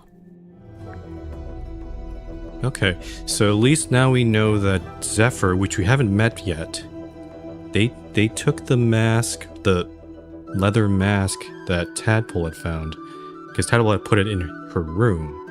He had taken it away. And I don't know what the glass bottle is for, but all right.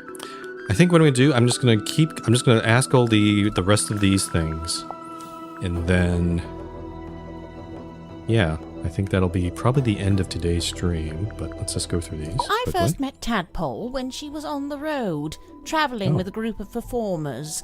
She had longer hair back then, of course. Did you see her perform? I got to see a rehearsal, but that was it. After that, I joined their camp for the night. Tadpole and I shared some stories, you know. I told her how I'd just been on a research trip to a town on the coast called Silkworm-on-Sea. She told me how their group went around performing in local theatres and town halls and whatnot. I mentioned that Silkworm actually had a little theatre that might be a good fit. How come you didn't stay with them longer? Their leader was a real bad apple. I was rather keen to be shot of him.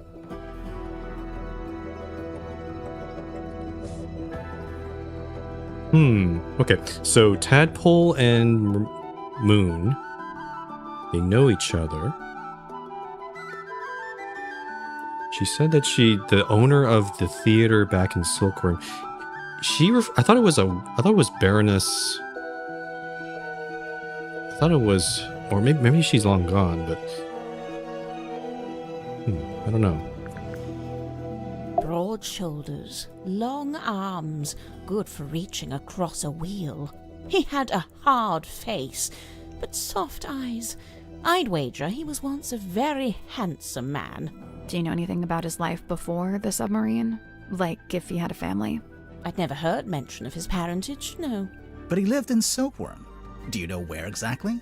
The only record I found lists him as living at the Stonetop Inn and working on board the Stonetop family sailing ship. As the captain? As a deckhand, and eventually as the helmsman. So how'd he end up as the captain of a submarine? All I could dig up was a rumour that he bought the submarine from the shipyard. He bought it? Or maybe he commissioned to have it built? Accounts vary on that. Either way, how could Mortuga afford to buy a submarine? My guess is that he didn't pay with money, but made some other kind of trade. Indeed. Maybe some sort of deal with a mermaid or spirit or something, I don't know. So, Mariana, what do you make of him? Godric, I mean. I will say, for someone with such a novel outfit, he's ever so quiet. Quiet? You disagree? I thought his whole thing was to be deliberately obnoxious. He wasn't like that with you? Not at all. Whilst showing me around the submarine, he was mostly subdued. Didn't say an awful lot. Maybe you make him nervous. Maybe you make him nervous. That's interesting. He acted very differently with her. Cynthia Seafoam, the daughter of Harbour Master Sylvia Seafoam, and the stepdaughter of Donovan Drummond, the shipyard owner. That's a pretty solid nautical heritage. By all accounts, Sylvia Seafoam was an ambitious and outgoing sailor, but I believe they raised Cynthia to be a mechanic. Still, sounds like Cynthia actually does have the expertise to be captain. Who said she doesn't? So, Mariana, where are you from? No fixed address. That's the way it's been for some time. Oh, I see. But you came to Silkworm looking for the Mortuga submarine. How come? I go wherever I please, which usually amounts to wherever has the most interesting rumours. I don't want to be rude, but do you ever have to do work to get money? From time to time.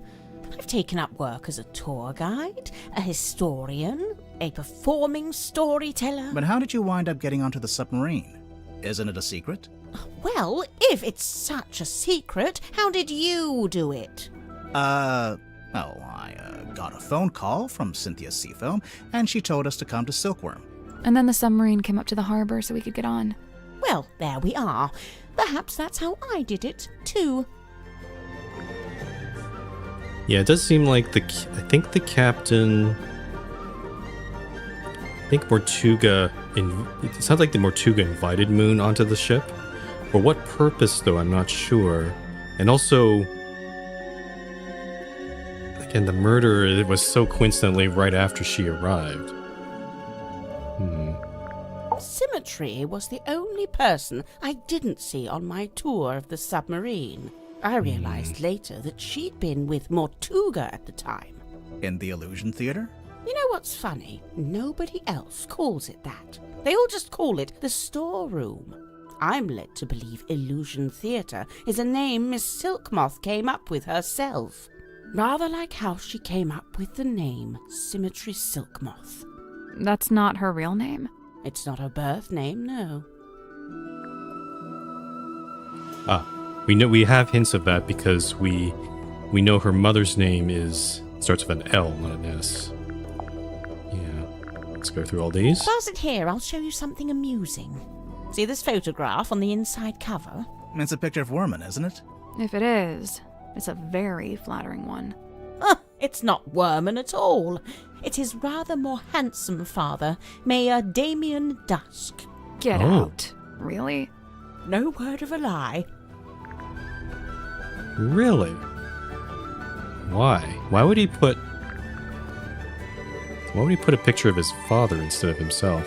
I see Cynthia's proudly wielding the Seafoam S in her signature there. Why shouldn't she?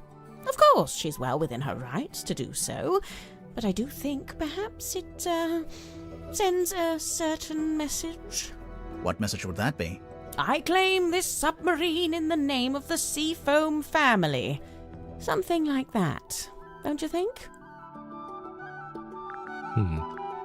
I believe Mortuga used its light to alert others to the location of the submarine, on the rare occasions when he wished to do such a thing, of course.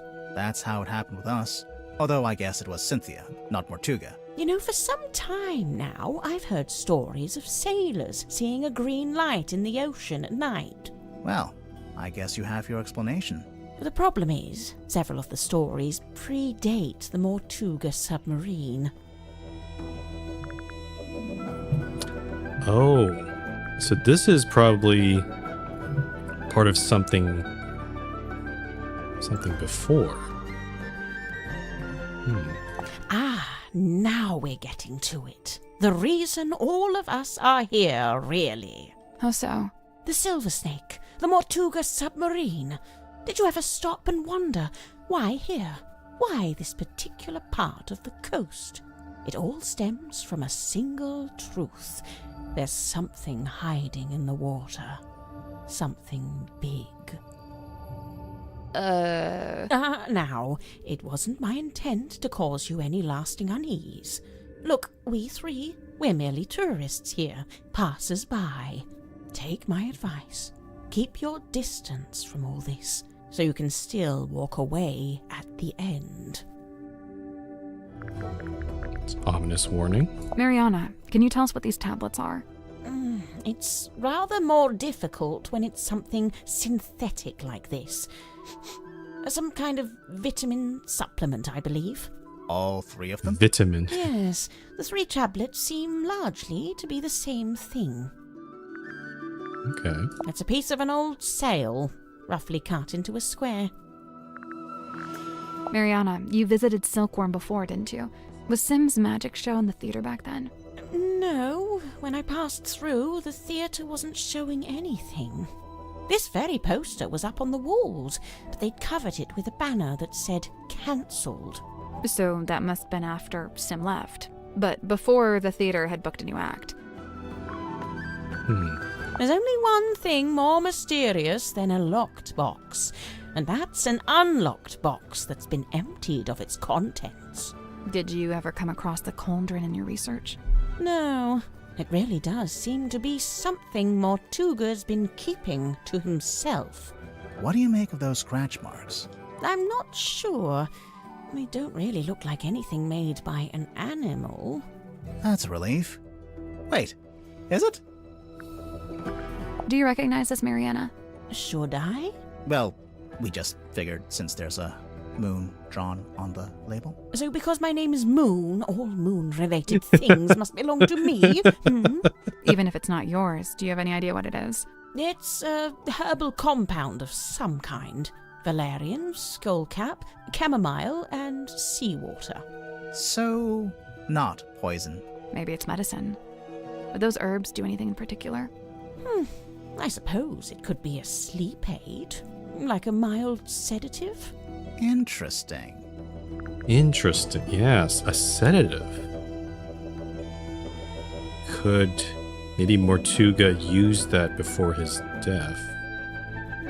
Or maybe they use it to go into a dream state because there's a dream chamber in the submarine. It carries something of the cadaver about it. Might be the smell, rust and stagnant seawater. Perhaps it came from the ocean. Have you asked Madame Tadpole about it? This marks a pivotal moment in Silkworm's history, the day the silver snake was discovered.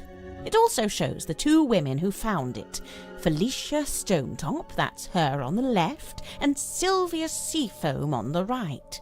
Hang on, we saw a statue about this in the town square, but on the statue, the serpent was shown being wrestled by a male fisherman. Yes, well, that's history for you. History rewritten. Let's see. The thicker wood is mahogany, very old mahogany. The thinner wood, oh, I don't know, some kind of cheap timber, perhaps. Somebody skimped on the repairs, huh? I kind of like Ms. Moon. She kind of has this sort of adventurer vibe, like wanderer, but also historian. Maybe a bit of bard in her too. Like, yeah, she seems very worldly. Yeah, I think that's the word. I'd love to know where Cynthia got the diagram of the wooden ship. I thought it was supposed to be a submarine. Oh, no, the yellowish parts. They're from an old drawing of a sailing ship. Looks like it might be from the original, too. I just wonder where she got it. Emblazoned with the Seafoam S, I see. It's quite an elaborate... Oh, how strange. It's never been worn. Never? Once or twice, at the very most. Oh, wow. It's like almost brand new. I'd heard Mortuga wasn't one for writing things down, so I'd given up hope of finding a diary, but this might be the next best thing. He made a record of every time a new person joined the submarine. Except for when you joined, Mariana. Well, I suppose he'd never had the chance. Because we know that at the end of the day, that's when the captain's supposed to write their log, but he died the day she arrived, so it was up for, it was up to Cynthia to take over. You know, one of the reasons I found it hard to research Mortuga was that there really wasn't much of a paper trail. Well, seems like he changed his ways. Yes, it's rather odd, isn't it? I wonder what compelled him to draw up a contract like this. I can't help but feel like the idea must have come from someone else.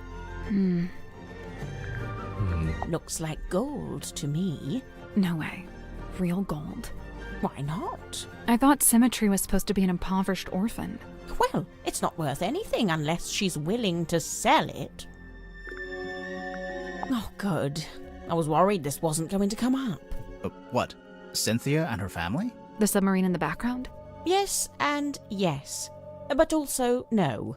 The best part of this photo is the thing on the left-hand side. Yep. It's in a glass tank. Do you see it? Barely.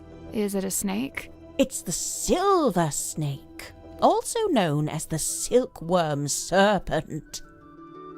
Oh, you've heard of it? We might have. But what's it doing in the photo? So, that submarine in the background. The silver snake is the reason that was built. Sylvia Seafoam, pictured there in the fancy jacket, she was quite fond of her serpent friend, you see, but the powers that be were demanding she hand it over to be studied. So Sylvia made a plan to go and live in a submarine and take the silver snake with her. That's, quite ambitious. Wait, so the sea serpent would also be living in the submarine? Well, I don't have all the details. It's something I'm still researching. Getting her mouth in the pipe again. I'm glad that she explained that a bit further. That makes a bit more sense. Uh-oh. It has to be a face, but it's not. It doesn't look like anyone. When was this taken? Pretty recently, I think. I see. So she's probably still out there. Listen, don't worry about it. Seriously. Where'd you get that? A dentist's waiting room? There's a poster on the back cover. It's for Dirk's movie. Oh, yes. Look at that. They've given her the wrong type of necklace. The sword looks about right, though. What's that? Just thinking out loud. She's criticizing the movie. Where on earth did you find this? Cynthia had it. I don't know. You two have all the luck. I spent a year researching silkworm and never found anything this good. What's so good about it? It's penned by Solomon Stonetop himself. They say he built the Stonetop Inn with his own hands, and in doing so, he founded the town of Silkworm-on-Sea. Oh. Oh, that's quite some book. Did you take it from a werewolf, perhaps? That explains it. No, it doesn't. Sniffing it and saying that explains it does not, in fact, explain it. That algae is still young. Meaning? Meaning the bottle's been in the ocean, but not for all that long. Oh, interesting observation.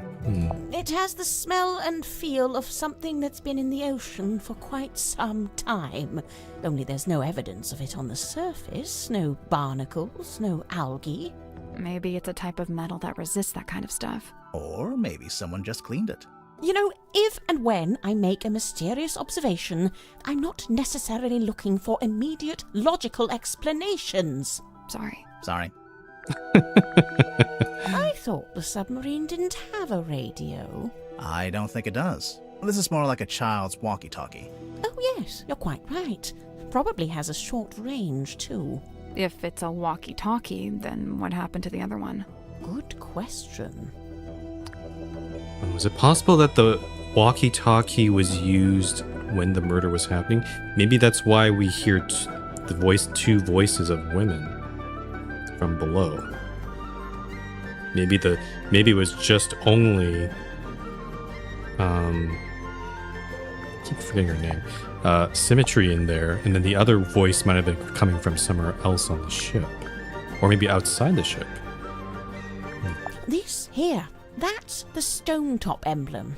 Yep. Oh yeah, we saw it on the sign outside the Stonetop Inn. Do you remember, Sally? No, but I was basically still asleep at that point. What are those letters above it? Initials. SS. Stonetop C?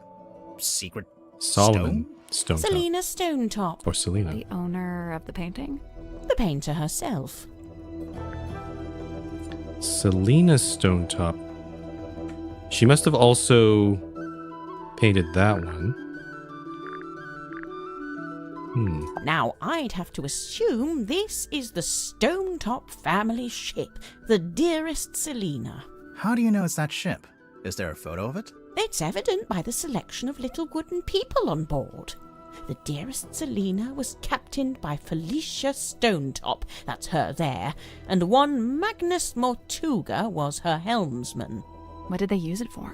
Oh, I don't know. Fishing? Tourism? General gallivanter? What about the woman tied to the front? Well, that's a representation of the ship's figurehead. Yeah, a lot of wooden ships have something like that. It's not an actual person, I hope. I never needed a compass. I prefer old-fashioned methods of navigation. I'm pretty sure a compass is the old-fashioned method. Not as old as the sun and stars, and unlike this compass, they never break and need repairing. I'm not sure it is broken, actually. As much as I love an old map, I wouldn't know where to start with this. I prefer maps that show some sort of land. Or, some sort of anything. And finally, this map. I see you've been enjoying my map. It's barely a map. It's closer to a list. What about the family tree on the back? Most of my research into silkworm has been focused on these two family lines, the Fellows and the Stone Tops. Seems like you haven't worked out how Mortuga fits into it. His name is just floating out there by itself. I'm not sure if he does fit into it, to be honest. Mariana, you've got a question mark there. Someone you don't know the name of. Ah, yes. Quite the mystery, you see. I'd heard about... We know her name. It's Freya. You're welcome. Wait. Whoa, whoa, whoa, whoa, whoa, whoa, whoa, whoa, whoa, whoa, whoa, whoa, whoa, whoa, whoa, whoa, whoa, What about- whoa. Seems like you haven't. Hold on, His name hold is on. just floating out there by itself. Oh, that's Freya. Okay. Huh. I didn't realize they're really tying this to the previous game, huh? Because, new players who just play this for the first time without playing Tangled Tower, they wouldn't know who Freya is. But yeah, Freya was the person who was murdered in Tangled Tower. Interesting. I'm not... Mariana, you've got a question mark there. Ah, yes. We know her name. It's Freya. You're welcome. Huh. Honestly, I'm so glad I played the second game. I didn't realize how tied they would make it to that one. Okay. Can I go in the tent? It's a tent. It's a piece of that. Oh, I enjoyed that she called you. Okay, maybe later, maybe at some point later we can go in there. What this thing? It's a pinboard.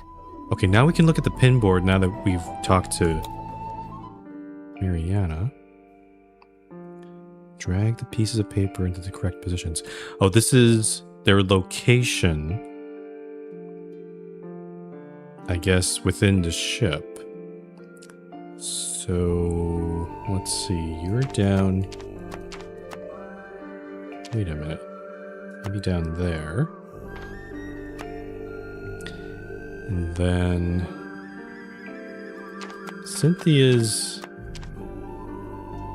Is this their current locations or at their locations during the murder? I'm gonna try current locations first. So Cynthia's in the control room, which would be control room. Actually, I don't know. Okay, I guess this top level is actually the outside the ship. So that's the control room there. Tadpole's there. Mortuga would be in the theater back there. And then Ms. Moon would be down here. And then you're there. What?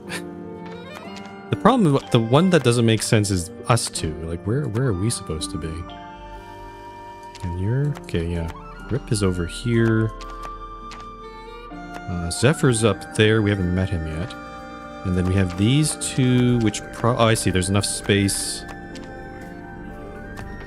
to fit those there. No, that doesn't quite work. I think, no, they actually have to be down here. Right?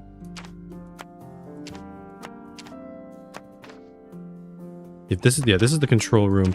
This is the bunk. Where the heck are we supposed to be? Nope. So, there's a drawing of each of the suspects, one of Mortuga, and one of us too. Each one needs to be moved to the right place on the board. But what does it mean by the right place on the board? We're all in Ms. Moon's place. That's not it. Looks like the board's been divided into segments. The shape looks familiar. Is it some kind of diagram? Of course. Remember Mariana's diary? Nothing. I'd say me, you, and Mariana all need to be in the same segment. Oh, and Mortuga probably shouldn't be in any of the segments. Oh, because he's not alive. Yeah, let's put him up here. Nothing. No? I'd say me, you, and Mortuga probably shouldn't be. Okay, so Mortuga's out here. Do I have this wrong? I'll do this later. Let me... I'm just gonna watch her recollection here again. Shadow on us. So, not He turns. It is. What was he like? Nice guy. He tells me after a little while. What do you mean? The light. He seems. He tells me so. Neither of them. Captain Moss. Then he does Mr. Grip now.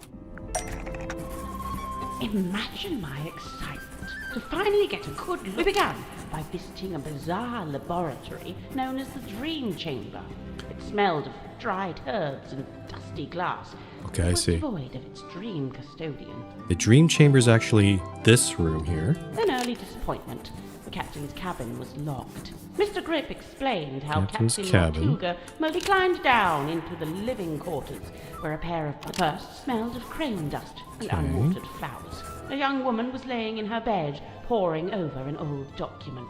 She hastily hid the document away and introduced herself as Miss. The second bunk room smelled these of two are there. aftershave. Next on the tour, a room inhabited, by the looks of things, by a young child who is also a stage magician. The room at the very end of the hallway was sealed with a heavy. Perhaps you'll have Mr. Grip took me down. Next door, the end outside, I encountered. Clearly wish we continued on into. I smelled. Tadpole and I caught. Right. So, Mr. Grip.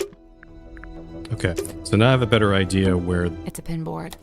these should be. Oh, it reset it all for me. That's annoying. So Ms. Moon, we are here, and we're all three of us are down here. Cynthia is in the control room, which I assume to be there. Rip is next door. These two haven't met, but I'm assuming they're both in the bunk here, maybe. Okay, you're there. You're over here. And you're there? Nope. So, each one needs to be moved to the right. I think I might have to solve this once I figure... I probably need to go visit those rooms and actually see where they are. So maybe I won't be able to solve... Yeah, I think I won't solve this right now. Unless I can maybe get lucky. Maybe you're there? I did it. Oh. I see. I put symmetry in the kitchen or the mess hall, but not the actual the mess hall. The child's room is actually next door. Good job. There we go. Nothing happened. What were you expecting? Normally, when we complete a puzzle, something unlocks and we get a new clue. Yeah, we've been conditioned to expect that. If it's a clue you want, take a look on the back of the pinboard. What's this? Oh. Moon photo. An instant photo depicting a muscular man.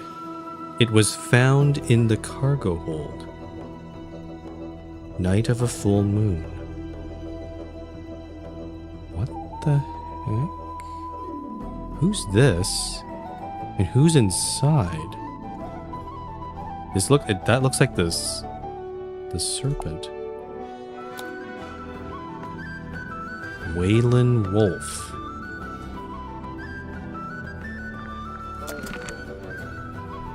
Huh. Waylon Wolf, that's... Oh, who is that? The name is familiar to me, but...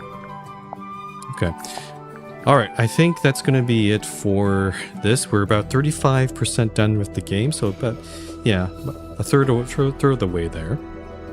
It seems like we've unlocked all of the clues, at least in this part of the game. Except for maybe one, based on the spacing. But interestingly, we haven't talked to 3 people yet. So, we have to talk with both of them in this bunk, and then also Zephyr in the dream chamber. But I'm hoping we haven't been able to do any sort of suspicion or like any of those sort of stuff yet. But I'm hopefully next time I play the Mermaid Mask, I'll be able to start pointing fingers at people here. But honestly, so far, this is definitely they've definitely learned some things from Tangle Tower, or at least it feels like a lot more polished and a lot more. The characters are certainly a lot more interesting. The mystery is there's definitely a lot of threads here, and it's really tickling my brain. So, yeah. Especially, I particularly liked our interaction with Grip there. But yeah, so yeah, I don't know when exactly I'll be streaming this next. I'm thinking it'll be definitely next week at some point, but I'm not sure if it'll be toward the beginning of the week or later. It probably might be the beginning of the week, like maybe Monday or something. So let's say Monday, I'll tentatively schedule a stream. I think because we've gone about a third of the way through, and I'm guessing it'll probably take me 2 more streams to finish it if the pacing is right. Because I remember in Tangle Tower, I played it in 2 streams, but the second stream was like 6 hours long, so I could have maybe split that into 3 parts, but I decided to just get it over with. So yeah, I think that's going to be the plan.